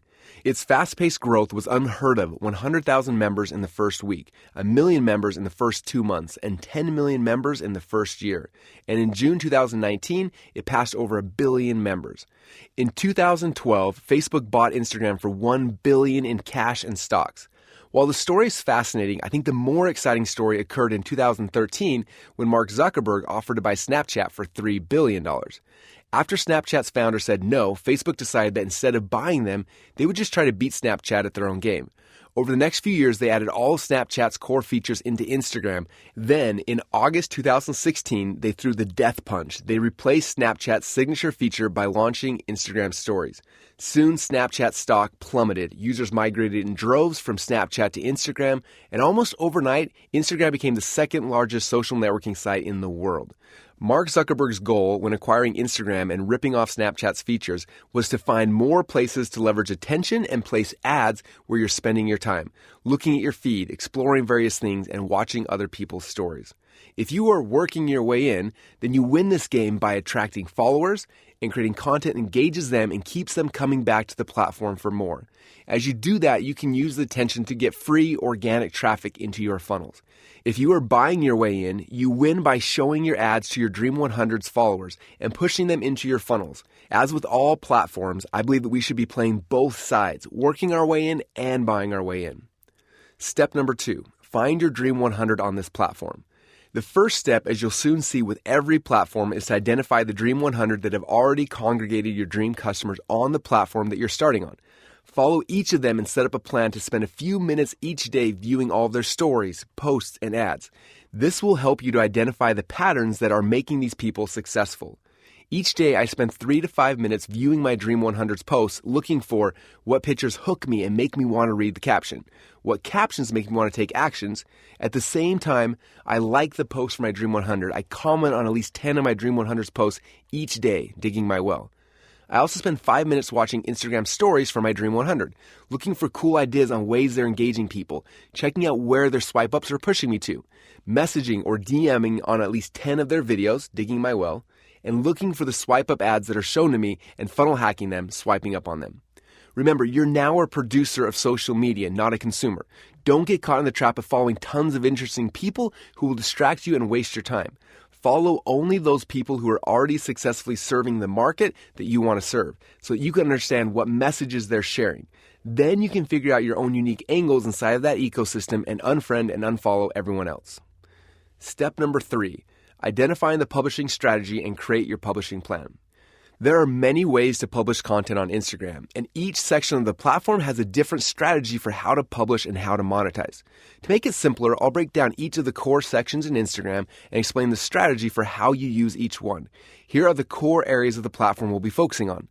The first I call content hooks, where you're producing images and videos in a way to grab your dream customers and turn them into your followers. We rarely, if ever, actually sell anything in this content. We only focus on getting people to like, comment, and follow. We do this in two sections of the app: the Instagram profile, your gallery, and Instagram TV, your produced video content. The second section of the app is your house. This is where you're able to direct people into your funnels and actually sell. I'll show you the strategies behind how we sell in this chapter, but for now, understand that the areas that you'll be able to sell your products and services are Instagram Stories, your reality show, and Instagram Live, your live show. Again, I want to mention that these platforms, their features, and the strategies for them are always evolving, so view this chapter as a baseline and watch your Dream 100 closely so that you can model and innovate on any and all algorithm changes as they come. My biggest fear in telling people to model their Dream 100 is that they think that they should copy their Dream 100. Again, copying is not the goal. On the contrary, copying is illegal and unethical. Modeling is watching what others in your market are doing so that you can get ideas of what you can create. To have success on Instagram or any platform, you have to be you. Your brand and your personality are the keys to getting people to follow and engage with you. The differences you bring into the ecosystem that you serve is the secret that will create your true fans. Jenna Kutcher once said, "A brand is the image and the personality that the business applies to its offers. The attractive character is the voice of your company, and what you're doing on social media is creating the image and personality that can connect with people and lead them into your funnels and to your offers." The first step then, when setting up Instagram, is to quickly communicate in your bio who you are as the attractive character. When people find you on Instagram, the first thing they'll do is check out your bio. You only have 150 characters to make your first impression and get them to click on the follow button. You also get one link that you can use to direct people back into one of your funnels, converting them from traffic that you've earned into traffic that you own. There are a lot of thoughts and beliefs on what you should write in your bio, but I suggest looking at your Dream 100's bios, seeing what's working, choosing what you like, and modeling them to create your own unique bio. Instagram profile strategy, your gallery. Your Instagram profile is the core foundation of your Instagram strategy. I'll focus on this first section of the platform because it is the key to increasing your followers and will be the fuel for your Instagram stories and their powerful swipe ups, Instagram lives, IGTVs, and more. The hook, your pictures. After someone looks at your bio, the next thing they'll see is the grid of all of the pictures and the videos that you've posted. Each picture is a hook that can potentially grab someone who is scrolling on Instagram and pull them into your funnels. People are automatically able to see all the pictures on your profile, and if you post them correctly, they'll also be able to see them inside of their own news feed. When I started using Instagram, I had no clue what types of pictures I should post. If you scroll back to my profile to the very first pictures, you'll probably get a good laugh seeing all of the random stuff I posted. As a result, I had low engagement because I had no idea what I was doing. Shortly afterwards, I heard Jenna Kutcher give a presentation on her JK5 method framework. I started using it a few years ago and I still use it to this day because it makes posting to my profile simple and fun. Using the JK5 method will help you to create connection beyond just what you're selling, and to do that, you'll need to post more than just your work. To implement the JK5 method, you first need to create 5 main categories of things that you're passionate about. This will help to give you a recognizable brand, and as you post images, you'll simply rotate through these categories so that your followers get a good understanding of who you are beyond what you sell. For Jenna, her 5 categories are marriage, body positivity, photography, fashion, and travel. If you scroll through her profile, you'll notice that she cycles through these categories. As I created my categories, I thought about things that were most important to me that I wanted to share with the world. The categories that I came up with for my brand were family, funnels, faith, entrepreneurship, and personal development. Jenna explained why the JK5 method helps to grow your brand and increase your audience. When you adopt this method, you not only create a versatile, well-rounded, and connected brand, but you'll also create an interesting feed that earns you the ability to sell. No 2 categories live next to each other on the grid, giving you extra visual element, but also giving people a way to find a way to connect with you, even if they currently aren't on the market for what you're selling. Oftentimes, someone will follow you for just one of the categories while they get to know you, like you, and trust you, priming them to become a paying client in the future. It's important we talk about the overall vibe of your grid. Essentially, your grid is what users see when they scroll down and see multiple images all lined up in rows of 3. It's easy to get obsessive about your overall grid aesthetics, but what I love about the JK5 is that it gives people an overarching view of your brand when they click to see a full profile. If you truly follow the 5-category rotation, viewers will see more than just what you sell, but be able to see if they can connect to your account enough to follow you. When someone lands on your page, they have about 10 seconds to make a decision on whether or not they want to follow you. And so we want this overall grid to create a connection right off the bat. When you're posting on your profile, never post in real time. Your post should be thought out and strategic. Real-time posting is for Instagram stories. To curate photos for your profile, most phones will allow you to set up albums for your pictures. I suggest creating a new album for each of the 5 categories in your JK5. Then, look back through your camera roll and move all of the existing pictures you've taken in the past into these albums. Chances are this exercise alone will give you a few months' worth of the perfect images that you could start using today. Moving forward, when you take new pictures with your phone, always add them into these albums. Each stage you're looking for new pictures to post, go into the album on your phone and quickly grab the perfect picture. On top of pictures, Instagram also allows you to post videos on your profile that are under 60 seconds. So as you capture short videos that fit into your JK5, save them on your album as well. Before posting any picture or video though, I highly recommend using Jenna's ABCDQ test to see if it's on brand and therefore worthy of your profile. Here's the test. A. Aesthetics. Does it visually show something that fits the personality of my brand? B. Brand. Is it aligned with my dream client or something they will engage with? C. Consistent. Is it consistent in terms of the color or quality to fit within my overall feed? D. Diversity. Is this something different than my last post? Does it create recognition beyond what I sell? Q. Quality. Is this up to the quality I want my clients and followers to expect? If this stood alone, would it fit my brand? The story, captions. After you run through the ABCDQ test and you're ready to post images, you need to think about what arguably the most important question of all. What am I going to say about this picture? The picture is the hook that brings people in and grabs their attention, but the caption tells your story and tries to engage the reader before you make your offer or your call to action. Goal of the post. Each post you make should have one goal. As I post any picture and I write its caption, the first thing I do is decide if the hook is meant to inspire, educate, or entertain. Inspire. It compels others to feel inspired and capable of big things. Educate. It teaches or educates your followers on a subject. Entertain. It provides entertainment for your followers. Type of caption. After I decide the goal of the post, I try to figure out the type of caption to post. According to Jenna, the 3 most common types of captions and how to use them in your business are: first, tell a story. The posts that do the best on Instagram have one thing in common. They invite you into the story and make you feel part of the moment, as if you're experiencing it beyond the screen. I often pay attention to the little things or thoughts that happen in my days and turn those things into short stories I tell through captions. I'm not talking once upon a time type stories, but relatable life experiences that others can connect with. Number 2, ask a question. Having an audience, whether it's 10 people or 1,000 people, gives you access to people that can help you create the perfect offer. When you're not sure what to post, ask a question. People love to feel heard and be able to share their opinion. At least once a week, I love to ask a question. Often it's as simple as, what is the best book you've read recently? Or as complex as, tell me what you're struggling with when it comes to Instagram so I can help you. Questions can be directly related to your offer or just another way to connect with your audience.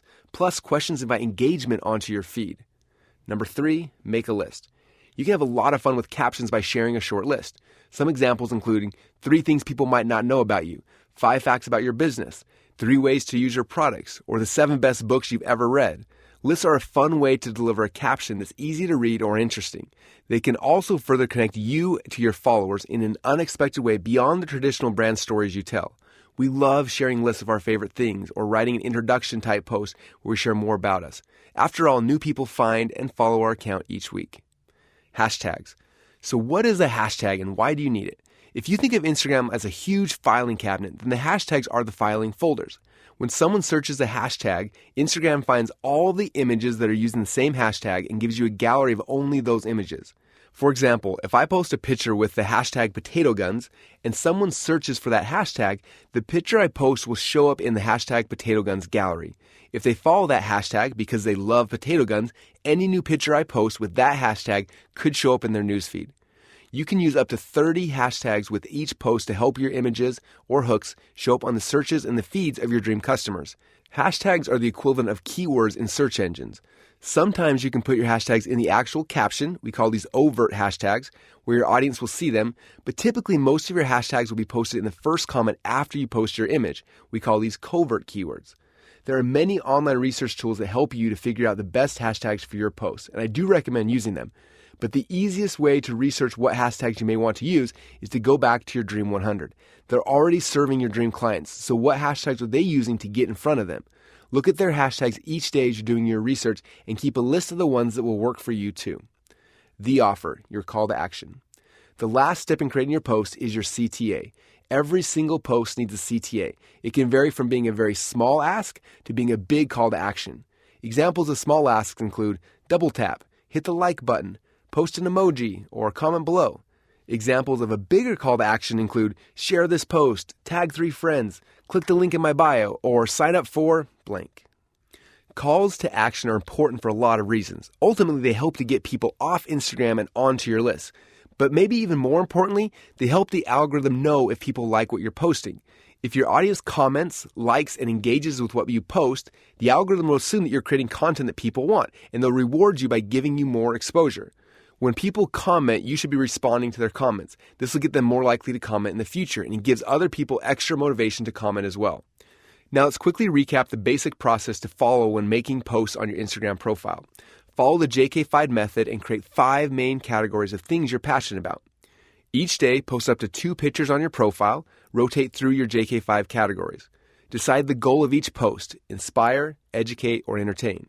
Decide the type of caption to use: story, ask a question, or make a list. Choose the hashtags that will make your post show up for your dream customers, and add a CTA to get your audiences to engage with you. If you need more examples on how to do this, then look no further than your Dream 100. If they're successful, you'll see this pattern within their posts, and you can model it for your own posts as well. Instagram TV strategy, your produced video content.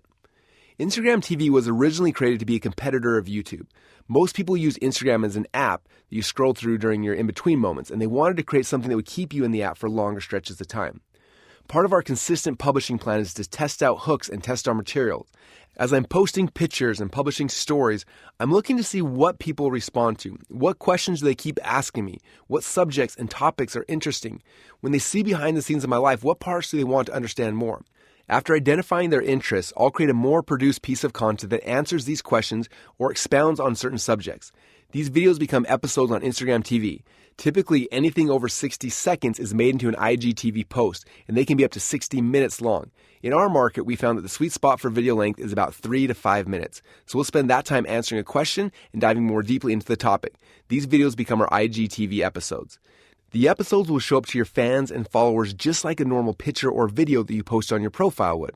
After people watch the first 60 seconds, Instagram will ask them if they want to continue watching the rest of the video inside IGTV, making it vital for the first 60 seconds to hook them into watching the full video, or you'll lose people before they see your full message.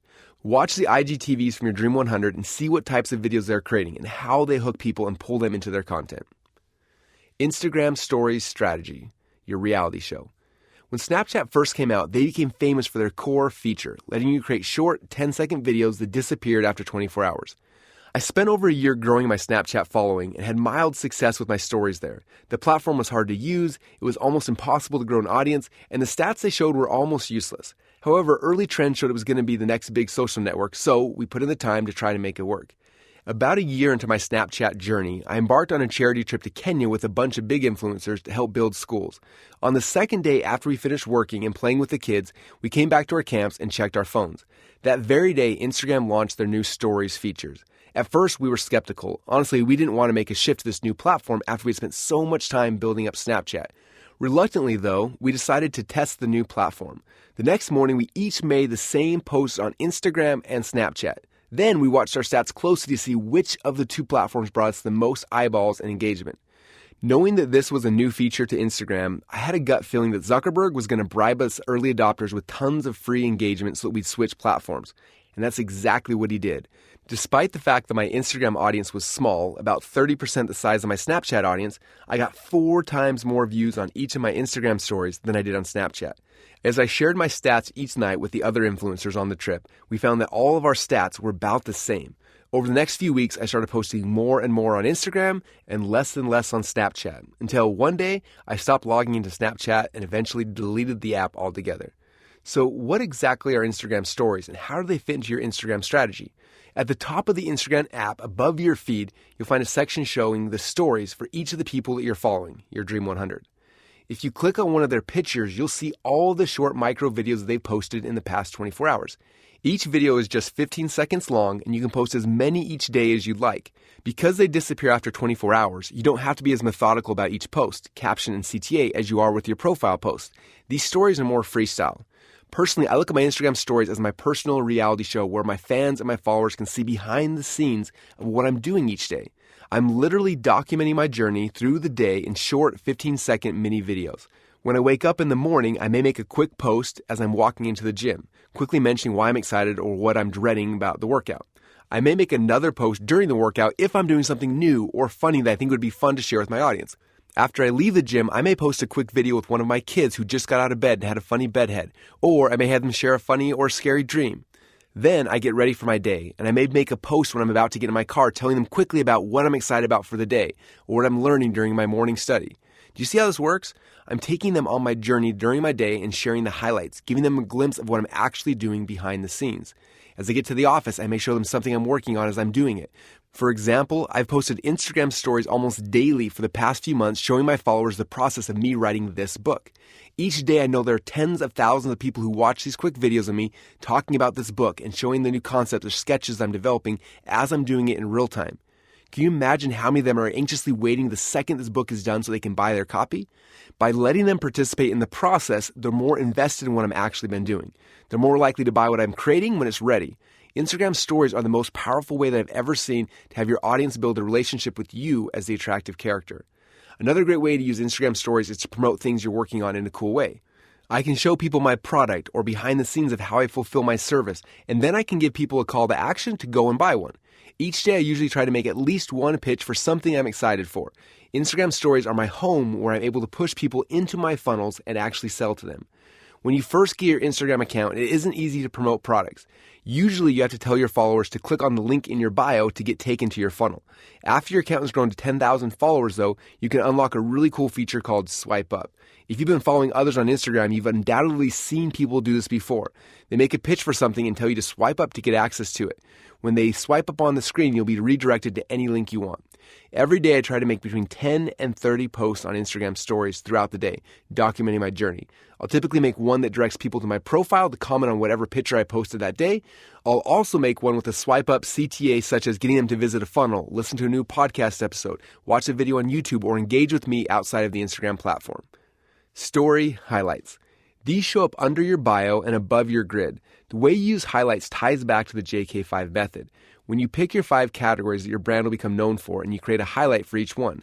As you make cool stories that tie back into one of those 5 categories, you can save them as highlights and they will automatically be saved in this folder. This is a really cool way for people to see the highlights over the past month or years tied to your core categories. Highlights mini webinar hack. We have a little trick that we use to leverage highlights to sell a lot of products. About once per month, I pick one of my products that I want to promote. I block out a full day in my stories devoted to promoting that product within a mini webinar. Basically, throughout the day, I'll post 15 to 50 stories going through a scripted presentation to sell one of my products. Of course, I'll usually make a ton of sales on that day, but because I save it as a highlight, it'll continue to sell for me every day. Let me walk you through the script for this mini webinar. In the first 3 stories, I ask 3 yes or no questions that I know will hook my viewers. For those who have read Expert Secrets, these questions will seem familiar as they sync with the perfect webinar script. Question 1 is about the vehicle that we're trying to get them into. Question 2 relates to their internal struggle, and question 3 deals with their external fears. I ask each question, and then I let my followers answer yes or no. My next few stories will relate back to the questions I just asked. I like to use the framework feel, felt, found. I might say something like, I understand how you feel. I felt the same way, and this is what I found. Then I make a few stories introducing a special offer I created that will solve the problems people said yes to in the first 3 stories. Over the next 5 to 20 stories, I'll show the proof. I'll say something like, don't take my word for it, check out what others are saying.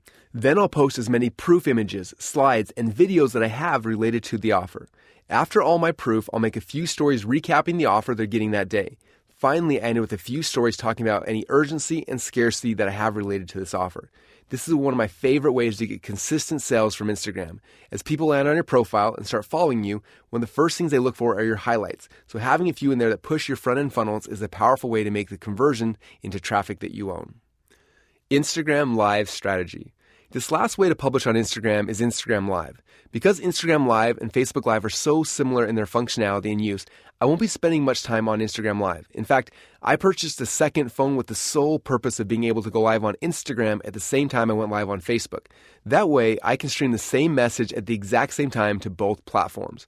One difference between Facebook Live and Instagram Live is that all lives on Instagram are stored on the platform for only 24 hours, and then they're gone. On Facebook, however, your lives are stored on the platform forever, so you can continue to boost and promote your lives. I'm eagerly waiting for the day that Facebook and Instagram will just let you stream one message to both platforms at the same time. Until then, if you don't have a second phone, you may just want to borrow a friend's phone anytime you go live to get the extra eyeballs to your message on Instagram. Or you can also do your Facebook Live from your laptop and then Instagram Live from your phone. If you're not able to live stream on both platforms, I suggest you focus all your live efforts on Facebook, as your message can get more views over the long run. We'll talk more about the strategy of lives in the next chapter with Facebook, but just know that this is the other area of the app that I treat like my home. In other words, I use this feature to sell things to my existing followers. Your publishing plan. Each section inside of Instagram has different strategies on how you should be publishing. It's a lot, I know, I get it. When I first started looking at this platform, I thought that publishing on it would be another part-time job. So for me to get this to work, I had to build out a publishing plan that I could do in less than an hour each day, and that was simple and effective enough for me to stick to it. Using this publishing plan will help to make sure that you're using every second on Instagram to its fullest. You can follow my publishing plan to a T, or you can tweak it to fit your own process. To see my Instagram publishing plan, make sure to look at the supplemental PDF where you can print it out and keep it by your computer. Number 4, work your way in. As you're following your publishing plan and posting your content hooks using the right hashtags, you're going to start showing up in the feeds of your dream customers. Having great content for a consistent period of time is the baseline strategy for growth. The next level of growth starts when you tap into your Dream 100 and their following using the power of Instagram TV. I told you earlier that we use IGTV to publish produced videos answering questions that our audience has been asking us. The only problem is that the only people who see these videos are the ones who follow us or those who happen to see our hooks in their feed. As we thought about this problem, we wanted a way to stimulate growth in our channel a lot faster, and that's when it hit us. We could do a question and answer collaboration or collabs with our Dream 100. Let me explain how it works. A while ago, I got a question from one of my followers who was trying to figure out why they were struggling with growing their company. I could have easily made a video response and posted it, but then I had an idea. There are other people who are actually more qualified than me to respond to parts of this question. So I messaged Steve J. Larson and told him that someone had asked me a really good question and that I was going to answer it on video, but I'd love if he'd answer it too. He agreed, made the video response, and sent it to me. I also made a video response. Then I took our 2 responses and I created an Instagram TV video and I posted it on my profile and tagged Steve in the video. A huge number of my followers watched the video, heard Steve's response, and went and followed him. I then gave him the same video and asked him to post it to his IGTV. He posted it, tagged me, and I got a huge stream of new followers from his account as well. This collab added thousands of new followers to my account almost overnight. We now try to do these collabs with my Dream 100 as often as possible. Often we'll do question swapping, where I ask them a question and then they'll ask me a question back. We post it on our feeds and both channels grow. You can do similar things when you meet your Dream 100 in real life, at conferences and events. Take a picture with them, post it to your profile tagging them, and have them post it to their profile and tag you. The possibilities are endless. Creative ideas like this are the key to working your way into the following of your Dream 100. Step number 5, buy your way in. To quickly grow your Instagram following, you need to show up on your Dream 100's channel. Our favorite way to buy our way in is by getting a shout out. A shout out is exactly what it sounds like. Basically, one of your Dream 100 posts on their profile or in their stories about you. In their shout out, they'll usually mention you by name, tell people to follow you, and they'll tag you.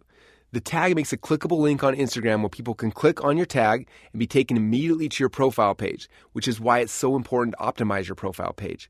For example, we found someone on our Dream 100 list at PR Boss Babe, sent her a copy of my 30 Days book when it first came out, and paid her to do a shout out. She posted a picture of herself with the book, told the story of the book, and then shouted me out by tagging me. This tag directed people back to my profile to find out more. She made the post on her profile, and she also published a few stories with swipe ups that took people directly to the book funnel. This post was shown to her over 82,000 followers and received 4,978 likes and drove hundreds of people to start following me. You can approach people in your Dream 100 to do paid shoutouts, but there's also a lot of agencies that specialize in getting shoutouts for you. You can hire them and they'll do all the work to find the right people, get you the shoutout, and get people on your profile page. Step number 6, fill your funnel. The last step in this framework is to use all of this exposure and engagement to convert all this traffic into traffic that you own. The first phase is creating your publishing plan and putting out your content hooks to start growing your following and build a relationship with them. We use your Instagram profile and TV to find people and turn them into subscribers. We can work our way in with collabs and buy shoutouts to speed up the growth. As your following is growing, you can then start using your Instagram stories and get people to swipe up and push your followers into your funnels.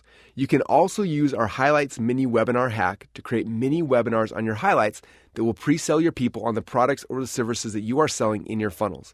The last step is to start running prospecting ads, as shown in secret number 9, to find more of your dream customers and move them to your retargeting bucket so that you can get them into your funnels. Everything you are doing now is all for the purpose of moving these people into your value ladder and ascending them up so that you can serve them at a much higher level. Secret number 11, Facebook traffic secrets. Around the same time that Google was trying to figure out how to create the best search engine ever, other entrepreneurs were trying to solve a potentially bigger opportunity. Everyone was starting to plug into this World Wide Web, so there had to be a way to socially connect all these people together in a user-friendly interface. There was a race to create the social network that would stick, and with hundreds of millions of dollars being thrown at the opportunity, the reward for the winner of the social arms race was huge. Step number 1, understand the history and the goal. The first attempt to create a web-based social network started back in 1997 with a startup called 6degrees.com, which was based on the concept of 6 degrees of separation. People were able to create an account, add their friends, and message people within their first 3 degrees of separation. They could also see how anyone on the platform connected back to them. It was one of the first attempts at social media that looked similar to what we now have today. The next wave of tools that were created to connect us socially were online messengers. It started with ICQ in 1996, followed by AOL Messenger, Yahoo Messenger, MSN Messenger, and finally Skype in 2003. In 2002, we saw the launch of Friendster and the concept of social circles, which mimicked how people were really connected in the real world. This algorithm eventually beat out 6degrees.com, which went out of business just 4 years after it started. 1 year later, other companies showed up based on the same social circles concept, such as LinkedIn, High5, and MySpace.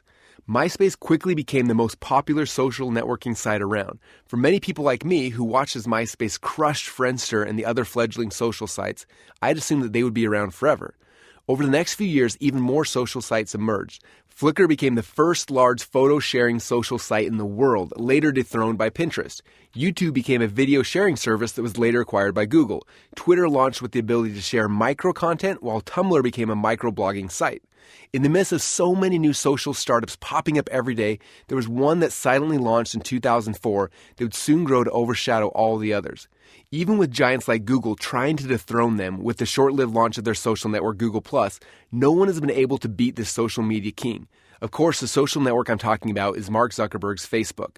The story of Facebook's rise has been documented in movies and books and talked about so much in the media that I won't spend much more time here on its history. Mark's launch strategy started by allowing only people with a Harvard email address to get an account. Then he slowly extended access to other colleges and eventually extended access to everyone. At the time of this writing, Facebook has 2.7 billion users, and 2.1 billion people use one of Facebook's core services, including WhatsApp, Instagram, and Messenger, every day. Yes, over 1/4 of the world's population is plugging into Facebook's network daily. It's the biggest social party of all time, and unless some type of government regulation breaks up their monopoly, it will continue to grow.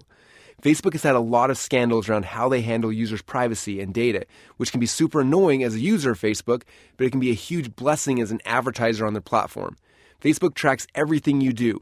What do you like? What things do you comment on? What types of posts do you engage with?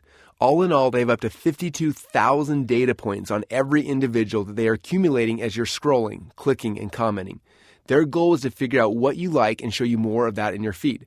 The better your experience is on Facebook, the more likely you'll spend more time there. And the more time you spend there, the more ads they can sell to marketers like us. Because Facebook is tracking so many aspects of your behavior, it gives us advertisers the ability to target people based on what they'll probably like, their interest. As mentioned in secret number 1, Facebook was the platform that originally gave us the ability to start using interruption marketing. where we could target those who were interested in what we were selling. We could interrupt them with a great hook, tell them a story, and then make them an irresistible offer. Over time, the algorithms that judge which posts or videos get the most exposure on Facebook's platform continues to change. 5 years ago, it was all about making videos that were shareable. If you knew how to get the shares, your videos would get millions and millions of views overnight. As soon as everyone collectively learned the algorithm, then agencies started to pop up everywhere guaranteeing to make you a video that would go viral because they knew the algorithm and it worked. Then Facebook went public and they needed to raise more money, so Zuckerberg snapped his fingers and changed the algorithm. The new algorithm no longer rewarded people for having amazing shareable content. That didn't make them money, which was necessary for stock prices to go up. He needed to change the algorithm so that Facebook could show higher returns for their investors. Overnight, the majority of free viral videos died, replaced with a new algorithm that required you to buy ads to boost and promote your videos. With these changes, it required you to buy views to your videos. If those people who saw your paid videos liked it and a certain percentage of them shared it, then Facebook would reward you with free viewers. When this would happen, for every paid eyeball you got on your video, you would get 2 or 3 views for free. We used to call these videos forced viral videos, and they became the new standard for each video we created. About this time, there was a land grab for each platform to be number one with live video. Twitter bought Periscope, and it started to become the number one place to stream live videos. I remember those days because I was on Periscope streaming live almost daily. That is, until Facebook launched Facebook Live. To this day, I still like Periscope's app better. Personally, I think that their streaming service and pretty much everything else about it was way better than Facebook Live. But Facebook wanted to become the platform for live video streaming, so they changed their algorithm. After the change, when you would go live on Facebook, you would get hundreds or thousands of people to show up for free in just seconds. They rewarded us for going live to force us all to switch to them. Then, after they won and beat out all the competitors, then they took away as much of the organic reach and made us pay to get more views to our videos.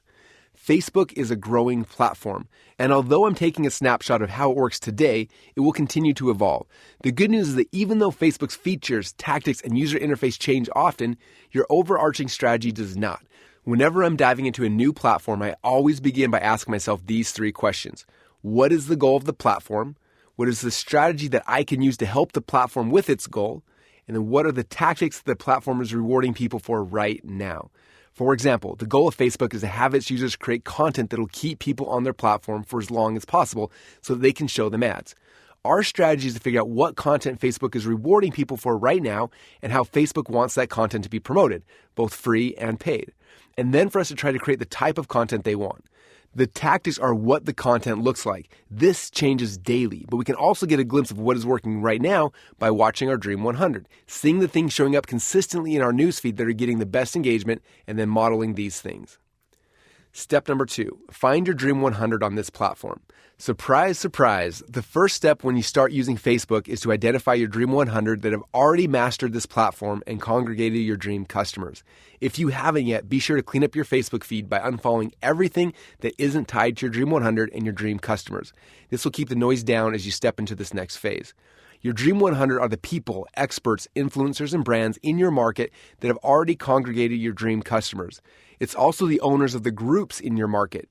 Each of these people and groups have their own social party happening, and your goal is to first identify the party attendees, for example, the people, brands, interests, and groups, and then to leverage Facebook to get these people into your funnels. There will likely be a few big names in your market that you're already familiar with, which is where I would start. Find their fan pages and like and follow those pages. Then find their personal pages and try to friend request them and follow their personal profiles too.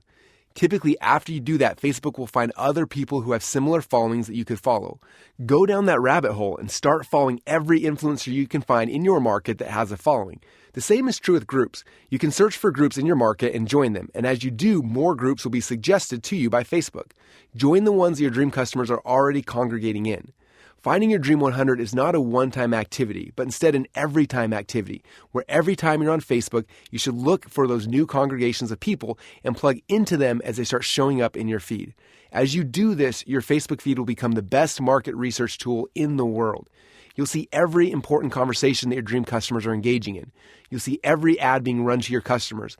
You'll see the messages they're exposed to, the people they connect with, the pains they have, the questions they want answers to, and the opportunities you can create to better serve them.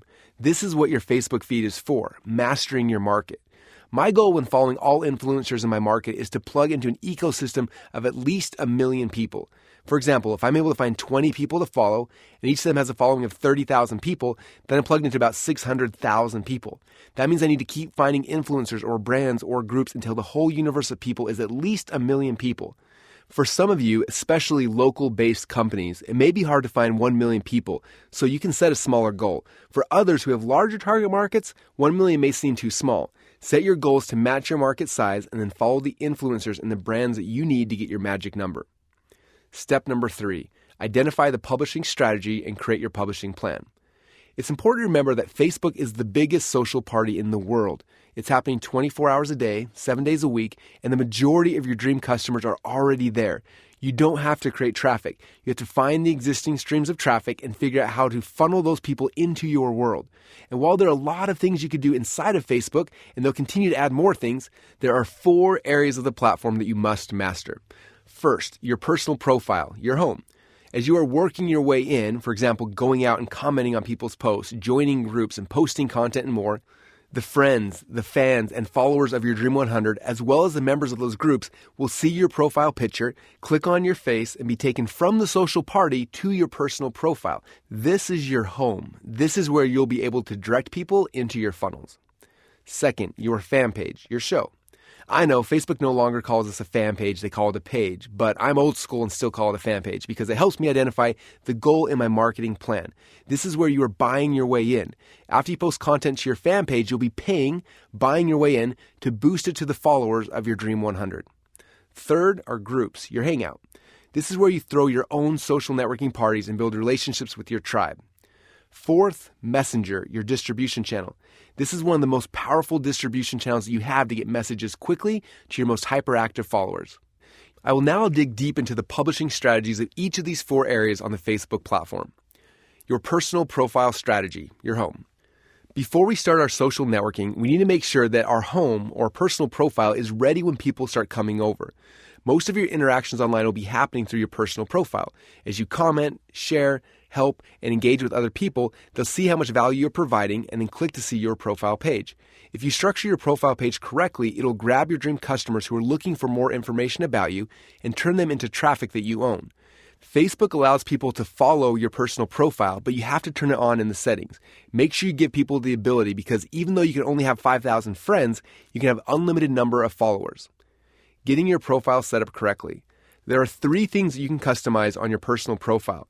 You have to be careful because Facebook doesn't want your personal page to be for business, so none of these elements are meant to be hard pitch for anything. Instead, it serves as a landing page where people can get to know you better and decide to be a friend or a follower who will see your status updates in the future. Your cover photo.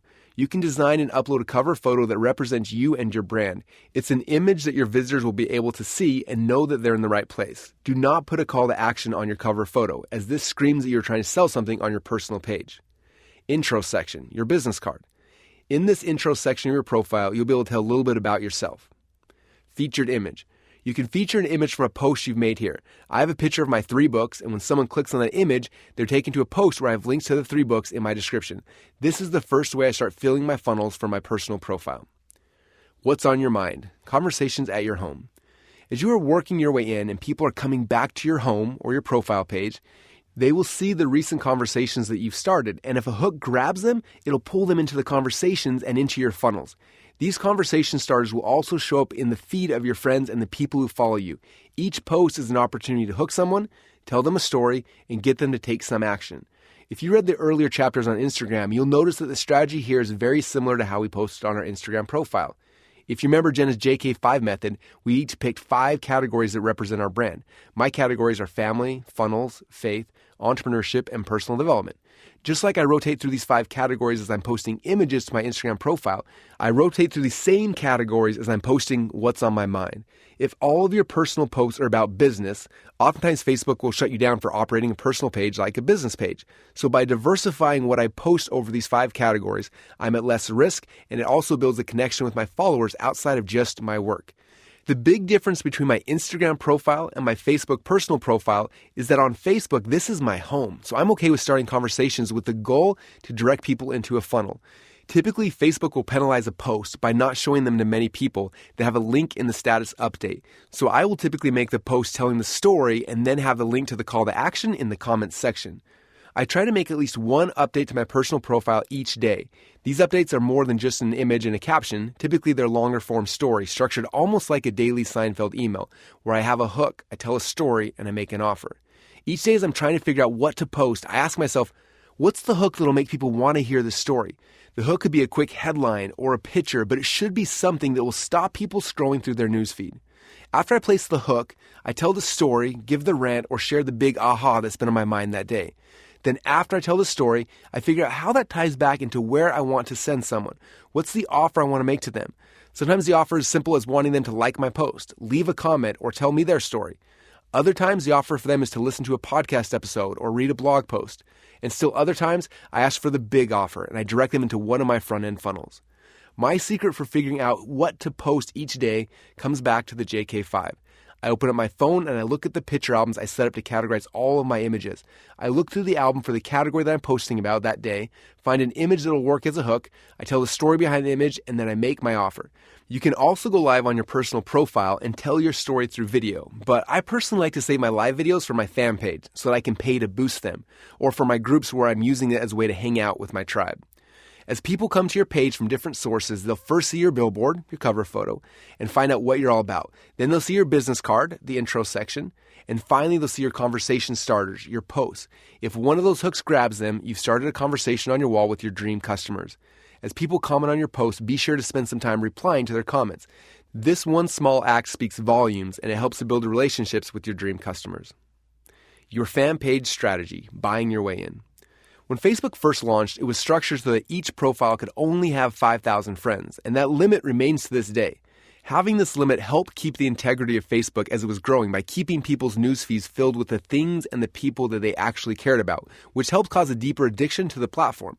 The problem was that it made it hard for businesses and brands to really do business online because their pool of potential customers was just 5,000 people. Other social networks didn't have this limitation, which caused people to mass create accounts to build up fake followings. Later, Facebook did create a way where people can follow your personal profile without being an actual friend, which has made the strategy I shared earlier so much more powerful. A few years later, on November 6, 2007, Facebook launched Pages, which I'll refer to as fan pages, where a person or a brand could have followers or fans on that page. There was no limit to the number of fans that somebody could have. Adding pages gave Facebook the ability to see the things that people were interested in more closely. And this paved the way for Facebook's advertising platform that we came to love so much. The first question I get from almost everyone I know who starts trying to drive traffic from Facebook is, do I need a personal profile page and a fan page, or can I use just one? My answer is always that you need both. Each one has a different role, and both are essential. Your personal profile is how you get free, earn traffic, working your way in, while your fan page is how you get the chance to buy traffic, buying your way in. You should view your fan page more like your website. Julie Stoyan, who served as the ClickFunnels VP Marketing, said, think of your Facebook page as the Facebook version of your website. I treat this page very carefully. I only put the most curated and best content on this page.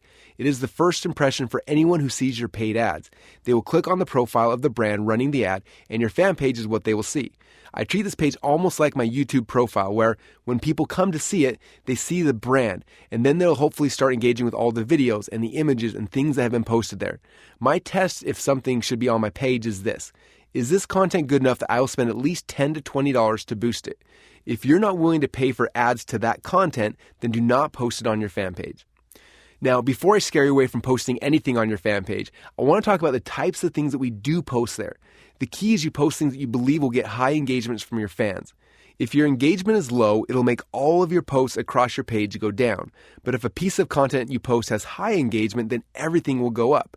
Often I'll use my personal profile or my Instagram feed to start testing material and images and find the hooks and the stories that people resonate with. And then I'll turn those things into more produced content on my fan page that I can boost with money. There are 4 things that we post on our Facebook fan page. Let me walk you through each one and the strategy behind how we use them. Produced value videos. These are videos that have good hooks and stories, but no offer. The direct response marketer in me hates these videos, but the branding marketer loves them. For some reason, when you have a call to action, people will rarely share your videos. By not having a call to action, if people love your videos, they'll like, comment, and share, and that's how you get paid for this content. This increased engagement will boost everything else you do on your fan page.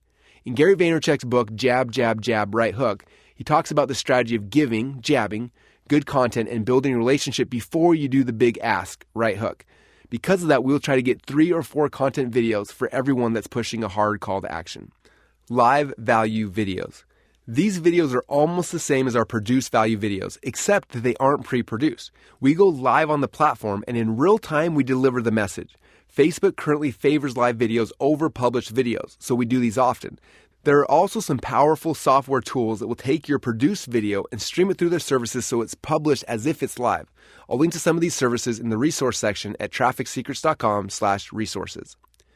Live perfect webinars. These are the right hooks that will become your big paydays. If you've been providing value, now you have the opportunity to actually sell to your audience. In Expert Secrets, I share my perfect webinar script, and I showed you Kaylin Poland's perfect webinar hack, where Kaylin started using the script on her Facebook Lives to direct people into her front-end funnels. Jamie Cross from MIG Soap also modified the script into the 5-minute perfect webinar that is a powerful and simple script to use on your Facebook Lives to drive people into your front-end funnels. You can print out these scripts for your own use by going to trafficsecrets.com/resources. Curated content from your other platforms. Reruns. I'll take content that I'm posting on my other social networks that are getting high engagement and I'll post it on my fan page. I don't link out to that content. I'll actually repost it here natively. For instance, with my YouTube videos, I'll upload them to YouTube, but I'll also upload them separately to Facebook. I look at this reposted content similar to how we view reruns on TV. The videos are there and we may watch and engage with them, but we're eagerly waiting for the new episodes of our favorite show that are coming out soon. After we post any of this content, we always do exactly what Julie suggested. I spend $10 to $20 boosting this content. Sometimes the goal is to get engagement on the pitch-free content with a goal to increase what happens when I post my live perfect webinars. When there is a live that pushes to a funnel, if I at least break even on my ad spend, I'll keep running the ads until I start losing money. Sometimes the Facebook Live video ads will be profitable and we'll keep running ads to it for months. Your group strategy, your hangout. When I got started online, before there was Facebook, there were forums. I was a member of a dozen or so marketing forums that I would frequent each day to ask questions, get answers, and grow my personal brand. The owners of these forums were powerful. They had a huge congregation of people hanging out at the party that was happening at their house every day. The conversations that happened inside of these forums were the things that shaped our industry. I realized that if I wanted to have control over the direction of our market, I needed to be the one who ran the parties where everyone hung out. After all, the person throwing the party generally has the most influence in the group. I decided right then that I needed to start my own forum. Back then, I had to get software to run the forum, servers to host the sites, and about a dozen other things. It took me months, but I finally ended up launching a forum that grew pretty large. About that time is when Facebook launched their groups. I was a little hesitant to create a new group, but because traffic to my old forum was drying up as people were shifting their habits to Facebook, we decided to give it a try. We created the first official ClickFunnels group and invited new customers into it. At first, we used it as a way to help take some of the responsibility of support off of our shoulders to get the community to help serve each other. But then it started to grow. We told new members to come join our community and meet other funnel hackers and share their ideas. And then Facebook started to promote the group as well. Soon we had thousands of people a week joining without us spending a penny on advertising. As of the writing of this book, we have over 223,000 people in that group, and Facebook adds over 1,200 new members per week. Our members currently average a total of over 317 posts per day. That's one every 5 minutes around the clock. There are over 9,414 comments and reactions per day. That's one every 9 seconds, and well over 250,000 each month. Some of our top posts can get 30,000 to 50,000 impressions each, which is all free, organic traffic. Facebook wants people to build groups, and as of this writing, they are rewarding people for doing it. I saw a commercial on TV the other day from Facebook promoting groups. Yes, they are actually buying commercials on TV to promote them. Can you see the irony here? One of the biggest advertising platforms in the world is trying to find more ways to get people building groups on their platform. For some reason, they want people building groups to increase the experience for their users. So that is where we're spending a lot of our time right now. Your group is your own personal party. It's a place on social media for your people to gather, hang out, and talk. I'm a big believer that most companies should have a group where the members of their community can network. It will become a huge source of traffic for you, turning your warm audience into raving fans, and give you the ability to be an influence on one of the most important groups in your marketplace. I try to do a weekly hangout in my group where I can talk to our tribe and build a personal relationship with them. As of today, we have over 1,000 people per month that join ClickFunnels directly from this group.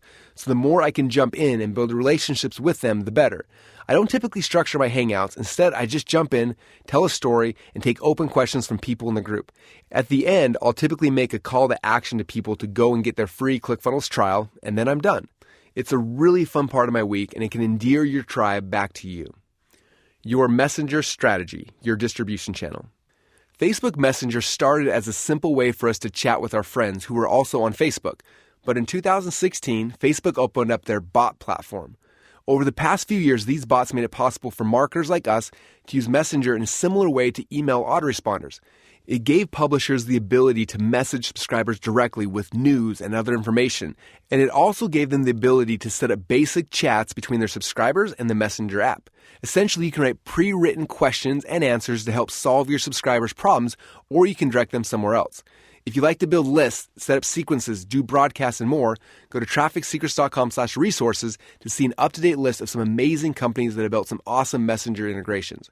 I won't mention any specific ones in the book because companies come and go, but I'll update the list online so it always has the best messenger integrations to work with. Messenger has rules to protect it from being used as a platform where people are sending out spam.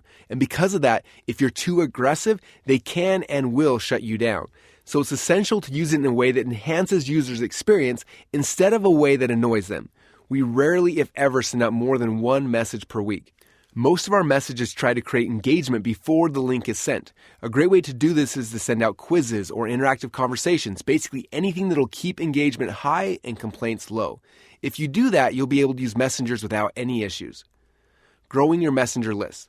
There are 3 core ways you can grow your messenger list. First, when people come to your fan page, you can have a messenger pop-up start a conversation that will add them to your messenger lists. Second, on your landing pages, you can have people select a box that will add them to your messenger list. Most of the messenger chatbot growth tools make it easy to add these to your landing pages. The third, and my favorite way, is to create a simple lead magnet and leverage your fan page to grow your messenger list. Some of the messenger growth tools make it easy to add people to your list when you do certain actions. For instance, when people click a button on your post or comment with a certain keyword, you can add them directly to a specific messenger list and it'll send them a lead magnet right away. Allison Prince showed me one of my new favorite models for how to do this.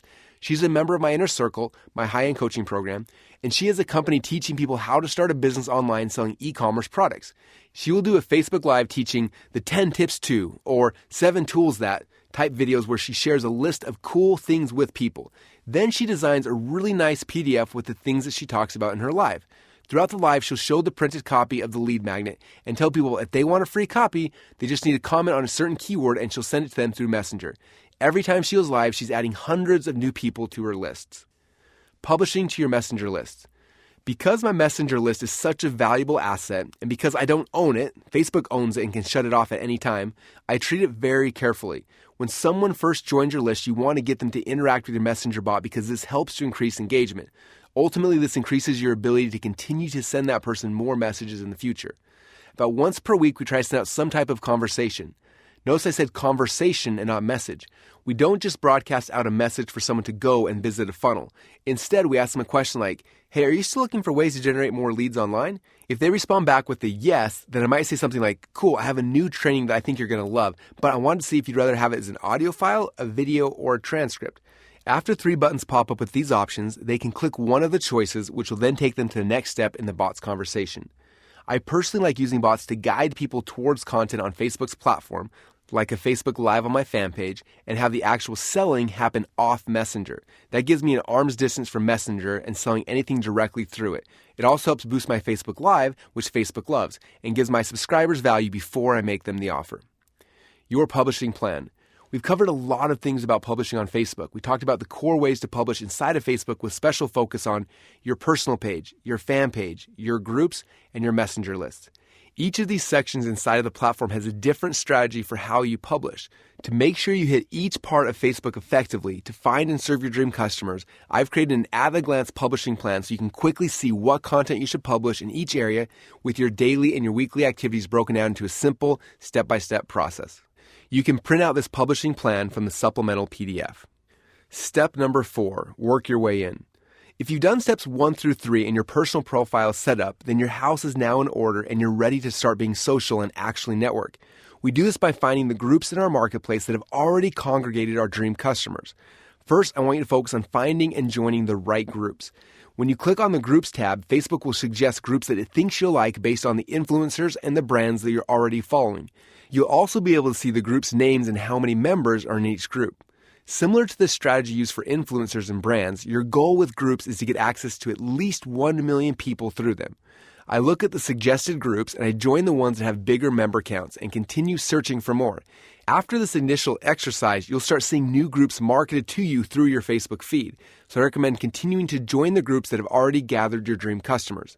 For example, if I'm a photographer and I type photography into the group section of Facebook, it'll pull down dozens of groups I can join. In this case, there are over 507,000 people at 4 parties talking about photography. These are the parties I'll be going to and networking at. Keep going to parties, in other words, joining groups, until your reach in these groups is over 1 million people. Now, some people think that networking means going into these groups and spamming out links to your front-end funnels and hoping that people will click on them and join your list. This is not what I'm talking about. In most groups, this will get you kicked out almost immediately and will ruin your reputation in the market. Instead, every day I go into each of these groups and I try to see what questions people are asking that I know the answer to. As soon as I can think of something awesome that I can share, I write a value-filled post and post it to the group. No pitch, no ask, just value. That is the secret to good networking. You are coming to serve, and if you do it consistently, people will see you and they will follow you back to your home. But the secret is giving without withholding. This is the beginning of your value ladder, and the more value you give up front, the more people will want you. After I make my post, I scroll through the other questions and I try to comment or reply to at least 3 questions per group, and that's it. I spend 30 minutes total each day participating in these groups, providing value and answering questions, and then I'm done. Consistency is the key. Keep providing value and do not sell anything. Remember, your goal is to become the cool kid at the party, and if you provide value, everyone will want to come back to your house to hang out. This strategy takes a little time, but if you are consistent and people see you showing up consistently, they will want to find out more. They'll click on your profile and they'll follow you. You'll be pulling people from these cold and warm groups and turning them into hot traffic that will start engaging in the conversations that you're posting on your personal profile. Step number 5, buy your way in. There are a lot of companies who don't really want to get into the whole publishing game and want to focus only on paid ads instead. While I think that's very short-sighted, I do understand because it allows you to get ads up and running and to be able to test offers quickly. If you decide to start solely with paid ads, I would still recommend going back sometime soon and building the content foundation, because doing so will create a more stable, long-term foundation for your business. As I discussed earlier, when new platforms come out, content creators are rewarded with free traffic to create adoption on the platform. Soon, though, the platform transitions to paid ads, and the content creators see less and less free traffic. Eventually, they have to pay for traffic. This is where the platforms will make their money long term. So even if you're getting traction with your content strategy, it's essential to master paid ads if you want to be relevant long term to amplify your content, videos, and the ads that you create. All the paid ads happen on your fan page. This is where you can boost or pay to get your content shown to the followers of your Dream 100. Every video you post, every image you publish, and each post you write on your fan page can be promoted through Facebook's Ads Manager. You can also make unpublished posts that don't show up on your feed, but that you can start using to throw out hooks to grab the attention of your dream customers. Remember from secret number 9 that the more creative you can put out, the more success you will see. Use all these hooks to grab your dream customers from your prospecting pools, pull them into your retargeting buckets, and direct them into your funnels. Step number 6, fill your funnel. As you know, the last step of the framework is to take all of this attention and use it to fill your funnels. At first, you do it by working your way in. As you go out into Facebook's groups and start networking and providing value, you'll be pushing people back to your personal profile, your home. On your personal profile, you'll be rotating through the JK5 categories and making posts that can hook people when they show up to your page, as well as your friends and your followers, and direct those people into your funnels. To build an even stronger relationship with your friends and followers, you can invite them to come to your own social networking party, your group, where they can network with others and be part of your weekly hangout meetings. On your personal profile, they are only able to respond to posts you make, but here they can start their own conversations and get a sense of belonging inside of your tribe. After your social networking strategy is up and running, transition your focus to buying your way in with your fan page, where you'll be producing and posting content that you feel good enough about spending $10 to $20 to boost it. These will be seen by your existing audiences and help build a stronger relationship with them, as well as directing them back into your funnels. But you'll also be targeting the followers of your Dream 100 and the interests of your dream customers. This means that you are paying for these videos, posts, and ads to show up in their newsfeed. Remember to study Secret 9 to know the best way to target your dream customers and pull them into your funnels. Your number one goal is to transition the traffic that you are earning and buying into traffic that you own by taking them through one of your front-end funnels. Secret number 12, Google Traffic Secrets. The first time someone told me about Google, I was at a public library in 2001 in New Jersey, frustrated at how hard it was to find things online. The lady sitting next to me leaned over and said, "You should try Google.com. It's new, and every time I search on it, I'm always able to actually find what I'm looking for." I shrugged and decided to give it a try. I slowly typed it in for the first time letter by letter, and after the search bar loaded, I typed in the same keywords I had tried a dozen times on other search engines. Within seconds, I found exactly what I was looking for. I'm assuming that your first experience was probably similar, and that's why we all kept going back. Step number 1, understand the history and the goal. It was 1996 at Stanford University when Larry Page and Sergey Brin started working on the first search engine called Backrub. At the time, searching on the internet was just starting. Search engines like Excite, Yahoo, Ask Jeeves, and more started to pop up. They each had a different way that they indexed pages and showed their results. Larry and Sergey had the idea that a better way to display search results was to look at the number of links coming back to the page, called backlinks, to estimate the value of that page. They theorized that the more backlinks pointed to a page, the more important the website must be, and therefore the higher it would rank in the search engines. They wrote a mathematical algorithm that was based on that premise and created what is often called spiders to crawl the internet and count the number of backlinks pointing to every web page that they could find, identifying the keyword phrases that are on the actual pages, and then ranking them for those keywords. They found out quickly that their hypothesis was correct. This new algorithm made for a better searching experience for the end user, and it started to grow fast. The first year they hosted Backrub on Stanford's servers, but eventually when they used up too much bandwidth, they had to move it. On September 15, 1997, they registered Google.com and launched a dynasty based on a simple algorithm. Google's algorithm made the so-called cream of the World Wide Web automatically rise to the top of the search results. In turn, the companies whose sites were indexed at the top of the search engines for certain keywords got flooded with so much traffic, so many visitors, and so many leads that many of them just couldn't keep up with the business. Being ranked on the first page of Google for a major keyword could bring you hundreds of thousands, and in some cases, millions of dollars overnight. With that much money on the line for each ranked keyword, almost everyone who noticed what was happening wanted to be at the top no matter the cost.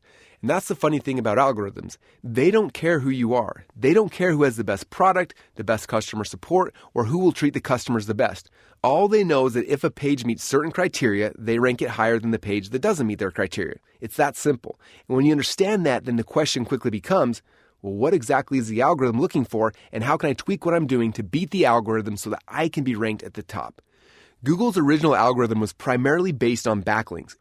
If you had 100 links on other people's websites all pointing back to your page, and your competitor had 101 links, your competitor would outrank you. As soon as people hacked the algorithm and figured out what made them win, they would then do whatever they needed to rank on top. I first discovered this when I was launching one of my very first funnels ever. It was for my product teaching people how to make potato guns. I did some very basic keyword research and found out at the time there were about 18,000 people per month searching for the keyword phrase potato guns. I was shocked that there were so many searches and no one was selling a product showing people how to make a potato gun. So I made a DVD, set up a funnel, and I tried to get traffic.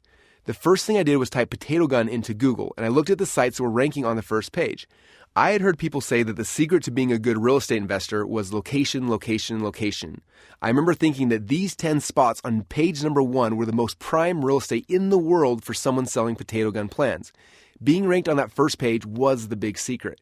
I had to figure out how to get on that page, and the first step was figuring out the algorithm that decided which pages deserved to be at the top. Google was still in its infancy back then, and I started researching how to outrank my competitors. I learned that the only thing that really mattered was backlinks. There were a few rudimentary tools that would show you how many links a page had, and within minutes I knew exactly how many links I needed to be on the first page and how many links I needed to be at the top spot. After that, it was on like Donkey Kong. I started doing everything in my power to get links. I would buy links from people. I found sites that would let me post links in their directories. I would post in forums and link back to my page. I would basically drop links on any and every page that would let me, including free-for-all or FFA pages, which were later nicknamed link farms, where you could submit as many links as you wanted. Within days, I saw my site move from the 100th page in Google to the 50th, to the 20th, and finally all the way up to the second page. I was almost there. I was so close I could taste it. Within days, I would have my new potato gun storefront property listed on the most ideal real estate in the world, page 1 for my dream keyword. And then it happened. It was my first of many experiences with the Google slap. Overnight, my page was gone, dropped from the search engines forever. I didn't know why, I didn't understand where it went, but as I went looking for the answers, I saw that it wasn't just me. In the big scheme of things, my potato gun keywords were tiny. While 18,000 people might seem like a lot when you're printing and shipping DVDs from your basement, it was tiny in relation to other keywords. Some keywords get hundreds of thousands or millions of visitors a month. Imagine being on page number 1 for hotels or cars. These keywords can and do make hundreds of millions of dollars for those who can hold their spot at the top. But even the phrase emergency plumber in Boise, Idaho will grow a local company faster than anything else one could ever dream of. So what was the Google slap? Well, each slap is different and issued for different reasons, but the main reason always comes down to the battle between Google and the marketers. Google wants to show its visitors the best web page for every search. Marketers like us want our web page to be shown at the top. The battle between us and each platform is why the algorithms have to consistently change and evolve. That's why almost every book that's ever been written on getting traffic online is obsolete within months. These slaps happen with Google. They also happen with Facebook and Instagram and YouTube. As soon as the platform figures out the perfect algorithm that shows the best results, us marketers all start using our creative minds to figure out how to hack the algorithm so that we can be in the number 1 spot to make our videos go viral or get our posts, pictures, and images to get the most likes, shares, and views. With each keyword, image, or viral video potentially being worth millions of dollars, these platforms have created a scenario where the smartest people in the world are all focused on reverse engineering the algorithms for themselves to get and keep their companies at the top. That is why in this book, I'm never going to tell you how to hack an exact algorithm. We never really know exactly what it is, even though we can get close by modeling what is currently having success. And it changes constantly. So instead of showing you how to hack the exact algorithm, I'm going to show you the history of each algorithm as well as the changes that have taken place over time. After all, understanding the history and the changes make it easy to see the future and where things are going. I'll show you how to figure out what the algorithms are right now on each platform so you can play the game that is working today in real time. The real secret to traffic isn't knowing exactly what the algorithm is before you get on each platform. The real secret is being able to look at each platform and quickly figure out what the algorithm is now. Let me quickly take you through the history of each Google slap so you can understand the evolution of the algorithm and where it is today. The 4 phases of Google. Phase number 1, popularity through backlinks. As you've just seen, the big breakthrough that made Google the best search engine in the world was that they ranked your webpage based on how many other pages were talking about you and linking back to you. Each link that someone else posted on a page that linked back to your website counted as a vote and pushed your page up through Google's rankings. The game was fun. You would pick a keyword you wanted, find out how many backlinks the person who ranked number 1 had, and then you only needed to get more backlinks than they had. For example, if number 1 spot had 100 backlinks, you needed 101 to replace them. The problem is that it also created a game that was really easy to win if you were okay with spamming the search engines. People would hire huge teams of workers overseas to post their links on every website they could find. Eventually, software was built that would allow you to post hundreds of links with a simple click of a few buttons. What started out as the perfect ranking algorithm quickly became a cesspool where the most spam pages rising to the top. This didn't give Google's users a good customer experience, so they had to make changes. Phase number 2, page rank and on-page optimization. To clean up this mess, Google started to look more closely at 2 things. The first was the actual quality of the links that were pointing back to you. They created something called PageRank to give quality score to every page. This made it possible to assign a weight for every link that was pointing back to your website. No longer would 101 links beat out 100 links. Instead, if you had fewer links coming from higher quality pages, you could win, even with much fewer links. This solved a lot of the problems for Google and cleaned up the results for a while, but inevitably it made people start focusing their spamming efforts on better sites. Pretty soon, a whole underground industry popped up where you could buy links on high PageRank sites. Because garbage sites were rising to the top of the search engines, Google had its spiders look more closely at the actual content that was on the pages, not just how many links the web pages were getting. Google rewarded people who structured their web page content in a way that gave people the best user experience. This created a whole new industry of specialists who became amazing at doing on-page optimization, essentially creating pages that Google loved to rank high. But as happens with most good things, the marketers mastered the algorithm again. They created software that would find articles from other people's sites, scrape the articles, rewrite them. We used to call it spinning because it would take a percentage of the words in the article, look for other words in the thesaurus that had similar meanings, and replace the original words with the new similar words so it looked like a new article, and display them in a way that would trick Google into ranking them high once again. Ultimately, it still gave end users a bad user experience. As good as Google's algorithm was, people kept finding ways to beat it. Phase 3, the Google Zoo, panda, penguin, and hummingbird. Starting in about 2011, the organic Google slaps began, meaning Google had made a bunch of huge algorithm changes designed to clean up their search engine results. Each update was given a name of an animal. It started with Panda, which killed content farms and scraper sites that people had been creating to beat the algorithm. In 2012, Penguin went live, penalizing people who were buying links or obtaining them through networks that were designed to boost search rankings. In 2013, Hummingbird figured out the intent behind the search rather than just the keyword itself, giving Google the artificial intelligence it needed to figure out what people were actually looking for.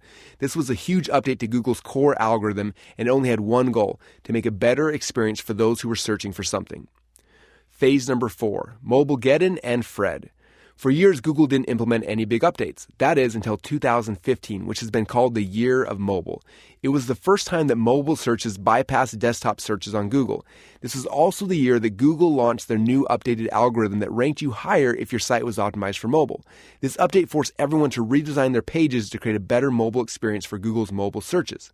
2 years later, we were introduced to the update that was unofficially named Fred. This update is one that I think is most important for us to understand, as it gives us the pattern to be successful with search in the future.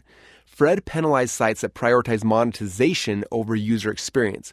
If your site had low user engagement, was thin in content, or had content heavily geared towards conversion, pop-ups, and aggressive advertising, you lost your rankings overnight. So why are Fred and all of its predecessors so important? They help us to see Google's core goal, a better user experience. If we can align with Google's goals, then they will send you an almost unlimited number of traffic for free. Trying to spam the algorithms may give you short-term gains, but only until Google finds loopholes and closes them. However, the real secret is understanding Google's intent and helping them to serve their searchers. Why does Google care so much about their user experience? Mostly because they still make the majority of their money from paid ads. And if people have a bad experience when they search, they won't come back. So if your goal is to try to figure out a way to deliver the best experience possible to their surfers, then Google will reward you for that. Step number 2, find your Dream 100 on this platform. This is where the search engine starts to become really fun for me. This process is similar to a treasure hunt, looking for the keywords and blogs that you can tap into that bring you thousands of visitors a day, sometimes overnight. In Secret 2, we talked about 2 types of congregations. The first was interest-based congregations, such as influencers, brands, and other things that people are interested in. The second type of congregation we discussed were search-based congregations. Instead of targeting interests, we would be targeting keywords and keyword phrases. For Google, we're going to be building out 2 Dream 100 lists. One list will be the top bloggers in your market, and the second list will be a list of your Dream 100 keywords. Your Dream 100 bloggers. As I started looking at Google, before I put a lot of work into getting ranked in the search engines, I want to find people who have already done the work, gotten ranked, and have readers who are currently reading their blogs. I will be utilizing these bloggers and their blogs in different ways, both buying my way into their traffic streams as well as working my way in. But for now, I just want to identify them and get them on my Dream 100 list. Finding them can be as easy as going to Google and typing in your dream keywords and the word blog after it. You'll then see the top 10 listings in Google for which bloggers have made it to the top. Some of the bloggers will have their own blogs that run on their own domain, while others will use popular blogging networks like Medium.com. You can go to Medium.com and other blog networks and search for bloggers in your market. Make this list and keep it handy, as we'll be leveraging these people soon. Your Dream 100 keywords. It's now finally time to dust off your Dream 100 keywords you wrote down in secret number 2 and focus on getting access to all the traffic that is on the first page in the search engines. Being ranked on page number 1 for one of your dream keywords is the equivalent to owning Boardwalk or Park Place in Monopoly. Owning one or more of these listings in this virtual real estate landscape can fill your funnels with traffic for years to come. Make a list of the keyword phrases that you think your dream customers would be typing into Google if they were trying to find the results that your product or service offers. When I first did this exercise with ClickFunnels, the first 10 dream keyword phrases I wrote down were sales funnels, digital marketing, internet marketing, online marketing, landing page, marketing automation, growth hacking, personal branding, website traffic, social media marketing. I figured that my dream customers would be typing each of these phrases into Google to get the result that my product could give them, and they became my dream keywords. The next step was to find the long tail keywords associated with each of my dream keywords. Often it can be really difficult to rank for the high competitive keywords, so I want to see the long tail keywords that would be easier for me to rank. To do this, take your number one dream keyword phrase and type it into Google. Google will suggest other keyword phrases in the search bar that people often search for when someone types in your dream keyword phrase. These are the other suggested phrases under your search result. These keywords will become your long-tail keyword phrases. Write down your 9 long-tail keyword phrases that are associated with each of your dream keywords that you would like to target. For example, dream keyword, sales funnels. Long-tail keyword, sales funnels definition, sales funnels software, sales funnels for real estate, sales funnels examples, sales funnels for artists, sales funnels templates, sales funnels explain, sales funnels 101, sales funnels for Shopify. You can also scroll down to the bottom of Google after you search for your dream keyword, and it'll show you 8 more keywords that are closely related to your search term. Keep looking until you find 10 solid keyword phrases to focus on. If you do that with all 10 of your dream keywords, you will end up with a list of 100 keywords. This is the simplest way to build out your dream keyword list, but there are many amazing software tools that can help take it to the next level. Many of them will show you how many searches each keyword gets each month, how competitive it is to try and rank for these keywords, how much money you will pay per click from the sponsored ads, and more. I have posted a list of all my favorite keyword tools as well as tutorial videos for my favorites at trafficsecrets.com/resources. Step number 3, identify the publishing strategy and create your publishing plan. Now that we have our dream keywords, we want to funnel hack the search engines to see what is already working for that keyword. To do that, all you have to do is type your keyword phrase into Google, then scan the top 10 results and look for patterns of what types of posts are being ranked. I specifically look for what we call linkable assets, or what I like to call internally a Letterman top 10 list. I call it that because I remember when I was a teenager and my parents would sometimes watch The Late Show with David Letterman. And while I didn't necessarily like his show, there was one segment that I loved, and it was when he would do his famous top 10 list, such as Eminem's top 10 pieces of advice for kids, or top 10 questions that Justin Bieber would answer, I don't know. Then he would list out 10 funny things to go with each list. A linkable asset works similar to Letterman's top 10 list. They will usually be structured with a title like 25 SEO tools to instantly improve your marketing in 2020, or 18 things you could actually eat on a ketogenic diet that you assume were bad for you. These type of linkable assets are what Google loves for a few reasons. The first is that if you structure them correctly, people will love the content so much that they can't help but link back to it. Real, organic, quality links are what Google wants to reward you for, and writing a good article that people naturally want to link to is the secret to getting the right links. The second reason is because these are the types of posts that readers on Google love. Because Google owns the Chrome browser and usually has their analytics code on most of your pages, they can see how long someone stays on your site, how long they scroll for, if they click on your links, and how many pages they visit inside of your site. The more time someone spends on your site, the more they scroll, and the more pages they click are all signs that your end user is having a good experience. These types of articles with their 21 steps or 205 resources, if written correctly, will get people to scroll through your page and spend a lot of time there, showing its value to Google.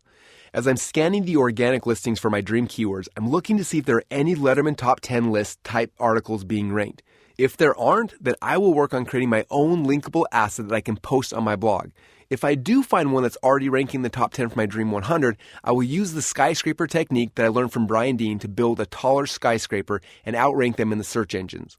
The skyscraper technique works after you have found content that has already generated a ton of links and is already ranking for your dream keywords. And then you model it to create your own bigger, better piece of content. In other words, a bigger skyscraper.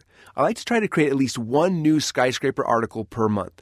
On his blog, Brian describes the skyscraper technique as a way for you to have the content that everyone wants to talk about and link to. Have you ever walked by a really tall building and said to yourself, wow, that's amazing. I wonder how big the 8th tallest building in the world is?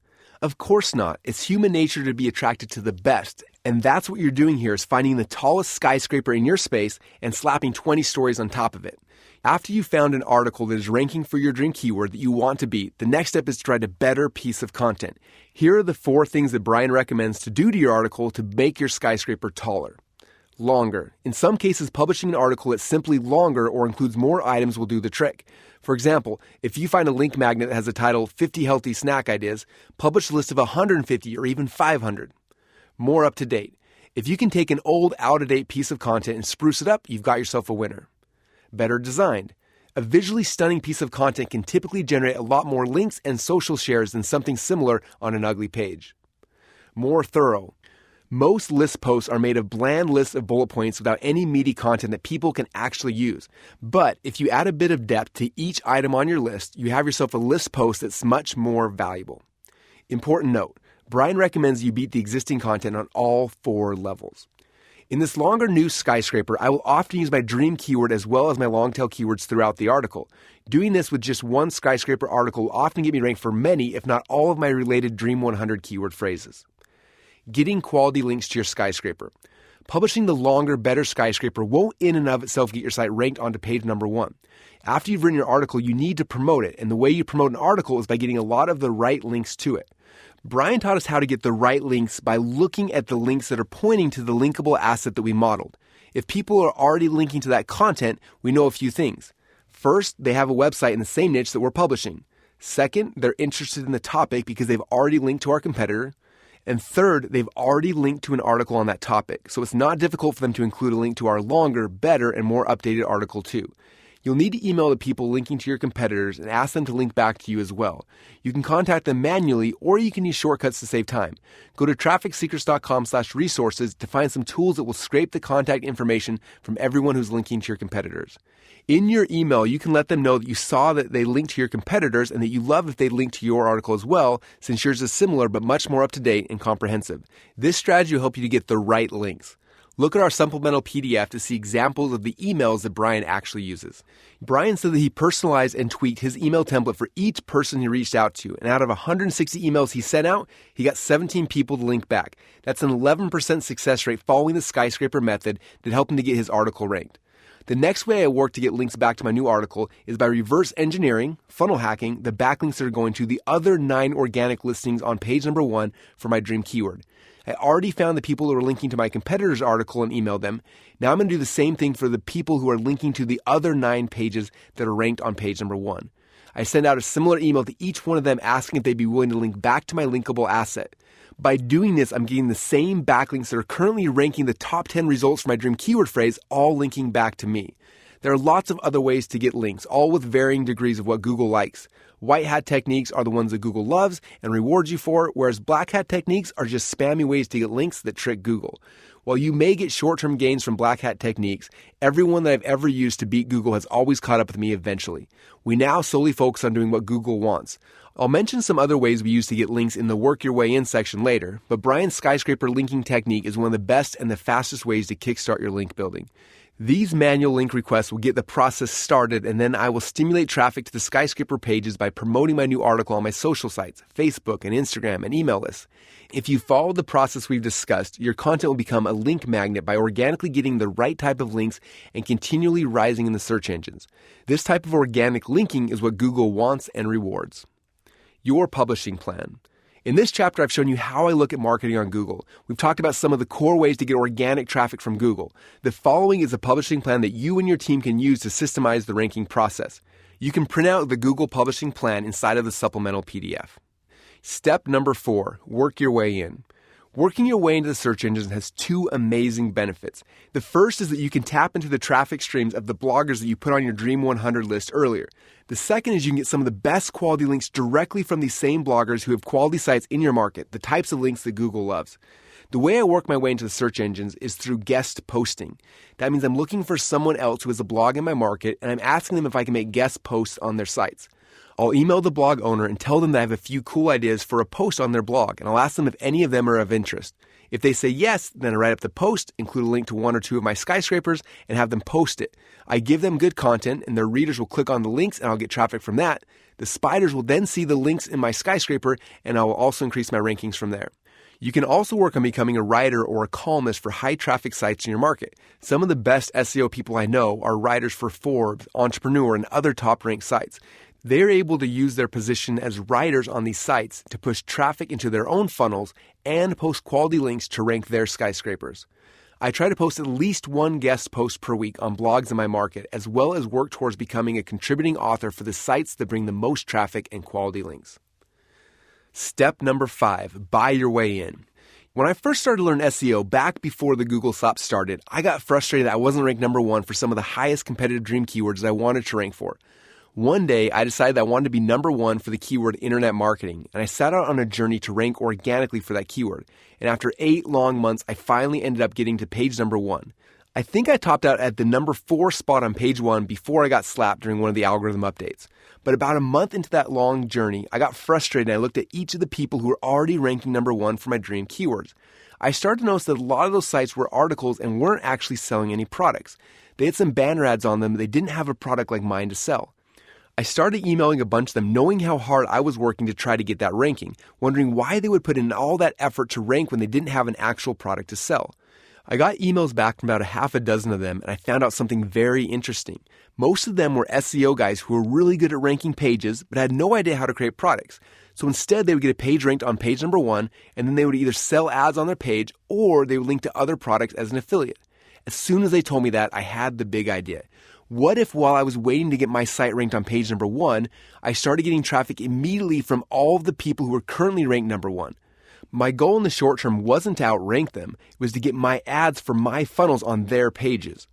I started to negotiate deals with them, and within days I was prominently displayed at the top of some of the sites that were already ranked for my dream keywords. Getting on these pages turned into a faucet of traffic overnight. I quickly started to realize how much more valuable a click to your funnels from one of these pages was than even the same from a Google homepage. Just think, a phrase like internet marketing can have thousands of people searching for it per day on Google. However, the people who do the following 3-step process are actually more valuable to you. Number 1, they type a phrase into Google. Number 2, they click on one of the results. And number 3, they click on the link to your funnel from this page. The first click on Google is typically from the browsers, but the second click comes from people who are the most serious, the buyers. Because they've made 2 clicks to get to you, they are much more likely to convert when they do get to your page. Tons of the clicks that hit Google's homepage will be wasted on people who aren't serious. And if you're paying for those clicks, it can be very expensive. However, the people who have clicked 2 clicks to get to where you are the ones who are most serious and will be worth the most money to you in the long term. When I look at my Dream 100 websites, I try to quickly weed out the ones who don't have any advertising on them already. Instead, I'm looking for sites that have AdSense ads, banner ads, affiliate links to other products, and email newsletter subscription boxes. I then start contacting the owners of these websites to find out my advertising options. If they have an email newsletter, I'll ask them if I can purchase a solo ad to their email list. More on this in Secrets 17. If they have banner ads on their website, I'll ask them how much it costs to purchase a banner ad. If they have Google AdSense on their site, I then add their site to my list to target later with my Google Display Network or GDN. More on this in Secret 9. If they have an article on that page, then I see if I can get them to add a link back to one of my pages in their article. Getting your links to your funnels on the pages that are already ranked for your dream keywords is one of the fastest ways to get super qualified traffic into your funnels. Step number 6, fill your funnel. Are you able to see now how you can get access to the traffic that is coming from the search engines? We focus on creating blog posts that are linkable assets that will act as link magnets that can get you ranked on page 1 for your dream keywords. While we're waiting for these pages to rise in the search engines, we do guest posts on the blogs in our market to get both instant traffic from their readers and more links pointing back to our linkable assets. We then go to the pages that are already ranked on page 1 for our dream keywords, and we work to buy ads on these pages so we can plug our funnels into the existing streams of traffic that are going to these pages. The last step is buying ads on Google's paid search platforms. There are 2 main ways that you can get paid traffic from Google. The first is the paid ads on the search engine results page, the ads that show up above and below the organic results for your dream keywords. And the second is from AdSense ads that other people have put on their pages. You get access to these ads through GDN. I won't be showing the actual tactics behind how to run Google ads as they're always changing, but the strategy behind how you run Google ads in secret number 9 is the same. First, you create prospecting ads as hooks to capture your dream customers and pull them into your funnels. For those that don't immediately convert, we move them into our retargeting buckets and move them from engaged to landed and then to owned. After we own the traffic, we use follow-up funnels to send them up our value ladder. Secret 13, YouTube traffic secrets. There's something special about YouTube that I don't think many people understand. YouTube is the only platform where you can create something and post it online where it actually will grow exponentially over time. When you post a video on Facebook Live, it'll show up in the newsfeed of your dream customers for a few days, and then it's gone forever. You can extend the life of that video by paying for ads to boost it, but eventually it'll fall to the bottom of your feed, never to be seen again. And although Facebook Live is like a good talk show for current events, the art you create has a limited lifespan. The same is true with Instagram, where eventually your pictures will fall to the bottom of your feed and your stories will expire. Some platforms have more longevity and last longer, but they all perform progressively worse over time. Every platform, that is, except for YouTube. As soon as artists create videos and post them on YouTube, their viewership can start to grow and continue to grow forever. I have videos I published 5 years ago that still get hundreds of views a day. Other videos we published more recently receive an initial viewer surge. We can often get thousands of views per day simply because it's a new video. But the number of new views continues to rise day after day. YouTube's algorithms are built to keep people on YouTube, so they try to recommend videos that are most likely to keep their viewers engaged as long as possible. This gives us creators reason to spend more time producing amazing videos that will serve us and our audiences for the rest of their lives and beyond. And when you understand a few key things about how YouTube's algorithms work, it'll help you to set up your videos for long-term success. 6 years ago, I got a call from a guy named Joe Marfolio who asked me if he could become an affiliate for a new product I just launched. It was a course we'd created to help people to overcome pornography addiction. Excited to get someone else besides myself driving traffic to our new product, I said yes. He told me that he was going to create a few videos and then post them on YouTube, driving traffic through his affiliate link to our product. I gave him permission and didn't think much more about it at the time. Within a few months, Joe was driving more sales by himself than all of my marketing efforts combined. Confused, I asked him what he was doing, and he told me he had just posted 2 videos on YouTube, and that was it. I asked him if I could see the videos, and he sent me the links. One was a short 2-minute and 47-second video that he had created, and the other was the sales video that I had created to sell the product. Both these videos were getting thousands of views a day. As I was writing this chapter, I went back to find these 2 videos and was shocked to see that the first video had received 1.2 million views, and the longer video had over 815,000 views. Despite the fact that we stopped selling the product a few years ago, these videos continue to drive traffic every day. I had Joel pull the stats, and that month alone, more than 6 years after he posted them, the video received 10,361 views and were able to generate over 553 clicks back to our funnel. That is the power of creating videos with YouTube. Step number 1, understand the history and the goal. Did you know that YouTube is the world's second largest search engine behind Google, and it's also the second most trafficked website behind Google? Oh yeah, and in case you didn't know, it's also owned by Google. It was created in 2005 by 3 PayPal employees, Chad Hurley, Steve Chen, and Jawed Karim, above a pizzeria in San Mateo, California. In less than 2 years after YouTube started, Google purchased it for $1.65 billion. Right now, over 1.9 billion people log into YouTube every month, and over 400 hours of video are uploaded to YouTube every minute, and over 1 billion hours of videos are watched on YouTube every day. YouTube is interesting because it functions similar to a social platform. You create content, try to get people to engage with that content, and build up subscribers just like other social networks. YouTube also functions as a search engine, which is why, unlike social networks, your videos continue to grow over time. If you learn how to optimize your videos the way that YouTube would like you to, they will reward you by ranking you for your dream keywords inside of YouTube, and often they'll even post your videos inside the search results of Google. Step number 2, find your Dream 100 on this platform. 6 months after we launched ClickFunnels, we were trying to figure out new ways to get more people to create accounts. We hadn't yet used YouTube as a traffic strategy, so I called up Joe Marfolio, my friend who ranked the videos for our pornography anti-addiction product a few years earlier, and asked him if he could help. During our initial call, he got excited and had me jump on a video conference where I could see his computer screen. He opened up YouTube, and I watched as he showed me one of the most powerful marketing tactics I'd ever witnessed. First, he typed in the names of some of the people who were on my Dream 100 list, people who he had been targeting on Facebook to see how many were publishing on YouTube.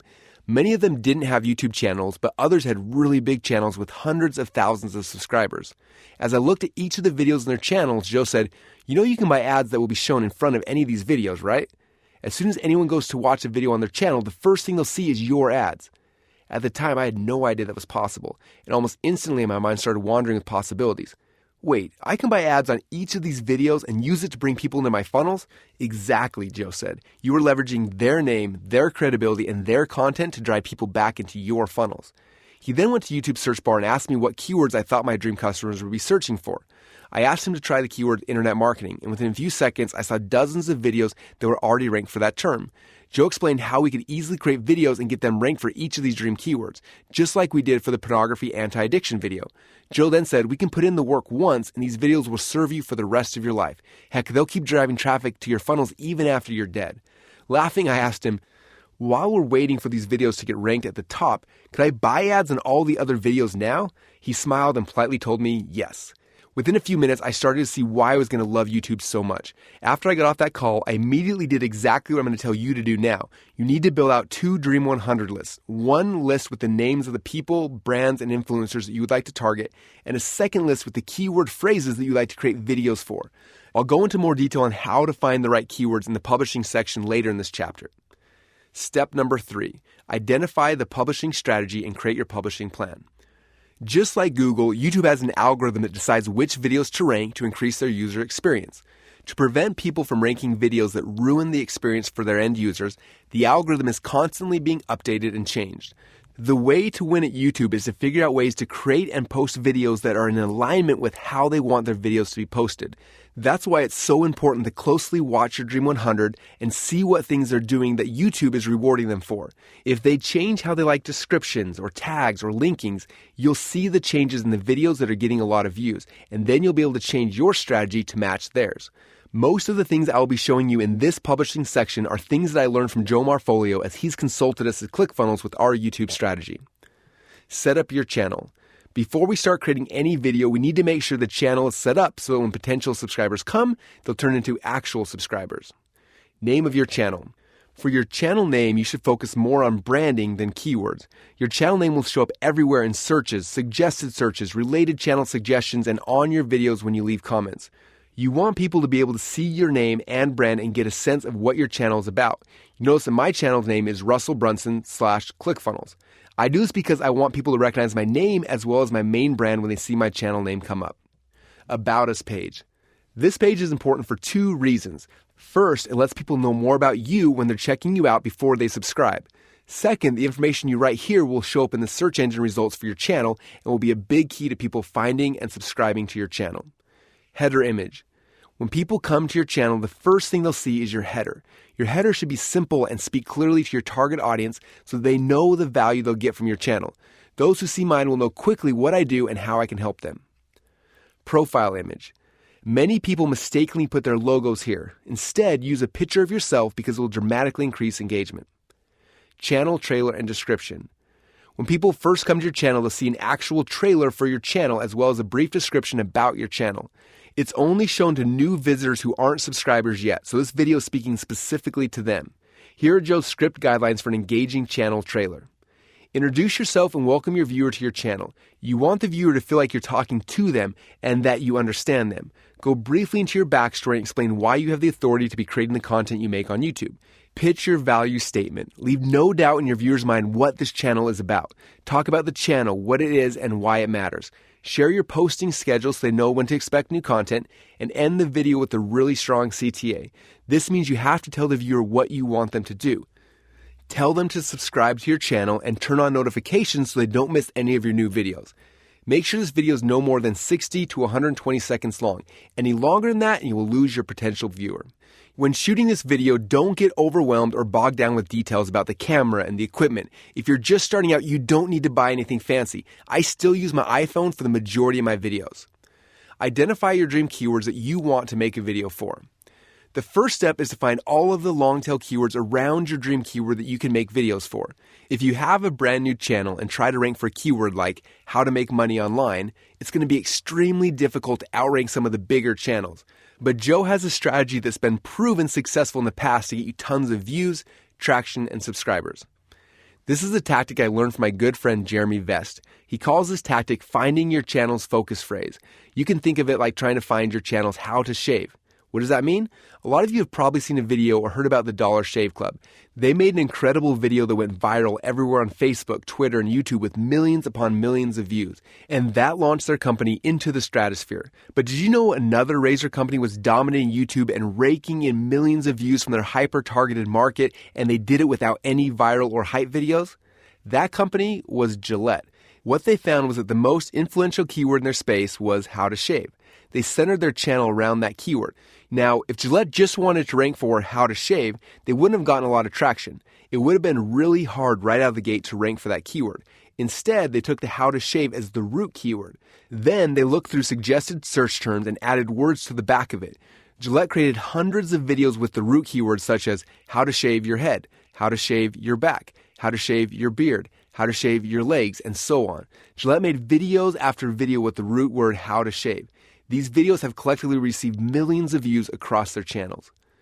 The Dream Keyword ABC Hack. Here's a trick to find hundreds of keywords you can choose from.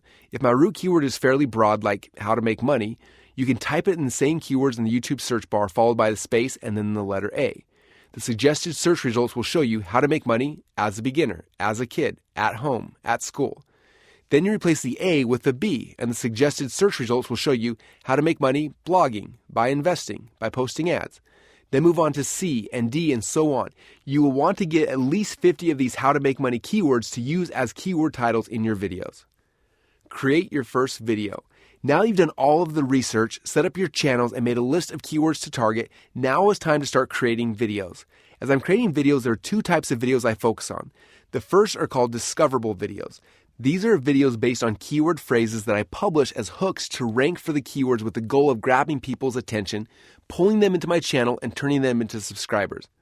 How you structure these videos is very important because if one of them takes off and you get 100,000 views, you want to be able to make sure that you are able to create subscribers and leads from all of these views. Here's the script that Joe created that I use for every discoverable video we create. Hook. Create a 15-second concise introduction. This is where you're going to hook people using the same keywords that they're searching for. You'll tell them the value of your video and present a hook for them to look forward so they continue watching. Trailer. Place your quick branded intro or trailer, which should be no more than 4 to 5 seconds maximum. Do not put a 30 or a 60-second branded intro here. You'll lose the majority of your viewers right there. Intro. Talk to your viewers about who you are and why they should listen to you for the next 15 to 30 seconds. Share your story so that you can make a connection with this new visitor. Don't assume that they know who you are. Story/content. Share content and story for the next 7 to 12 minutes. Here's where you deliver the value from your hook that you mentioned earlier. Offer. Add your CTA. As a discoverable video, the offer will normally be to get people to like, comment, and subscribe or turn on notifications. Use this formula as an outline to write out your video scripts. Once you have an outline and a tight script, take out your cell phone or camera, look right into the lens, and film yourself recording that video. The goal of these videos is to hook people who are searching and then direct them back to your home to become subscribers. Typically, I'm not selling in these videos outside of selling the subscription to my channel. The second type of video I create is called video webinars, which is usually less keyword focused as they are created to build a stronger relationship with my current subscribers. These videos are the ones that I'm posting for my existing followers at my home. These are the videos I use to sell things. I'll still try to find keywords to rank for, but oftentimes I'm just trying to create or teach something that may or may not fit inside of a certain keyword phrase. I use the Perfect Webinar script or the Perfect Webinar hack or the 5-minute Perfect Webinar, all from Expert Secrets, and you can print out the scripts at trafficsecrets.com/resources with the goal of moving them from traffic that I've earned into traffic that I own. Upload your video and set it live. After I've created the video, there are 6 things that we currently do for each video we upload to make sure we're aligned with YouTube's algorithm. Look at YouTube as a TV show. YouTube very much sees itself like a TV station. Unlike Facebook Live where you can go live anytime you want, YouTube wants you to create a show, schedule it, and publish on a consistent schedule. For example, you may publish your videos every Thursday at 7 p.m. Eastern Time or every Tuesday and Thursday at 7 a.m. Eastern Time. Create a schedule for yourself that you know you can keep up with and be consistent as you stick with that publishing schedule. Find the keyword for your new video. Make sure you have identified the keyword phrase you want to use for your new video. Earlier, we walked through how to find these phrases, and now we're ready to use them.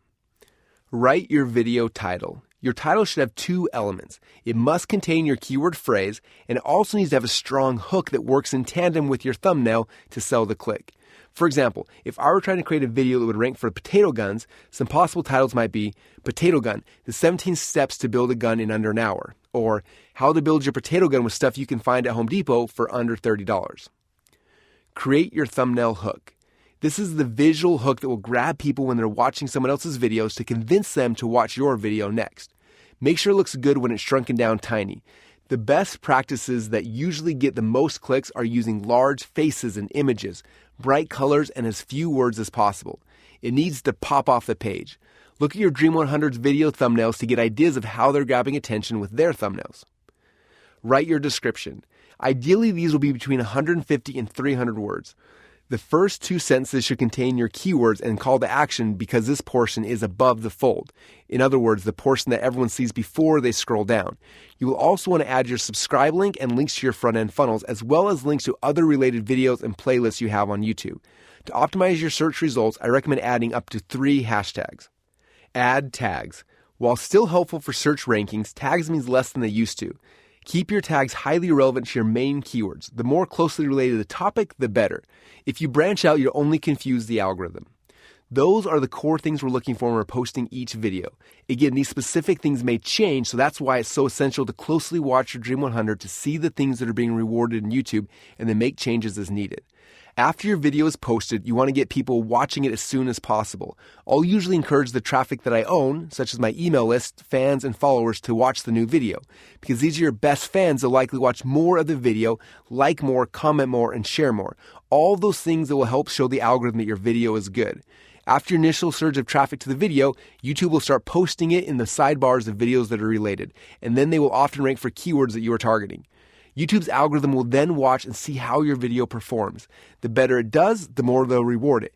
Here are 3 things we've noticed that have the biggest impact on your video's success. Click-through rate. How many people who see your thumbnail actually click on it? The benchmark we want here for CTR are 4% is acceptable, 6% is good, and 9% we should throw a party. Initial retention. The first minute of retention is very important. You need to hook people fast and keep them watching. Watch the videos from your Dream 100 to get ideas on how to hook people past the first minute. Try to keep minute 1 retention above 70%. Overall retention. As for your overall video retention, how long is the actual video being watched?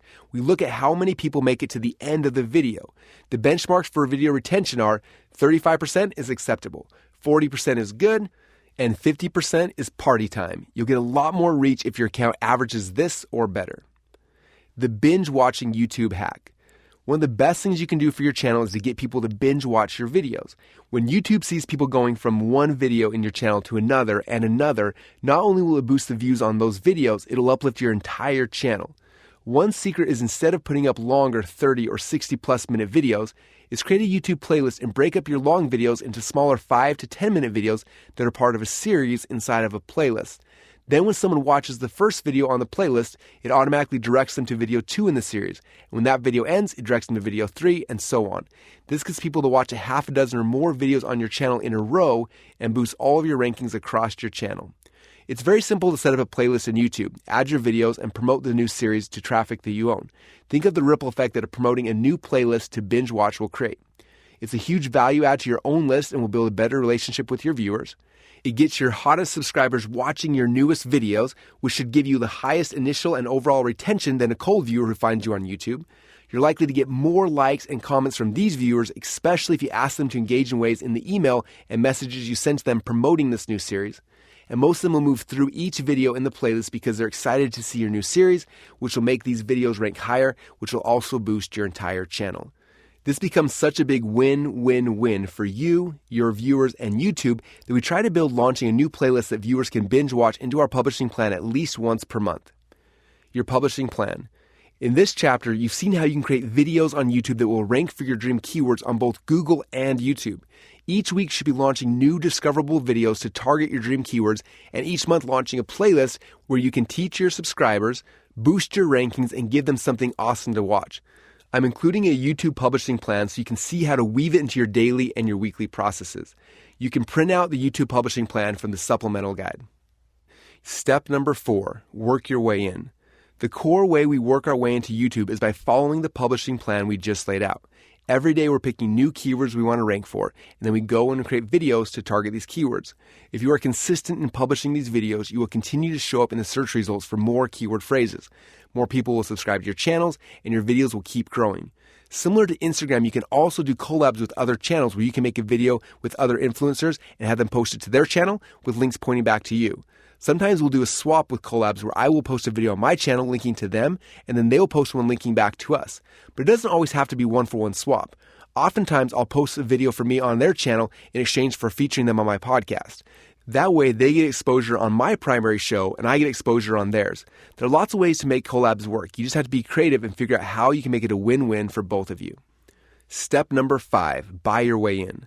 One of my favorite YouTube shortcuts is to find videos that are getting a lot of views where the creators of the videos don't really understand how to make money from their videos. For example, a few years ago, I purchased a website called Vigon.com. I went to YouTube and found that there was a customer who had bought the product and had made a video using it. At the time, the video was getting hundreds of views per day, yet there was no link or description or anything. I called her up and asked if I could pay to put a link in the description back to my new website. She agreed, and almost 5 years later, this video still sends me hundreds of clicks each month. There are plenty of other ways to buy your way in. You just need to use your creativity. You could pay people to create a video and post it on their channel for you. You could even pay them to let you put a playlist with a video series on their channel. The ideas and the opportunities are endless. Step number 6, fill your funnel. Every video you post on YouTube will extend your reach, and if you take the time to optimize them correctly, the videos will continue to drive traffic to you for the rest of your life. It all starts with consistently publishing keyword-based discoverable videos to get you to a spot in the organic listings as well as the Google search results. We use paid ads to place our ads on top of other videos that are ranked for our dream keywords and the videos of our Dream 100. We will use the same paid ad strategy on these videos that you learned about in secret number 9. We'll put out prospecting ads to hook our dream customers, move them into our retargeting buckets where they will turn them into traffic that we own, and then we'll send them up through our value ladder. Secret 14, after the slaps and the snaps. So what happens if you're reading this book and Facebook has recently been shut down by the government for controlling too big of a monopoly, or a new social platform is getting traction and you want to figure out how to get in early before it's too late? As you know, my goal with this book was not to give you a fish, it was to teach you how to fish. In my 15 years online, I've watched as dozens of networks and hundreds of ad sources have come and have gone. With all this change, we've not only survived, but we've thrived. The reason we've been able to weather the storms and get in front of the traffic trends is because of the principles you're learning in this book. Even though we've talked about it during the introduction of this section, and you've seen it conceptually over the last few chapters, in this chapter I want to give you the exact blueprint we are going to look at for every new traffic opportunity. For this example, I'm going to apply the Fill Your Funnel framework to grow and monetize my podcast. To do that, I need to apply the frameworks to the Apple Podcast directory. As I break down how to dominate the podcast networks, notice how we use the same frameworks in order to have success.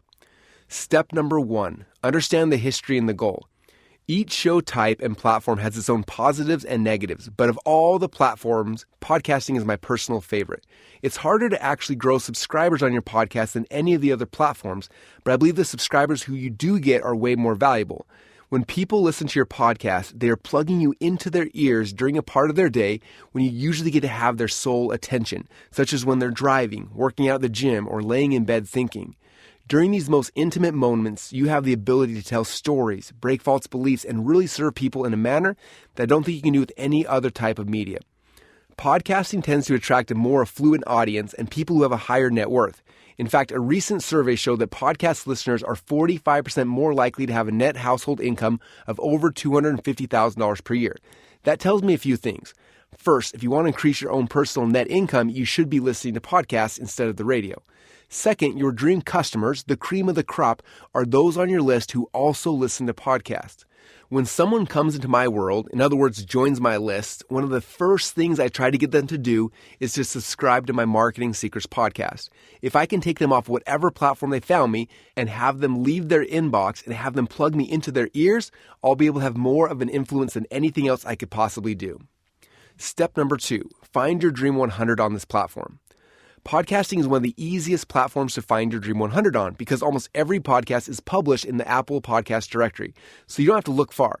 Most people also include their podcasts in other directories like Stitcher, iHeartRadio, and Spotify, but because it's rare that a podcast would be listed on one of those directories and not on Apple, I do all of my searches on Apple. Apple's ranking algorithm for podcasts is currently based on 3 things. First and most important is the number of new subscribers. The more new subscribers you get, the higher your podcast will rank. That is the number one factor that trumps the other 2. So much so that my main goal is to get people to go and subscribe. We do contests, give away prizes, and talk about it in every show episode. The other 2 ranking factors are numbers of downloads and the numbers of new comments. Both of those are important, but not nearly as important as the number of new subscribers. If you focus on that, then the comments and the downloads will follow. To find your Dream 100, Apple will show you 200 of their top podcasts for each category, and this gives you a huge list to use for your Dream 100. Even those that aren't listed in the top 200 can still have thousands of downloads per episode. I also recommend searching for other keywords to find shows that for some reason have a lot of downloads and legacy subscribers, but aren't getting new subscribers and therefore aren't showing up high in the rankings. They can have huge faithful followings even though they aren't ranked in the top 200. Get to know your Dream 100 personally, and they will become your strategic board on how to get and keep your podcast ranked. Share with them your wins and what's working for you, and they'll be more likely to share their wins with you as well. When the platforms have ups and downs, it's very useful to be able to talk to others in your same market on the same platform who are testing the algorithms and trying to figure them out as well. Step number 3, identify the publishing strategy and create your publishing plan. The strategy with podcasting is pretty simple compared to other platforms. You just have to decide which type of podcast you want to host. My guess is that if you listen to a lot of podcasts, then you probably have your own favorite format. Some people love interview-style shows. Others would rather use the time to just share their own thoughts. Yet still others like to do a blend of both. I don't think it really matters which format you want to do, as long as you pick something that you can be consistent with. When I first launched my original Marketing in Your Car podcast, I did it because I knew that every day I was going to be in my car for 10 minutes. Therefore, I knew that I could commit to recording at least 3 episodes a week on my phone. If it wasn't something simple, I knew I wouldn't be consistent. I have other friends who love interview-style shows and thus needed to build out their own little studio in their house. After they have their studio, they knew that they would be consistent. Whatever type of podcast you choose, make sure you set up your environment for success. As with most things in life, consistency is the key to having success with the podcast. Podcasts have a compounding effect. Each episode that you publish will hook new fans, who will then go backwards and binge listen to your show from the beginning. Because of that, each episode's audience will be bigger than the last, and each show will indirectly promote your past show. For example, all the episodes I published when no one was listening 6 years ago still get hundreds of listens today from the people who are finding out about my show today. Your publishing plan. As with all other publishing plans, you can follow them to a T, or you can change them to make it work for you. With podcasting, you want to make sure you choose a consistent publishing schedule that your listeners will come to anticipate when your upcoming shows will be released. So help build that trust by publishing your show on the same days each week. You can download the podcast publishing plan from the supplemental PDF. Step number 4, work your way in. The one thing that's a little harder with podcasting than any other platform is that there isn't a really simple way to promote and to build a podcast, at least not for most people. You can't just put out a good episode and hope that people share it organically, like with other social channels. And most people don't go into Apple Podcasts daily searching for new stuff. The average podcast listener subscribes to 6 shows, and that's it. Usually they start listening to a show based on the recommendation from a friend. If they like the experience, they'll search for a few other related shows. They will max out their available listening time from a few new shows, which will become the shows they consume from that point in time forward. Typically, the only way they'll add a new show is if it's recommended by a friend or if they hear about it on another podcast. This is why so many people who have tried podcasting stop, because it's hard to get the initial traction and long-term growth. For those that understand the principles you've learned so far in this book, though, it's actually really easy. Our strategy to grow our podcast following is build our Dream 100 list of podcasts that our dream customers are already listening to, and then go and work our way in. We message every podcast that we could find in our industry and ask them if I could be interviewed on their podcast. When I was interviewed, I was asked the question that almost every podcast host asks. For those of you who enjoyed this episode, how can they learn more about you? And my answer was always the same. I have my new podcast called Marketing Secrets, and if you go to marketingsecrets.com or search for me here on Apple Podcasts, you can subscribe and get my best marketing secrets twice a week. And just like we thought, the podcast listeners who heard the interview and connected with me came in droves. They loved the podcast, they loved to rate and review podcasts, they shared their favorite podcasts with their friends, and they did all the things that we have been trying to educate our non-podcast listeners to do without any coaching. Recently, I watched with fascination as a very famous podcaster, Jordan Harbinger, who had one of the biggest podcasts in the world called The Art of Charm that was getting over 4 million monthly downloads, got into a fight with his business partner and eventually got kicked out of his own show. I felt so bad knowing how much work he must have spent over the past few years growing a podcast to that size and then losing it all. Then one day, I remember I was listening to my favorite podcast, Mixergy. On it, Andrew Warner interviewed Jordan about his podcast, how he grew it initially and how he lost it. Then, at the end of the show, Andrew asked him what listeners should do if they wanted to follow Jordan after the show. Jordan suggested that they should subscribe to his new show called The Jordan Harbinger Show. Right then, I realized that he was doing the exact same thing that I had been doing. He understood that all of his faithful future followers were already listening to podcasts, and he just had to go out there and convince them that he was worth listening to. Then I started to watch as Jordan hit the podcast circuit, and he was on show after show after show. In just a matter of months, Jordan's new show had passed over 3 million downloads. Step number 5, buy your way in. This next section almost didn't make it into the book because I was too blind to see it until last week. My second favorite podcast is called Business Wars. Last week at the end of one of their episodes, they took me into a mini episode that they had just published. It started with the show host voice saying that they had a very special episode that Business Wars team wanted to share from a guy named Jordan Harbinger.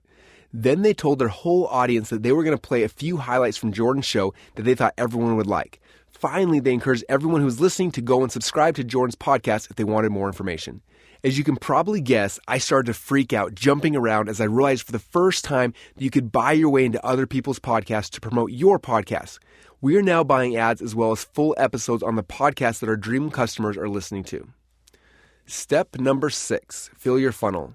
Now that you have your podcast and you know how to grow your following, I want to spend a little time talking about how you can leverage your podcast and other people's podcasts to fill your funnel. Even if you don't have your own podcast show, you can still leverage this powerful platform to get traffic. The strategies to promote your funnel are the same as how we grow the show. Every time I have a new book launch or a new webinar or a new funnel that I quickly want to get a lot of traffic for, one of the best ways to do that is hit up the podcast circuit. You can message hosts and see if you can get on their show. Once you're on, when they ask you the magic question about how people can learn more about you, simply tell them to get a free copy of your book, register for your webinar, or get your free lead magnet, and then give the URL to your funnel. You can also purchase podcast ads to promote your podcast or any of your other funnels. Recently, we ran a few tests for paid ads on John Lee Dumas's Entrepreneur on Fire podcast. They did so well that we ended up buying an entire year's worth of ads from him. We're also going back to the shows that I did interviews on that had the biggest impact on sales and buying ads from them. Lastly, we're buying ads on Mixergy and other podcasts that I love. Some podcasts run their ads departments in-house where you can contact the show directly, and they'll usually have a media kit that will show you the information such as demographics of the show and how many downloads they get per episode. Many podcasters work with agencies to sell their ads. Most agencies will sponsor many different shows, and they can open up the doors to many other podcasts you may not have even known existed. A note about other platforms. I desperately wanted to write chapters in this book about some of the other platforms that were market leaders at the time, like Twitter, and Snapchat, and LinkedIn. There's so many opportunities on all of these platforms, and some of them may come back and beat out the ones that I did share in this book. I also had a desire to talk about some of the newer platforms I think are going to be huge, like Twitch or TikTok, or even a platform such as Pinterest that many ClickFunnels users get the majority of their traffic from. But I knew that if I tried to write a chapter on every exciting platform, this book would be over 2,000 pages long. In addition, it would have felt more like me trying to give people fish than teaching them how to fish, because these platforms have only existed during a quick snapshot in time. I picked Facebook, Instagram, Google, and YouTube so you could see the strategy behind how we attack each network as they come out. With that knowledge, you now have a process you can follow for any new network you decide to jump into, and a process for how to recover during the next Google slap or Zanos snap. Secret 15, Conversation Domination. Before we go further, I do want to give you one word of warning. Many people think that they have to be on all platforms to be successful. That is not true. In fact, the majority of the times, the opposite is true. Often people will try to publish and buy ads on all the platforms and never get great at publishing on any of them, or their ad dollars spread so thin across all of them that they never get any traction. For each business, there should be one primary channel that you focus on. It'll likely be the same platform that you already created your show on during secret number 7. This will also probably be the same platform that you spend most of your own personal time on, because you've been a consumer of media on that platform, so it'll be easier for you to see how to become a producer of media on it as well. Right now, all of your focus from your Dream 100 to paying for ads should be on that one platform. I can already hear some of you saying, but Russell, you're publishing on every platform. I see your podcasts, your YouTube videos, your blogs, your Facebook Lives, and your Instagram stories. You're not practicing what you preach. I want you to understand that while I do publish on all these platforms now, I didn't at first. If I had, I never would have become Russell Brunson, whatever that means. 5 years ago, when we first launched ClickFunnels, we picked one platform and we doubled down on it. And for us, that was Facebook. We focused on building our Dream 100 there, understanding the strategy and creating our publishing plan. We then worked hard to work our way in and to buy our way into each person in our Dream 100. It was a long, hard process that helped us to build a company that did over $100 million in sales before we started publishing on platform number 2. About that time, we decided to take this little podcast that I had been publishing to for a while and start working on it. We had to find our Dream 100, figure out the strategy, work our way in, buy our way in, and create a publishing plan. As you can tell, the pattern repeats itself. And then we repeated the process with Instagram and later on our blog. Each new channel required a new Dream 100, new strategies, and a new team. Had we done them all at once, we would have crumbled under the weight of it all. So for those of you who are reading this section right now, know that for you, if you were sitting in front of me right now, I'd have you pick one platform to build your show on. Get to work on your Dream 100 and then only focus on that for at least the next 12 months of your life. The other thing I often hear is, but Russell, I'm just going to record a video and then I'll post it to YouTube, rip the audio from my podcast and transcribe the audio from my blog post. I'll just create the content once and then I'll post it everywhere. While the concept is very sexy, and there are many people selling this as the best way to be everywhere at all times, by doing it, you're missing the understanding that each platform has its own unique language. Usually content that works really well on one platform will fail when copied to another. People on Facebook want to hear your personal stories, talk about current events, and watch you go live. People who listen to podcasts are used to listening to longer form interviews. People who read blogs are looking for longer form content that is usually structured with a list with a lot of examples and details. People on Instagram want images. They want to see behind the scenes of your journey and your life. Lastly, people on YouTube are looking for keyword-driven how-to and entertainment. If you just rip your keyword-heavy YouTube video and put the audio on your podcast, it'll seem strange to someone who listens to podcasts and really weird when someone reads it as a status update on your Facebook wall. Instead, focus on one platform until you've mastered it, which means you're going to know your Dream 100, your content strategy will be systemized and happening on autopilot, and you'll have a process in place to work your way in and the people in place to start buying your way in. After that is completed, then you can and should add in the next layer. Eventually, you'll want to be omnipresent on every platform. Personally, what I really want is for someone to pick up their phone and no matter which app they open, the first person they will see is me. But if you make that jump too quickly, it'll more than likely cripple you before you have a chance to really build your following. The process to achieve conversation domination. I've seen people try to be omnipresent on every platform, and they usually do it in one of 3 ways. First, they publish a primary show and then publish that same information on different formats on every network. You can get some success with this, but your efforts will be watered down at best. The second way is publishing completely unique content on each platform. While this is possible, it usually requires building a huge team of people to accomplish it, and it'll take a ton of your own personal time. For a few years, this is what I did with my team, but after a while, I got tired of producing so much stuff all the time until one day I had an idea. What if we created a master show that we streamed on Facebook and Instagram Live that was scripted out to have all the individual assets we needed for each core platform? Then we could prepare all week for the show and stream it live, where our team would then have all the assets they needed to make unique content that fit the native language for each platform. And that's when the Marketing Secrets Live show was born. I look at the show as if it's a talk show like The Tonight Show. I like to go live because the energy when you go live versus a pre-recorded video always comes off better. I'll start the show and spend the first few minutes waiting for people to jump on the live feed, talk about a few current events, and then I begin the official show. Monologue. I start with my monologue, similar to how most talk shows start, where the host gets up, tells some stories, and tries to connect with the audience. My monologue is structured very similar to how I do my Marketing Secrets podcast. When the monologue is over, this piece of content will become a future episode on the podcast. Interview. I will typically interview someone on the show, either in the office or on the phone. This interview matches the native language that people are used to listening to on a podcast. So in post-production, we'll turn this interview into another podcast episode. This monologue and interview becomes 2 podcast episodes that I then post every week. Q&A collabs. Before we start the live show, I send a few of my Dream 100 a question by video on my phone, where I ask them to respond to the question and send a question back to me. I show their question live and I give them my response. And then I ask them my question and show their video response. After the show is done, we post the edited video on Instagram TV and tag them, and then they will post on their IGTV and tag me back. Top 10 lists. I pull a David Letterman and share a top 10 list. The list I'm sharing is going to become my skyscraper article for my blog. I may share the 21 best things you can post on Twitter to get more followers, or my 13 favorite squeeze pages for 2020. I show an image of each item and I talk briefly about it. And when the segment is done, my team will take that and quickly start using my explanations to write the skyscraper post in my voice and start the link building process. How-tos. I look at the keywords that I want to rank for on YouTube and I do a segment showing 2 to 3 different ways to do things. Every how-to will become a YouTube video targeting a specific keyword phrase that we will post and then rank. Image stories. I go through my JK5 categories and show at least one image per category, and I tell the story behind it. That gives my team a better understanding about the image's meaning when they are writing captions and trying to get people to engage with it. Quotes. I like to start wrapping up the show by sharing my favorite quotes and explaining why they are my favorites. That way, if my team turns them into quote cards, they'll have a good explanation that they can use for my own words to post on the captions. Final thoughts. This is one piece that I don't repost anywhere. I just remember seeing Jerry Springer do it on his show back in the day. Yes, I used to watch Jerry Springer. Please don't judge me.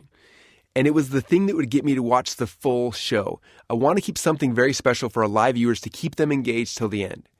When the show is over, we quickly record all the information my team will need to bridge together the content for each platform. For example, I'll record a quick introduction for the 2 podcast episodes. Hey everyone, this is Russell Brunson and welcome to the Marketing Secrets Podcast.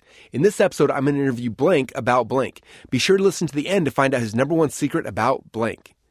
I'll also record intros like this for the YouTube videos, setting up the how-to they are about to watch by saying something like, hey, this is Russell Brunson and I want to welcome you to my channel. Today I'm going to show you guys how to blank. But before I do, be sure to subscribe to my channel and turn on the notifications so you don't miss my next amazing video that's coming out soon. Now let's jump into the video. I may also record a quick outro for these videos that say something like, thanks again for watching this video. Be sure to like the video and post in the comments telling me about the last time something related to the video. By creating this show once per week, my team has all the customized content that they need for each platform. Publishing and Dream 100 on each platform. Can you see how you can use this master show and leverage it to create content for your primary show as well as all of your secondary shows? Even with that plan, I wouldn't try to launch on all 5 platforms at once. Go about it slowly and methodically. As you decide to branch into each new platform, follow the steps in the Fill Your Funnel framework. Step number 1, understand the history and the goal of the new platform. Step number 2, find and model your Dream 100. Step number 3, identify the publishing strategy and create your publishing plan. Step number 4, work your way in. Step number 5, buy your way in. And step number 6, fill your funnel. Your distribution channels and traffic that you own. The last and arguably the most important step in the strategy is the promotion of your primary show and secondary supporting content. Publishing on each platform will give you limited distribution to your fans and your followers, but in order to help stimulate growth of whatever show you've just published, and the more you can push eyeballs to the new episode, the more each platform will reward you for that work. Outside of your friends, fans, subscribers, and followers on each platform, we have a few different distribution channels we've been working on building. Email. Email is the traffic that we own, and it's one of our core distribution channels. After people move through your soap opera sequences, they should be on your daily Seinfeld broadcast list. This list is the one that you will promote your new show on as soon as it's ready to direct a huge surge of new people to your content and help stimulate its growth. Typically, these are the people who have the best relationship with you. So having them viewing and liking and commenting and sharing early after you launch the show will tell the algorithm of any network that this content is good and should be rewarded with more organic growth. Messenger. While you're renting your Messenger list from Facebook, and they can take it away any time if they don't like how you're publishing to it, it's still one of the most powerful channels today. The open rates and click-through rates are second to none. Using your Messenger list to promote your new content is one of the fastest ways to boost your new episode. Desktop push. If you've been building a list with desktop push notifications, it's another great way to promote your content when it goes live.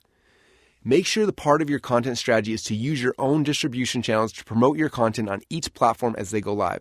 This will always give you a better chance of getting organic lift for free from all the platforms, as well as getting it ready for the paid ads that you want to run towards it. Having views, comments, and likes before the paid ads get turned on will make each dollar you spend more effective.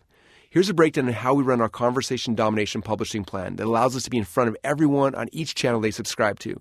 To help you prepare for your own show, please go to trafficsecrets.com/resources to print off a fill-in-the-blank outline for your own use. Section 3, Growth Hacking. Welcome to the third section of this book. I'm so excited to have you here. So far, you've learned who your dream customers are, where they're congregating, how to get your hooks in front of them, and how to turn all of your traffic into traffic that you own. In Section 2, we talked about the frameworks we use to get traffic from any advertising platform to get unlimited traffic into your funnels. We also showed you how to create publishing plans so you could consistently show up in front of your dream customers. Now we finally get to move into growth hacking. What is growth hacking, though? I'm smiling to myself because when I got started online 15 years ago, we didn't have Facebook. The Google slap had crippled most of our companies, so we had to figure out other ways to get traffic into our funnels. We tried and tested everything. Some things were super black hat, and while they weren't anything bad, they were frowned upon by companies like Google. For instance, we would set up cloaked pages that would try to trick the search engine spiders into thinking our pages were perfectly optimized for search. However, when real people who didn't come from search engine spiders' IP addresses would show up, they would see a completely different squeeze page that was optimized for conversions. We built link farms to get our pages ranked at all costs. We figured out ways to get emails past spam filters and delivered into our subscribers' inboxes. But it wasn't just black hat techniques that we played with. We also spent countless hours working on getting free PR that would push people from TV, radio, and top online news sites into our funnels. We tried everything we could think of, black hat, white hat, and about 1,000 shades of gray in between. For us, it was a battle of life or death. If we didn't figure out how to get eyeballs to our pages, we didn't eat.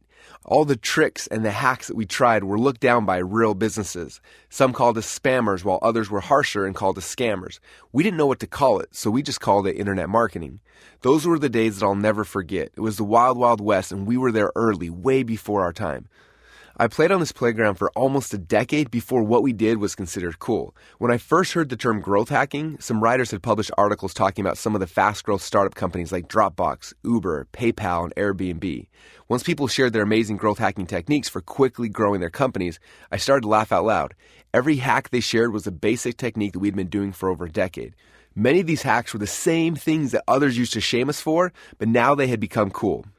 Because of ClickFunnels' rapid growth, many people have told me that we are a unicorn because we've had such unique growth strategies, which is that we didn't grow fast through funding. We grew by hacking. In this last section, I'll share with you the most powerful white hat growth hacking techniques that we still use to this day. Even though these appear to be new growth hacks to many, we've been mastering them for the past 15 years. In truth, our success comes from going backwards, diving deep into the playbook that we wrote before the term growth hacking was even cool. Have fun with these hacks as they're incredibly powerful and will give you an advantage against anyone who wants to compete against you. Secret 16, the Funnel Hub. When I first started playing this internet marketing game, there were two competing teams, branding and direct response. I was a kid who wanted to play, but I wasn't sure whose team I wanted to join. The people on the branding team made some really good points. They believed that marketing should focus heavily on clean design, connection with your audience, and creating a feeling that enticed people to come back to buy from you over and over. The direct response team had some very solid counter-arguments that made a lot of sense to me too. They focused their marketing efforts on getting conversions, creating processes where you could track every advertising dollar you spend, and working towards getting an immediate positive ROI. In the end though, because I didn't have a ton of money to build a brand and was financing everything out of my own pocket, I agreed more with the direct response marketers and I joined their team. I became obsessed with conversions. I created pages, wrote copy, and ran ads that would outconvert anyone. People would come and they would buy and then they would leave. And those who bought usually never returned. However, as long as the money I spent on ads was less than the money I made, I was winning the game. But then Google changed. The PPC, or pay-per-click slap, came, and my ads disappeared overnight. The realization that all my cash flow had dried up scared me enough to try almost anything to get traffic into my funnels. It started me on a journey to search for any trick or hack I could try that anyone had reported was working. From the dozens of things we were trying, one seemed really promising. At that time, the search engines valued backlinks that came from news and PR websites. Writing and submitting a press release was an easy way to get an awesome link that would help rank your website, and if your press release was good, it could actually get picked up by real press. How cool would that be? I thought, one of my products could be on TV. I was in. I bought the courses to learn the strategies, Dream 100 all the PR sites I could find, built a list, and wrote and submitted press releases. Some were free and others were paid, but 100% of the press releases I submitted were rejected. I didn't know what I was doing wrong. It wasn't that some of them were rejected. All of them were rejected. I started contacting the site's editors to find out why they all said no. It took a while to get through the gatekeepers, but after getting inside, they all told me a similar version of the same story. At the end of the press release, you link to your website, but there's nothing there. What do you mean there's nothing there? That's a squeeze page for my funnel. It's one of the highest converting pages I've ever created, I responded. I don't understand what it is. It's definitely not a website and it looks like some type of scam, they replied. Scam? That page has made me more money than any website that these other press releases has linked to. In the end, though, they didn't care. They were used to seeing traditional websites. For me to be a legitimate business in their eyes, I needed a legitimate website. I began to funnel hack the websites that the other press releases were linking to. While most of them had beautiful brands, none of them were structured for conversion. The direct response marketing legends whom I learned from would have openly mocked me for even looking at these beautiful, low-converting websites. I hated everything about these websites, but at that point, I would have done almost anything to figure out how to win the game and get their traffic. If it meant I needed to build a brand, I was going to do it. I dusted off some old branding books that I had buried in the back of my bookshelf to see what I could learn. At first, the thought of creating anything that wasn't focused on optimization and ROI made my skin crawl. However, I knew that if I wanted to get access to other people's traffic, I would have to play their game. A few days into my study, I realized that by picking the direct response team, I had thrown the branding baby out with the bathwater. Direct response gave me the ability to bring in customers profitably, but branding was what would get them to come back again and again. .com Secrets is based on my foundation in direct response, and Expert Secrets is focused on what I've learned on my journey of branding and storytelling. I now believe that having both branding and direct response blended together is essential in today's world, even more so than when I first got started experimenting. To get the approval from the PR agencies, I decided to create a new website that I could link to instead of replacing my funnels. This new website would be used as a type of brand hub where people could learn more about me, my company, our products, and how we could help them. It looked more like the traditional website that people were used to seeing, so my hope was the press would be more willing to link to it. Once you clicked onto this brand hub, the links inside directed people into our front-end funnels. At the time, it wasn't very sophisticated, but it worked. I resubmitted my press releases and they started getting accepted. After hundreds of press releases had been accepted, my links increased, my hub moved up in the SEO rankings, and traffic started to flow. Because I had this site, it gave me more credibility and I was able to get more traditional media to pick us up. The birth of the Funnel Hub. I wish that I could have said over the past 15 years I put a huge focus on the brand hub site that I'd created, but unfortunately I didn't. While I leveraged it to get traditional media, I never really understood its full potential. Recently, two of my inner circle members, Mike Schmidt and AJ Rivera, wanted my opinion on something they'd created called the Funnel Hub. I trust them both a lot, so I blocked out some time to hear what they had to say. Within about 3 minutes of them talking, I knew that they had figured out the evolution of what I had tried to do 10 years earlier with my brand hub site. They had thought through it at such a deep level that I had them build a funnel hub for me as well, which I continue to use to this day. In this chapter, I'll be quoting from our conversations I had with Mike and AJ to help you understand why a funnel hub should be a core part of your traffic strategy. The shadow funnel. Mike and AJ showed me some stats on a few of the funnels that we drive a lot of paid ads to.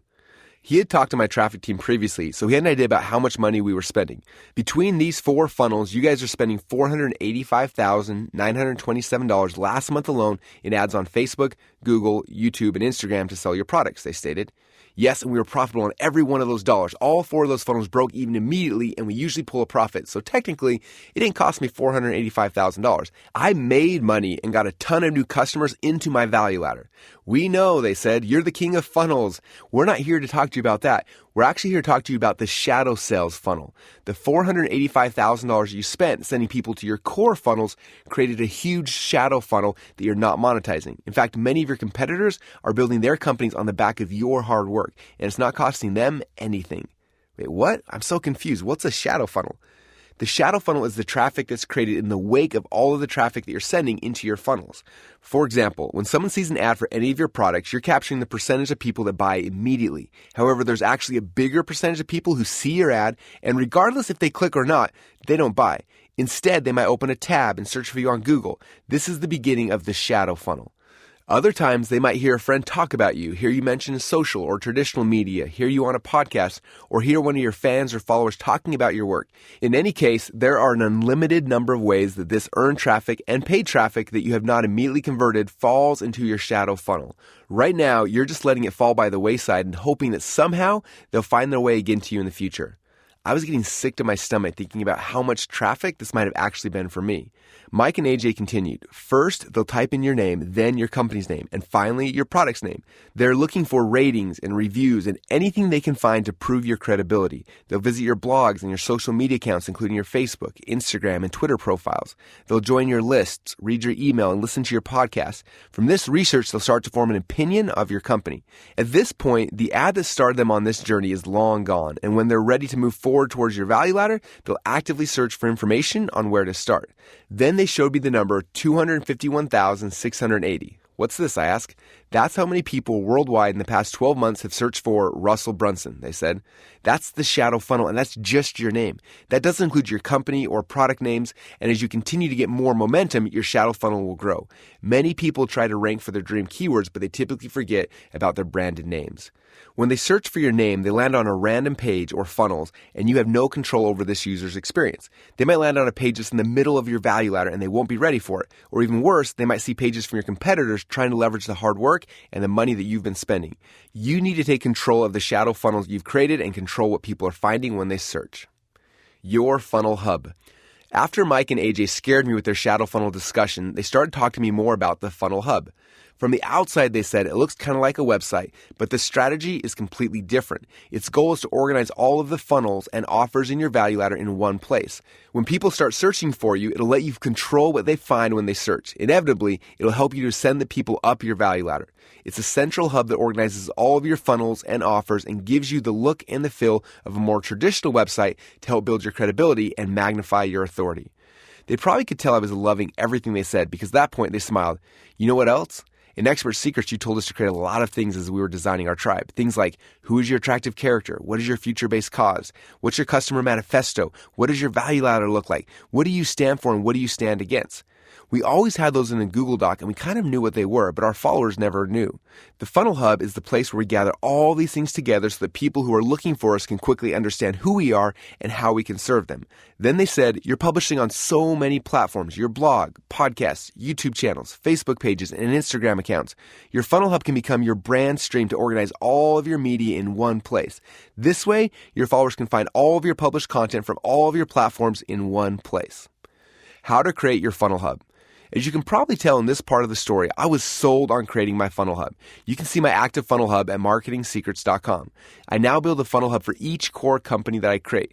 Because most Funnel Hubs have a blog built into them as well as pulling in multiple types of RSS feeds and other types of media, we typically do not build them on ClickFunnels, although you could if you weren't going to blog. We build ours in WordPress, which, in addition to being the most popular content management platform in the world, is free. Leveraging the Funnel Hub to take advantage of all of your shadow traffic, earned media, traditional press, and word-of-mouth advertising can be huge. It's simple to set up when you get started, and as your brand grows, your Funnel Hub will then be ready to capture all of this traffic. Secret 17, other people's distribution channels. I'm going to share a little secret with you. I have a lot of entrepreneur friends who watch Shark Tank, as they should, and they believe for some reason that each shark has the Midas touch, where any business they touch will magically turn into gold. You can see this belief in every pitch given inside the Shark Tank. Entrepreneurs are willing to give up a huge percentage of their companies with the hope that one of the sharks touching their companies alone will cause it to explode. I love Shark Tank. In fact, I've watched pretty much every episode of Shark Tank and its overseas sister show, Dragon's Den.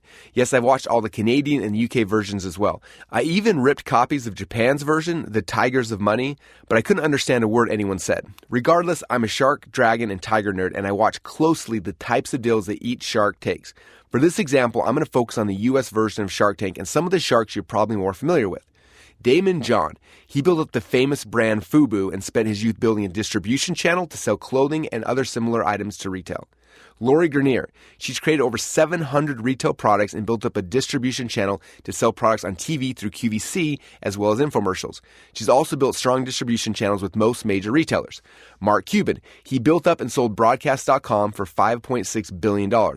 He also spent decades building online and offline media distribution channels, which includes his purchase of the Landmark Theaters in 2003. I could go on and on with all the other sharks, but I'll stop with just these three to illustrate my point. As you watch the entrepreneurs pitch the sharks, notice which deals each of the sharks bite on. Rarely is it a matter of them picking any business knowing that their Midas touch will magically make it successful. On the contrary, they pick businesses based on whether or not they can plug them into their pre-built distribution channels. Think about it. With every clothing deal that you see, yes, the sharks will talk about it, but if Lori can't see it on TV, or if Mark doesn't have an influencer with their own following or distribution channel that he can instantly plug it into, they'll find a way to say no. But when Damon sees a clothing deal, he knows that in just one phone call, he can plug that product into an existing distribution channel and he'll get paid from that connection for the rest of his life. The same thing happens when someone pitches a product that would be a good fit for Lori's distribution channel. Notice how her eyes light up when she can see this product on TV or picture this at Bed Bath & Beyond. She owns a distribution channel, and if the product is a good fit, she plugs it in. The same is true with Mark and every other shark or dragon who has ever been on the show. They each have built and mastered one distribution channel, and they're looking for products they can plug into it. That's the big secret. People often ask me what types of businesses I invest in or which partnerships I do, and my choices are 100% based on the distribution channels that I know and understand. If I don't know where someone should buy their traffic, or which lists they should rent, or who could get their site ranked, or who could make their video go viral, I'll never touch the project. I only take on projects that I know will work with 100% certainty and which I know will work because I already have a distribution channel in place for them. I share this because you need to understand that each of your Dream 100 has a distribution channel. That's why they're on your Dream 100 list. Each person has the Midas touch, and that's your job to figure out how you can plug your products into their distribution channels. Distribution channel number 1, email solo ads. We spent the whole first section of this book focusing on how you can build up your own distribution channels by converting traffic that you earn and buy into traffic that you own, your own list. There are hundreds of people in almost every market who have already built up their own email lists, and this is one of the easiest ways to quickly increase your traffic is to buy ads in their email lists. When I'm looking for email lists to buy ads in, I'm traditionally looking for a solo publisher, someone who has already created their own brand and list, where I can pay them to send out an email talking about my products or services. You can also reach out to bigger brands that you can pay to send out ads in their newsletters. The solo publishers are likely already on your Dream 100, and it can be a simple process to ask them if they're willing to sell a solo ad in their newsletter. The ones who've had experience with this will typically say yes and have some sort of base pricing. Bigger brands will usually have an online media kit that lists their prices if you want to buy an ad in their lists or on their websites. You can also find a lot of advertising opportunities in email newsletters by searching on Google. I'll often type in my niche, email advertising, or my niche, online media kit, and I can usually find publishers that will sell me place in their email lists. I always join their list for a few weeks before I buy any ad so that I can see how they treat their list. If they only send tons of promotions, then I figure they beat up their list pretty badly, and they're probably not the type of list that I want to rent on. However, if they send out good stuff and have a good relationship with that list, then I'll contact them for a media kit.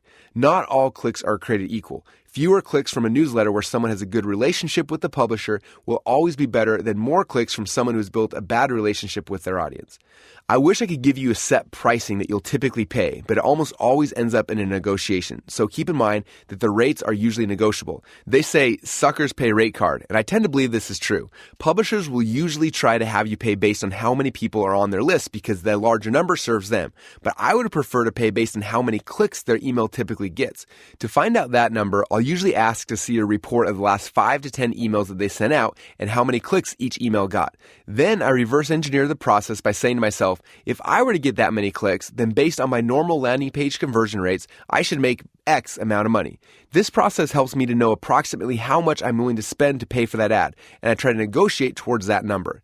After you negotiate the ad cost, you'll create the email, send it to the publisher, and then they'll send out the email for you. If they want to send you their email list and have you send the email out, then run away fast. This is a scam and not something you should ever do.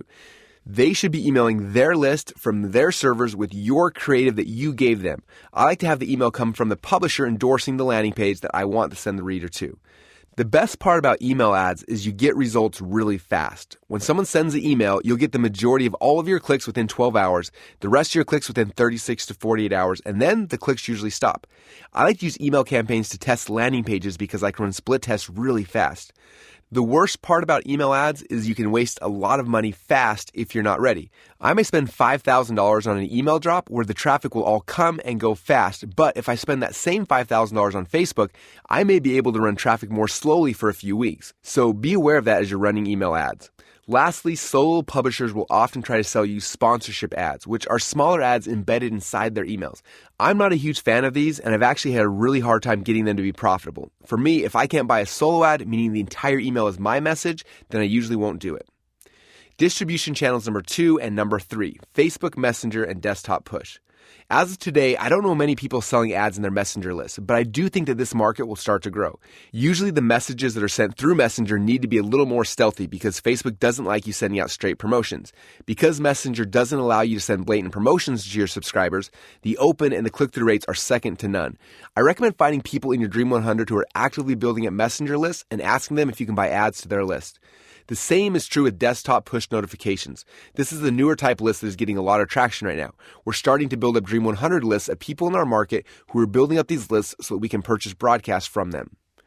Other distribution channels. There are tons of distribution channels out there that you will start identifying as you keep your eyes open. Recently, we started going to all of our Dream 100 and buying postcards and direct mail campaigns to their buyer lists. Sometimes it's harder to get them to block out time to send an email, but most of them aren't sending anything to their customers in the mail.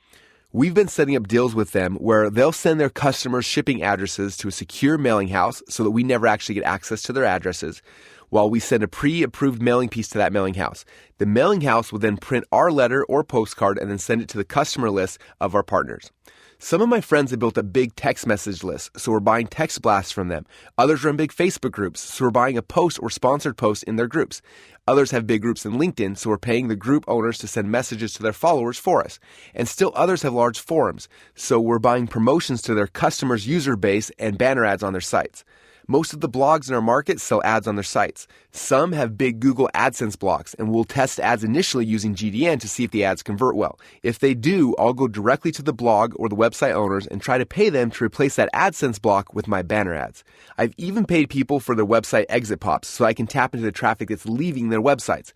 There's an unlimited number of ways to do this. The key is to keep your eyes open for streams of traffic and distribution channels that people own. Then figure out how to buy ads in them. Each new distribution channel you plug into will give you a raise. Every day when I come into the office, the first thing I ask myself before I get out of my car is, how can I give myself a raise today? Immediately, my mind starts looking for other distribution channels in my market that I can tap into. Sometimes I'll remember a website, a blog, or an email list that I've been on forever that I forgot about. When your mind is looking for these opportunities, somehow they start jumping out at you. When you don't have access to Facebook or Google ads like we didn't for so long, the number one way to get traffic is searching for these distribution channels and then using them to build up your own list. It's a guerrilla technique that works no matter what is happening in the networks, and you can immediately start plugging this technique into your daily routine. Integration marketing. My first mentor, Mark Joyner, who I introduced to you earlier in this book, wrote a book called Integration Marketing about a decade ago. It shifted my mind from just finding distribution channels and buying ads in them to figuring out ways that we could integrate into the actual sales processes of our Dream 100. For example, let's say I find a partner who's getting 1,000 new leads into their funnel every day. Instead of just buying an ad one time to that list, what if my email was sent to every new lead on their email list on day 3? That way, I set up the deal once, but I get the benefit of that integration every day. Now, every day, 1,000 new people get my message. I'm now integrated into my partner's sales process, and as they grow their company, mine grows as well. Integration marketing works beyond just email. We've set up deals where we integrate a pop-up on people's blogs so that every reader the blog gets can potentially join my list. We've set up other deals where we have people add an exit pop to their website so that when people leave their site, a big percentage are sent over to our funnels. There are so many fun and creative things that you can do. Your imagination is your only limitation. As soon as I became aware of this concept, I started looking for these integration opportunities everywhere. I looked for products that people would need immediately before they started using ClickFunnels, things like domain hosting, graphic design, and business licenses. I then figured out ways to set up a partnership with each of these companies. For instance, after a person buys their domain, gets a new logo design, or gets their business set up, they're introduced to us. We set up many of these deals years ago, and because they're integrated into our partners' distribution channels, tons of customers are driven to us every day without us having to do anything again. Secret 18, your affiliate army. I want to take you back in time to November 2003. My wife had just closed her eyes, and I had finished a homework assignment on my laptop in bed. Before I shut down the laptop for the night, though, I decided to do one last search to hopefully give me some direction on my side hustle. My wife had been working to support us both, and we wanted her to be able to retire from her job and for us to start a family. I spent the last year trying to figure out how to play the business game, but no matter what, everything I had tried had led me to a dead end. I'm still not sure exactly what I typed into Google. All I know is that after a few clicks, I ended up on the front page of an underground marketing forum that was filled with thousands of people who were making money online. I created a free account and instantly got access to a community of people who were doing exactly what I had dreamed of doing. I had no idea that anything like this existed online. I started scrolling through the posts and I saw people discussing the newest Google algorithm changes, what things they were testing, what worked and what didn't. I was eavesdropping on the conversations of internet millionaires who were sharing everything so freely and had no idea that I was even there. For hours, I devoured every post and wrote down every resource. I realized that the answer to every question I had was there, and these people are the ones who were discovering what was working and were sharing it in real time. I had found my people, my tribe. As the clock changed from 10 p.m. to 11 p.m., and then to 12 a.m. and 1 a.m., every hour seemed like a few seconds. I was so excited, but my body and eyes were so tired. I've got to read just one more post, I thought, just one more. Afraid that perhaps I was in a dream and that if I woke up, I might lose access to this exclusive club. I kept scrolling and reading, and that's when I looked over and realized it was 2:47 a.m. Wrestling practice started at 6 a.m. Do I go to sleep now and get just a few hours of sleep? I knew the answer was yes. I needed to sleep or I was going to really struggle to make it through tomorrow. I went to close my laptop, but then I saw it. The question. The golden question. The one that I'd been asking in my head over and over again for the past few months. What was the best way to get traffic to a website? I wanted to click on it, but I didn't know if I had the energy to go down the rabbit hole, at least not then. I looked at the question for at least 30 seconds and then decided I had to know. I clicked on the title and it brought me immediately inside of an intense conversation with everyone talking about why their way to drive traffic was the best. Some said SEO, but then all the SEO guys started fighting over which method of SEO was the most effective. Cloaking, doorway pages, link spam, log spam, and about 24 other things that I'd never heard of. Then the PPC guys came out as well. Each had a different strategy that one-upped the person who posted before them. Others talked about email marketing, safe lists, or buying solo ads. My heart raced faster and faster, and every new idea seemed better than the last. And then it happened. The owner of the forum, probably the wealthiest guy who was there, made a comment. It wasn't very long, just 8 words that stopped everyone in their tracks. The ultimate mic drop. These 8 words changed my life. I rely on my own network of affiliates. At first, it didn't really make sense to me. I read it again and again, knowing that if he was one of the best marketers in the group, I knew there was something to it and I needed to figure it out. Then it hit me. He had an affiliate program that had hundreds of affiliates who sold his products for him. Because he gave them a commission after the sale was made, he had no risk. He only paid them if they actually made a sale. I looked at his response again. I rely on my own network of affiliates. I saw his brilliance. Instead of relying on his own efforts to do SEO or PPC, he could have dozens of others ranking pages for him and running ads selling his products. Instead of relying on his own email lists, what if he found 10 or 20 or 100 affiliates who each had lists of tens of thousands of people? Instead of his message getting sent to thousands of people, he could reach millions. The amount of leverage you get when you build an affiliate program and rely on the efforts of other people is huge. It's kind of like building a team and hiring people to do the tasks for you, except that when they're an affiliate, you don't pay them for their work. Instead, you pay them commissions based on the sale. They have the risk and you both share the rewards. That was the epiphany I was looking for. Instead of becoming the best person in the world at driving traffic, I needed to create an opportunity for the top affiliates to make money by promoting my products and services. Then I could focus my efforts on recruiting, training, and paying them. Throughout this book, we spent a lot of time talking about the Dream 100, and this is where it starts. If you've been building out your Dream 100 within each platform, then you have your potential army of affiliates already. This chapter will then focus on 5 steps. Number 1, recruit your army of affiliates. Number 2, make them affiliates. Number 3, give your affiliates a reason to promote. Number 4, train your affiliates to become super affiliates. And number 5, compensate your affiliates. Step number 1, recruit your army of affiliates. If you've been following the Dream 100 process, then you've already created a list of your potential affiliates. If you've been digging your well before you're thirsty, then you've been building relationships with them. If you haven't yet, I recommend going back and starting that process as soon as possible. Every Dream 100 person has their own distribution channel. Some have an email list, others have a following on Facebook or Instagram, others have a podcast with lots of subscribers, and some have more than one of those channels. We've talked about working your way into those audiences as well as buying your way in. Asking your Dream 100 to be an affiliate is blending both of these things together. You have to work your way in to build a relationship and to get people to say yes to promoting. But then you have to pay your way in for each sale they make. When someone is an affiliate, though, it takes the risk off of you. You're no longer buying ads and hoping they convert. Instead, your Dream 100 is promoting you, and you only pay them after they've made the sale. So how do you turn your Dream 100 into an army of affiliates?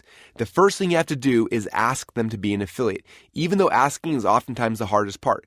If you've been digging your well with your Dream 100, and if you have a relationship with them, you should know the projects and ideas that they're working on. In return, they should also know what things you're working on. Tim Ferriss, author of The 4-Hour Workweek, spent over a year getting to know some of the most influential bloggers in the world at the same time he was writing his book. He started digging his well before he was thirsty.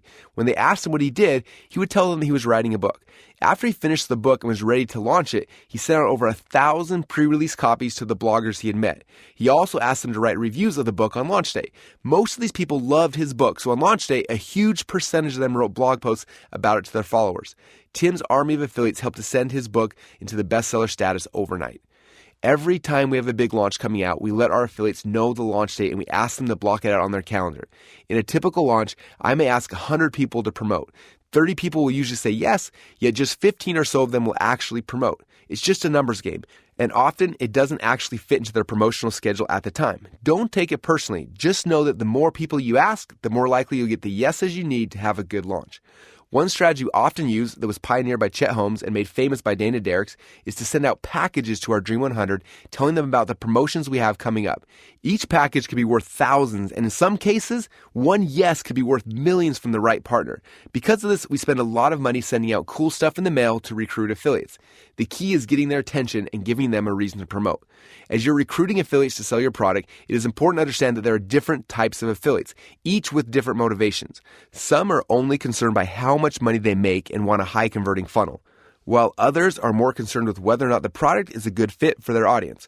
For me, I don't care what their motivation is, I just want to serve their customers, so I want to make sure that they're happy at all costs. Since one yes from one of them could bring in hundreds of your dream customers, it's worth putting in a lot of effort to build these relationships. Step number 2, make them your affiliates.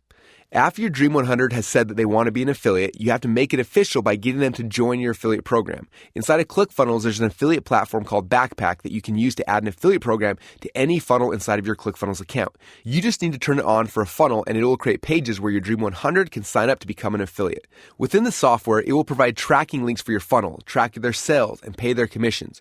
We've created an extensive training inside of ClickFunnels on how to set up your affiliate program. Go to trafficsecrets.com/resources to find it. Often your best affiliates will be your customers. I always like to let my customers know that they can actually make money by referring their friends. You can put links to your affiliate sign-up page on your funnels, on your thank you pages, and in your emails. That way, you are helping them to earn commissions on the products they already love and helping them spread your message. Step number 3, give your affiliates a reason to promote. Once someone is an affiliate, you need to give them a reason to promote. They could promote 1 million products, so you need to explain why they should promote your products and, more importantly, why they should promote you now. Usually we're able to get affiliates to promote based on one of 3 things. First, a new launch. Second, their turn in a rolling launch. Or third, something special or new. A new launch. Launching a new product is one of the easiest ways to get affiliates to promote because you can tell them about the new project you've been working on or send them copies of the product in the mail and let them experience what you're going to be selling. We usually roll out 2 or 3 new front-end products each year that we ask affiliates to promote. We set a launch date and start recruiting affiliates 60 to 90 days before each launch. We send out Dream 100 packages, call them on the phone, send emails, and do whatever else we need to do to get them to block out our launch dates on their calendars. The earlier you can ask them to dedicate time to your launch, the better, so that they can make sure they don't have any other promotional conflicts. As we get closer to the launch date, we'll typically put everyone who has agreed to promote into a special Facebook group where we can communicate with them about everything that's happening in the launch. This helps to build a community of affiliates and creates a fun, competitive environment where we share leaderboards and give people multiple reasons to promote during the launch. The rolling launch. A rolling launch is similar to a new launch, but instead of everyone promoting on a single launch date, you let people each have their own turn to do a launch to their list. This is how we initially launched ClickFunnels. Once I knew my webinar converted, instead of having everyone promote it at once, I set up special webinars for each affiliate. I would do 2 to 3 of these a week for a few months. This rolling launch gave us the ability to work with each affiliate to find time in their own promotional calendar that would work. The longevity of a rolling launch is a lot longer. For a typical product launch, there's an opening day and a close cart day, and affiliates who couldn't promote during that time missed out. Also, a huge launch can often lead to too many new customers too fast, which might clog up your customer support.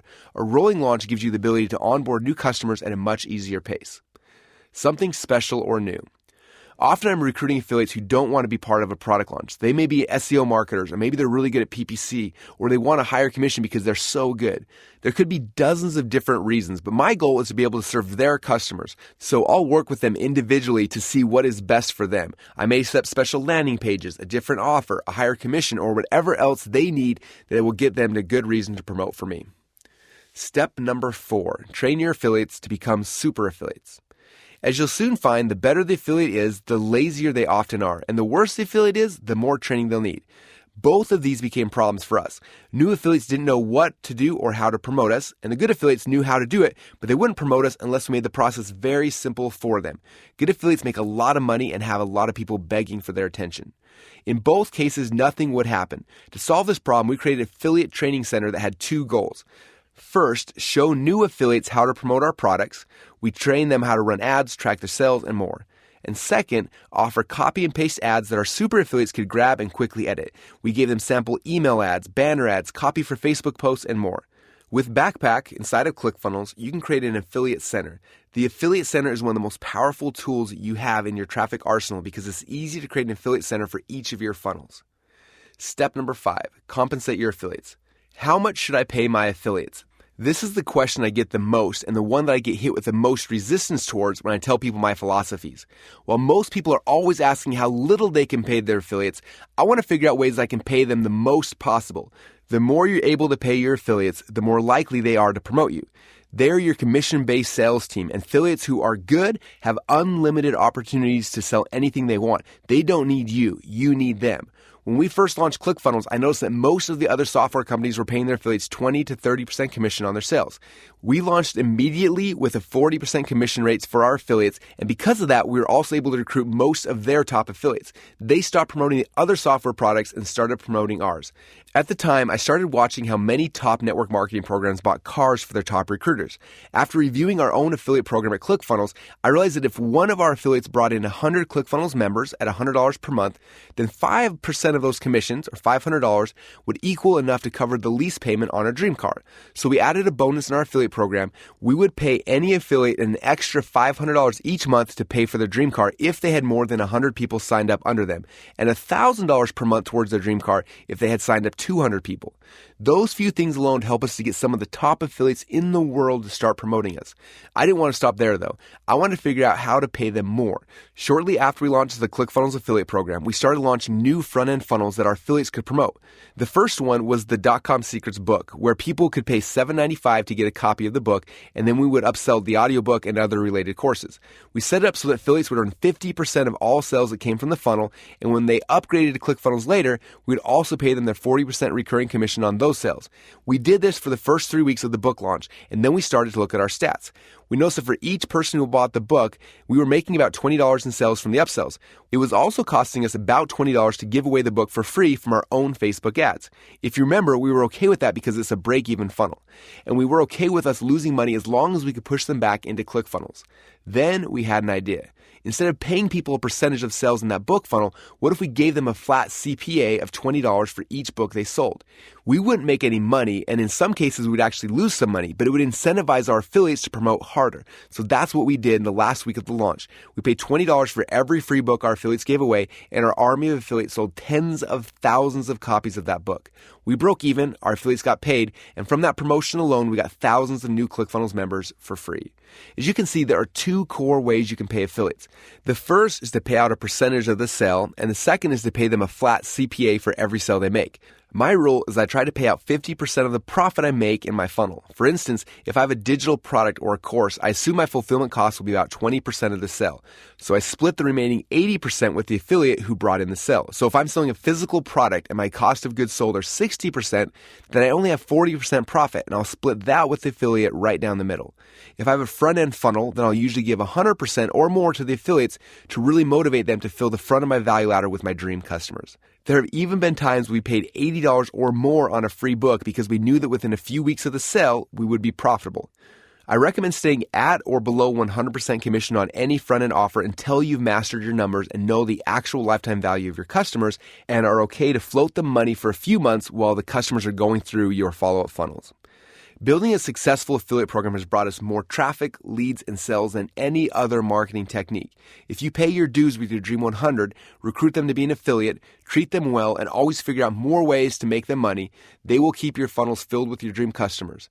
If I turned off all other traffic techniques that we've been using and only use this one, I still have an army of people buying Facebook ads for me, sending out emails for me, ranking websites, and buying ads. Make this a priority and it'll serve you for the rest of your life. Secret 19, cold traffic. Thus far, I've focused on two types of traffic. Warm traffic, the fans and followers and lists of your Dream 100, and hot traffic, your own list. For most companies, this is all that you will ever need to focus on. I strongly believe that you can build most companies to multiple 8 figures a year just by focusing on warm traffic and then turning it into hot traffic. If you want to scale beyond that, though, you're going to have to master one other type of traffic, cold traffic. In .com Secrets, I called this traffic temperature, and it's a concept that I started to understand after first hearing this amazing quote from the late Eugene Schwartz. If your prospect is aware of your product and has realized it can satisfy his desires, your headline starts with the product. If he is not aware of your product but only of the desire itself, your headline starts with the desire. If he is not yet aware of what he really seeks but is concerned with the general problem, your headline starts with the problem and crystallizes into a specific need. To me, it meant that traffic that was cold needed to be spoken to differently than traffic that was warm or hot, because they weren't even aware that a solution existed, let alone that there was a product to solve their problem. Most of the landing pages, offers, and ads that you've created up to this point are for people who are solution aware or product aware. They know they have a problem. They've tried a bunch of solutions, and you're presenting them with a new opportunity that will get them the results that they want. Because they are already aware of the potential solutions, have done some research, and have probably tried a bunch of your competitors, when you have a chance to hook them and tell them your story, they already have context for the problem that you're trying to solve for them. For example, in my market, many of my customers have a problem. They want to make more money. To solve that problem, they could try any number of solutions. They could set up an e-commerce store, sell things on eBay, learn SEO, master Facebook ads, or do about 100 other things. They're aware of all of the possible solutions, so I show them that my solution, funnels, is a new opportunity that trumps all the others. If they're product aware, they've probably heard of all of my competitors, so I have to convince them that my product is superior, and then they will buy from me. Cold traffic, on the other hand, often isn't even aware that they have a problem. If you remember the 3 core markets, cold traffic is the group of people who are at the 3 core desires level. All they know is that their health, wealth, or relationships isn't good. They don't have any understanding yet of anything beyond that. They haven't been congregated into groups yet, so no one is helping them. If they are aware that they have a problem, they're still in the beginning of their journey and have no idea what to do or where to turn. Anything presented to them at this point has to be filled with a lot of education to get them ready for what you have to offer. Getting something to work in cold traffic will seem difficult, but it's actually as simple as changing your language patterns. To illustrate this, I'll share a test we use to see if something will work well with super cold traffic. Imagine I walk into the food court at the mall and see 300 people sitting at the tables, eating lunch and minding their own business, completely unaware of what I'm doing. If I stood on top of a chair and shouted from the top of my lungs, "Hey, who here would like to grow their companies using sales funnels?"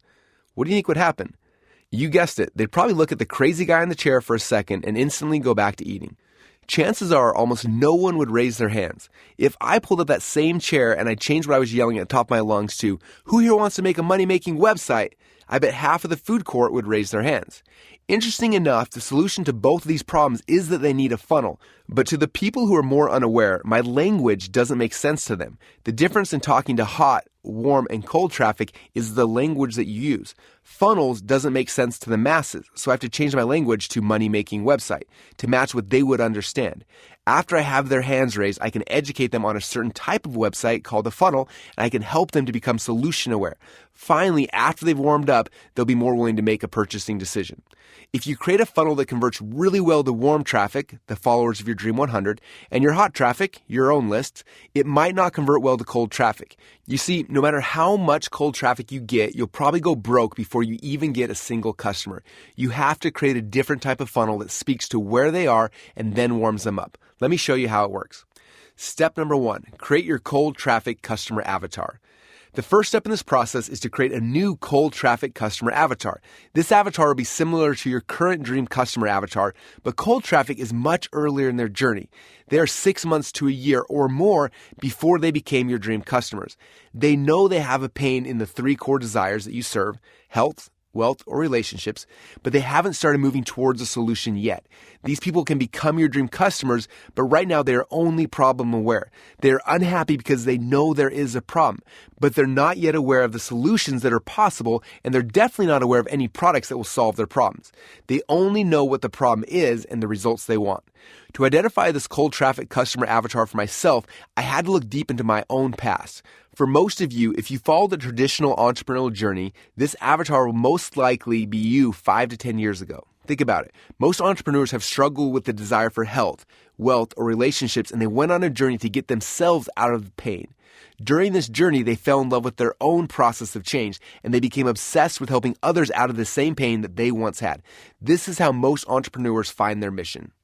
If that's true for you, then you need to look back in a time where you were struggling with the same problem that your cold market clients are experiencing right now. For me, I think back almost 30 years ago to 12-year-old Rusty. Yes, that's what my parents and all my friends called me back then.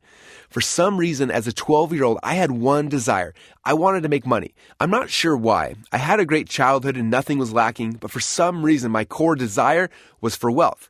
This desire caused my problem. I didn't have any money. And how did I try to solve this problem? Well, it started with me ordering Don LaPree's course on classified ads from a late-night infomercial. I shared this story at length in .com Secrets. It was the first vehicle, submarket, that I learned about, and I was hooked. I saved up my money to try to buy classified ads. Shortly after I was introduced to one of the submarkets, making money with classified ads, I started to become aware of a lot of them. One day I was at the grocery store, I saw a magazine called Small Business Opportunities, and begged my mom to buy a copy for me. Inside that magazine were dozens of ways to make money, lots of submarkets, and each had a way to request an information kit to learn more. I called every 1-800 number, requested every kit, and within weeks started getting hundreds of letters and packages in the mail, each offering a new way to help me achieve the result that I thought that I wanted.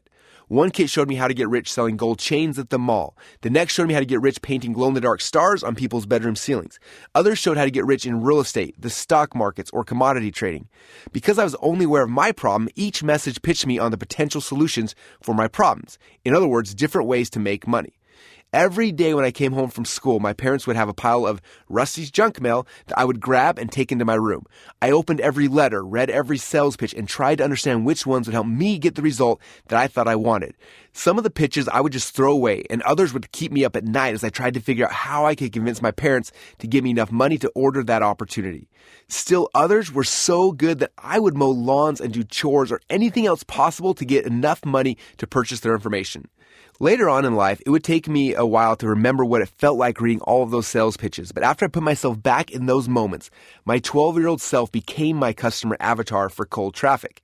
Now, every time we create an ad, pick our targeting, design our landing pages, and make an offer for cold traffic, I try to go back in time and look through the lens of 12-year-old me. Is this ad something that would make Rusty click, or would I keep scrolling? Is this offer something that would cause Rusty to beg his parents for their credit card, or better yet, force him to earn enough money because he had to have it? Or was it something that he would have just thrown in the trash?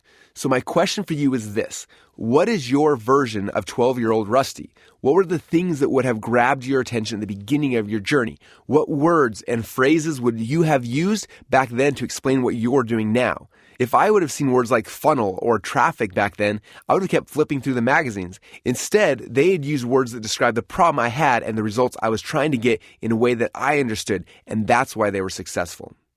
Step number 2, create a bridge. Marketing is all about creating bridges from what somebody wants and desires to the solution that you provide. In .com Secrets, I shared this image showing the 7 phases of a funnel, where phase 1 is the traffic temperature, and then phase 2 is the pre-frame bridge. As you can see, the warmer the traffic, the smaller the pre-frame bridge needs to be. If your audience knows, trusts, and loves you, the hottest traffic, then your bridge could be as simple as telling them that you have something cool that you think that they should buy. At our last Funnel Hacking Live event, we had 4,500 funnel hackers in the audience, by far my hottest traffic. And I asked them, if I told you to buy something right now, how many of you would trust me enough to just walk to the back of the room without even knowing what it was, but you do it because you believe me? Over 60% of the room shot their hands up in agreement. That is the power of hot traffic, and the reason why the game becomes easier and easier as you focus your efforts on tapping into your Dream 100's hot traffic, which is your warm traffic, and converting into traffic that you own. The traffic that you own becomes your hot traffic. Can you see now why I stress the goal of converting warm traffic that you can earn and control into traffic that you own so much? As you move down the warm traffic bridge, it takes a little longer to bridge the gap between what people already know and believe and what you have to offer. Sometimes that bridge is an email from your Dream 100 endorsing you. Other times it's a pre-sale content video that people watch on Facebook or YouTube, warming them up to you and providing value before you direct them into your funnels. And other times, the funnel alone is structured to be the actual pre-frame bridge that warms them up. The last and the longest bridge is the cold traffic bridge. But how long does it need to be? It all depends on how cold the targeted customers are. The first time I tried to grow past our Dream 100's customers and figure out cold traffic, I took a segment of my customers list and ran some intense data analysis on who our existing customers were. If you want a company to do this for your customer list, go to trafficsecrets.com/resources to find an up-to-date list of the companies that you can hire. When we got back the data, we found a lot of interesting trends, but one that really stuck out was that a huge percentage of our customers at the time were conservative Republicans. The report even referenced a few of the websites that this group spent a lot of time on.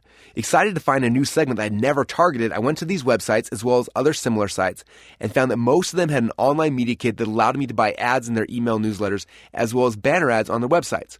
I put in an order to send out an email to 2.3 million people that would direct them into one funnel that converted warm traffic. I was doing the math in my head, and based on what I knew at the time, which was how big their list was, how many clicks I should get, and how my warm traffic funnel normally converted, I figured that this email alone would make me a few $100,000. Once the publisher sent the email, I watched as hundreds of thousands of clicks came to my funnel. That excitement quickly turned into horror, however, as these people almost immediately bounced off and didn't buy. When the campaign ended, we had made about a dozen sales and I had lost over $30,000 from the ad. I was defeated, and I swore I would never look at cold traffic again. And then something interesting happened. I had joined these email lists before I paid for the ad because I wanted to see my email when it hit. And each day afterwards, I started seeing how other people who were marketing to these lists were doing it. I started clicking on their ads, and slowly I started to funnel hack them. The links didn't take me immediately to their funnel, which didn't make sense to me. Instead, the links took me to pages that looked similar to the site that I had just been on. It looked less like a funnel and more like an article. I read the article, and within a few minutes, I saw something I hadn't before. The article was speaking a very different language than I was. It was speaking directly towards the conservative Republican it was targeting, using their language and telling stories about the things that they believed in and cared about. Then within those stories, it started to bridge the gap between what the conservative Republicans believed and what the advertiser was offering. Towards the end of these articles was a link to join a newsletter that would give you more information. I clicked on the link and joined the newsletter. I noticed that for most of these cold traffic bridges, they didn't sell anything to me for a while. I got newsletter number 1 in their email follow-up funnel, which continued to bridge concepts and beliefs with me through stories. Within a few messages, they started to transition and push me into their front-end funnels. At this point, even I was ready to buy. They didn't take people directly from a cold ad into a warm funnel. Instead, they took them through a warming up process to prepare them for the warm funnel. After I saw this, I was ready for round 2. So we spent time trying to figure out what language patterns, words and phrases should I use to explain what I'm trying to warm people up for? What false beliefs do people have that would keep them from buying when they did see my funnel? What stories did I have that could bridge the gaps and break their false beliefs? What content pieces did I need to create to tell these stories? We then wrote an article landing page, which would become our cold traffic pre-frame bridge. When we brought our next solo ad to that list, we sent all the traffic to this article page. From the article page, we direct them to a lead funnel, which captured their email address. And then we built a follow-up funnel that led them to different posts on our blogs, videos on YouTube, and other places where we had strategically placed content to warm them up. Eventually, we introduced them to our front-end offer after we had warmed them up. The results, we were able to finally get cold traffic to work. Typically with warm traffic, we try to break even immediately during the first funnel we direct them towards. But with cold traffic, it takes longer because it's a much longer bridge. With some sources, we were able to break even within a week. But others took 2 or 3 months or longer. That's why it's so essential that if and when you break outside of your Dream 100, you already have a solid value ladder in place with your follow-up funnels and sequences that convert. If you're able to get your offers to convert to cold traffic, then you can buy ads almost anywhere, including buying ads in colder email lists and banner ads on most websites. In order for most companies to scale past 9 figures per year, you need to master cold traffic. To begin with, though, I'd still focus all of your efforts on warm traffic in the Dream 100. I always tell people there's a huge pile of cash sitting in front of you, waiting for you to go and grab it. Don't step over it while trying to go after bigger piles of cash somewhere else. Stop and grab the big pile of cash, your hot and your warm traffic first, and then after you have it all, you can start looking more at the cold traffic channels. Secret 20, Other Growth Hacks. To conclude, I'm going to share some fun ways to get traffic into your funnels. I could keep adding more chapters with more ideas, but at some point this book would just become too big to consume. Instead, I'll use this chapter to help stimulate more fun ideas and growth hacks that you and your team can use to start brainstorming other ways to get traffic into your funnels.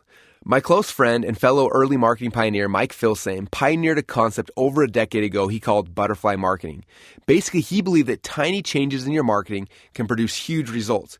It is cause and effect applied to marketing online. I'd heard people talk about the butterfly effect when I was in school. I still remember my teacher talking about how something as small as a butterfly flapping its wings in a certain location could cause a tiny, almost imperceptible change in the environment that when combined with other changes in the weather system could be indirectly responsible for a hurricane forming on the other side of the world. But how do butterflies relate back to digital marketing? Mike argues that there are a lot of little things you can do inside your sales funnels that, while seemingly small and insignificant, can have a huge, massive impact after virally compounding over time. Mike spent a lot of time trying to figure out which things you could plug into your sales funnels that would get the people who came into your funnels to refer other people for free, word-of-mouth marketing.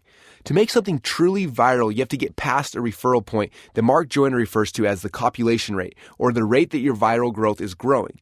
In other words, if you referred 100 people into your funnel and relied 100% on viral marketing from that point forward, and if those 100 people each referred less than one person, then your growth would quickly die. If they each referred exactly one person, then your viral growth would flatline. However, as soon as each person you referred brought in more than one person, then you would have something that would be truly viral. Now, getting to true copulation rate is very hard, and it's impossible to sustain forever because eventually you'd have everyone in the world. Eventually you hit a saturation point and the viral growth will slow down and eventually stop. I've only had one funnel that hit a true copulation rate of greater than 1. It was a front-end funnel we built to recruit people into a new network marketing company that we were helping to launch. This funnel required people to sign a non-disclosure agreement, and then they got 5 invite codes to invite others into the funnel. After they referred 5 people, they would be given 5 more invite codes. We modeled this based on how Google initially launched Gmail. They gave each Gmail user the ability to invite a limited number of people onto their platform. Invites became so valuable that people were selling them on eBay for over $100 each. Our viral front-end funnel signed up over 1.6 million people in just 6 short weeks. During these 6 weeks, we averaged 3 new signups for every one person who joined the site, and I had a chance to see true viral growth. Unfortunately, the company this funnel was promoting didn't have everything ready for the launch, and they had to delay 3 or 4 times, pushing the launch out to over 9 months later. People got bored, and the viral growth slowed to a stop. Now, most of us are probably not going to have the chance to have a site that has true viral growth, and that's okay. There's still plenty of things that you can do inside of your funnels to promote true viral, refer a friend style growth, where you can turn your traffic into more traffic. I'll share with you a few ideas from companies that you know that may give you ideas for things you can weave into your funnels. Dropbox. When users signed up for an account with Dropbox, in their upsell flow, Dropbox offered to give new members more free storage if they linked their Twitter and Facebook accounts and shared information about Dropbox on those accounts. This helped Dropbox grow to over 500 million members worldwide. Facebook. When people first created their Facebook accounts, they were encouraged to add all their contacts so that Facebook could see if these people were already on the site and connect you to them. Then Facebook took all the people who weren't on the site and sent emails inviting them to join Facebook from the new member. Hotmail. In the early years of Hotmail added a signature line to every email that went out that said, P.S. I love you. Get your free email at hotmail.com. That little hack helped them to get to 12 million users in just 18 months. I'd heard stories of some of these famous growth hacking companies, so as we launched ClickFunnels, we started to weave some of these concepts into our sign-up flow. Here are a few of the things that we tested that were successful. ClickFunnels plus Dropbox growth hack. After someone created their ClickFunnels account, we gave them a limited account that only had the ability to create up to 20 funnels. Then we gave them an affiliate link with the opportunity to double their funnels from 20 to 40 when they referred new users to ClickFunnels. This helped our members to bring in more members. ClickFunnels plus Facebook's growth hack. We didn't have the capability to have people import their friends and then send them emails, so we had to be creative to figure out ways that we could model this growth hack. At the time, we were sending a lot of traffic to webinars that would teach people about ClickFunnels. On the webinar, we would present people with an offer to create their free 14-day trial. We had an idea to plug in a tell-a-friend script in that page after somebody registered for the webinar. Once they referred 5 friends to the webinar they just signed up for, we would give them a free copy of one of our best-selling products. We found that the majority of our visitors would refer their friends just so they could get a free copy of the product. Typically, we get about 20% or more of our signups for each webinar from those sign-up referrals. That extra 20% was free traffic that we didn't have to pay for. ClickFunnels plus Hotmail's growth hack. As we were launching ClickFunnels, we knew that people would eventually create millions of pages online. To capitalize on this, we attached a badge at the bottom of each page that says, "This page made with ClickFunnels." The badge was coded with the page owner's affiliate link, which took the viewer to ClickFunnels. Because we made every ClickFunnels member an affiliate when they signed up, every ClickFunnels user had the ability to make an affiliate commission when other people clicked on that badge and signed up for ClickFunnels. We gave people the ability to turn the badge off, but by default, it was turned on. Over the past 5 years that we've had that badge on our members' pages, we've added over 10,000 members and currently make over $1 million per month in recurring revenue. That's over $12 million per year from that one growth hack. Each of these growth hacks that we've implemented into our funnels have been tiny little changes that produce huge results. We've had others that we've tested that didn't have a big enough impact to report back here, but I wanted to tell you the stories of the more successful ones so you'll start noticing them as you're going through other people's sales processes. As a funnel hacker, you should be closely watching the sign-up process through this growth hacking lens. See the creative things that people are doing that you can model inside of your funnels, and then test the ones that you like. This is the marketing game of hunting for buried treasure. Just think, that one tiny badge we placed on our members' pages, almost as an afterthought, pays us over $12 million per year. Each of these little butterflies, growth hacks, or whatever you want to call them, has the ability to change the metrics of your company forever. Start looking at marketing and traffic as a game and keep your eyes open for the next $1 million hack that's right in front of your face. Conclusion, tying it all back together. I know that this book has not been light reading. Unlike most books on traffic that focus on one platform or one strategy, I didn't want to just give you a tactic that only worked today and maybe not tomorrow. I wanted to give you a framework that you could use to get traffic from any platform today, tomorrow, and forever. My goal wasn't to give you a fish. My goal was to teach you how to fish, and I hope I did just that. This book is the final book in my Secrets trilogy. For some of you, this will have been the first book of mine that you've read because traffic was the thing you felt you were missing most in your company. Traffic is just one part of the equation, though. If the traffic you're sending into your funnels from the strategies in this book isn't working, then you typically either have a funnel strategy problem that can be diagnosed and cured with the information inside of .com Secrets, or you have a conversion problem which can be solved by mastering the concepts inside of Expert Secrets. Using these 3 books together will help you to have a more holistic approach to your online digital marketing strategy. Now that you've finished the book, you're probably asking yourself, what should I do next? This book was created to be like a playbook that you don't just read once, but one that you can reference over and over again. Each concept builds on the other one before it, and after you master it on one platform, you can layer on another platform as you work towards complete conversation domination. For right now, though, this is what I would recommend for you to do while these ideas and concepts are still at the top of your mind.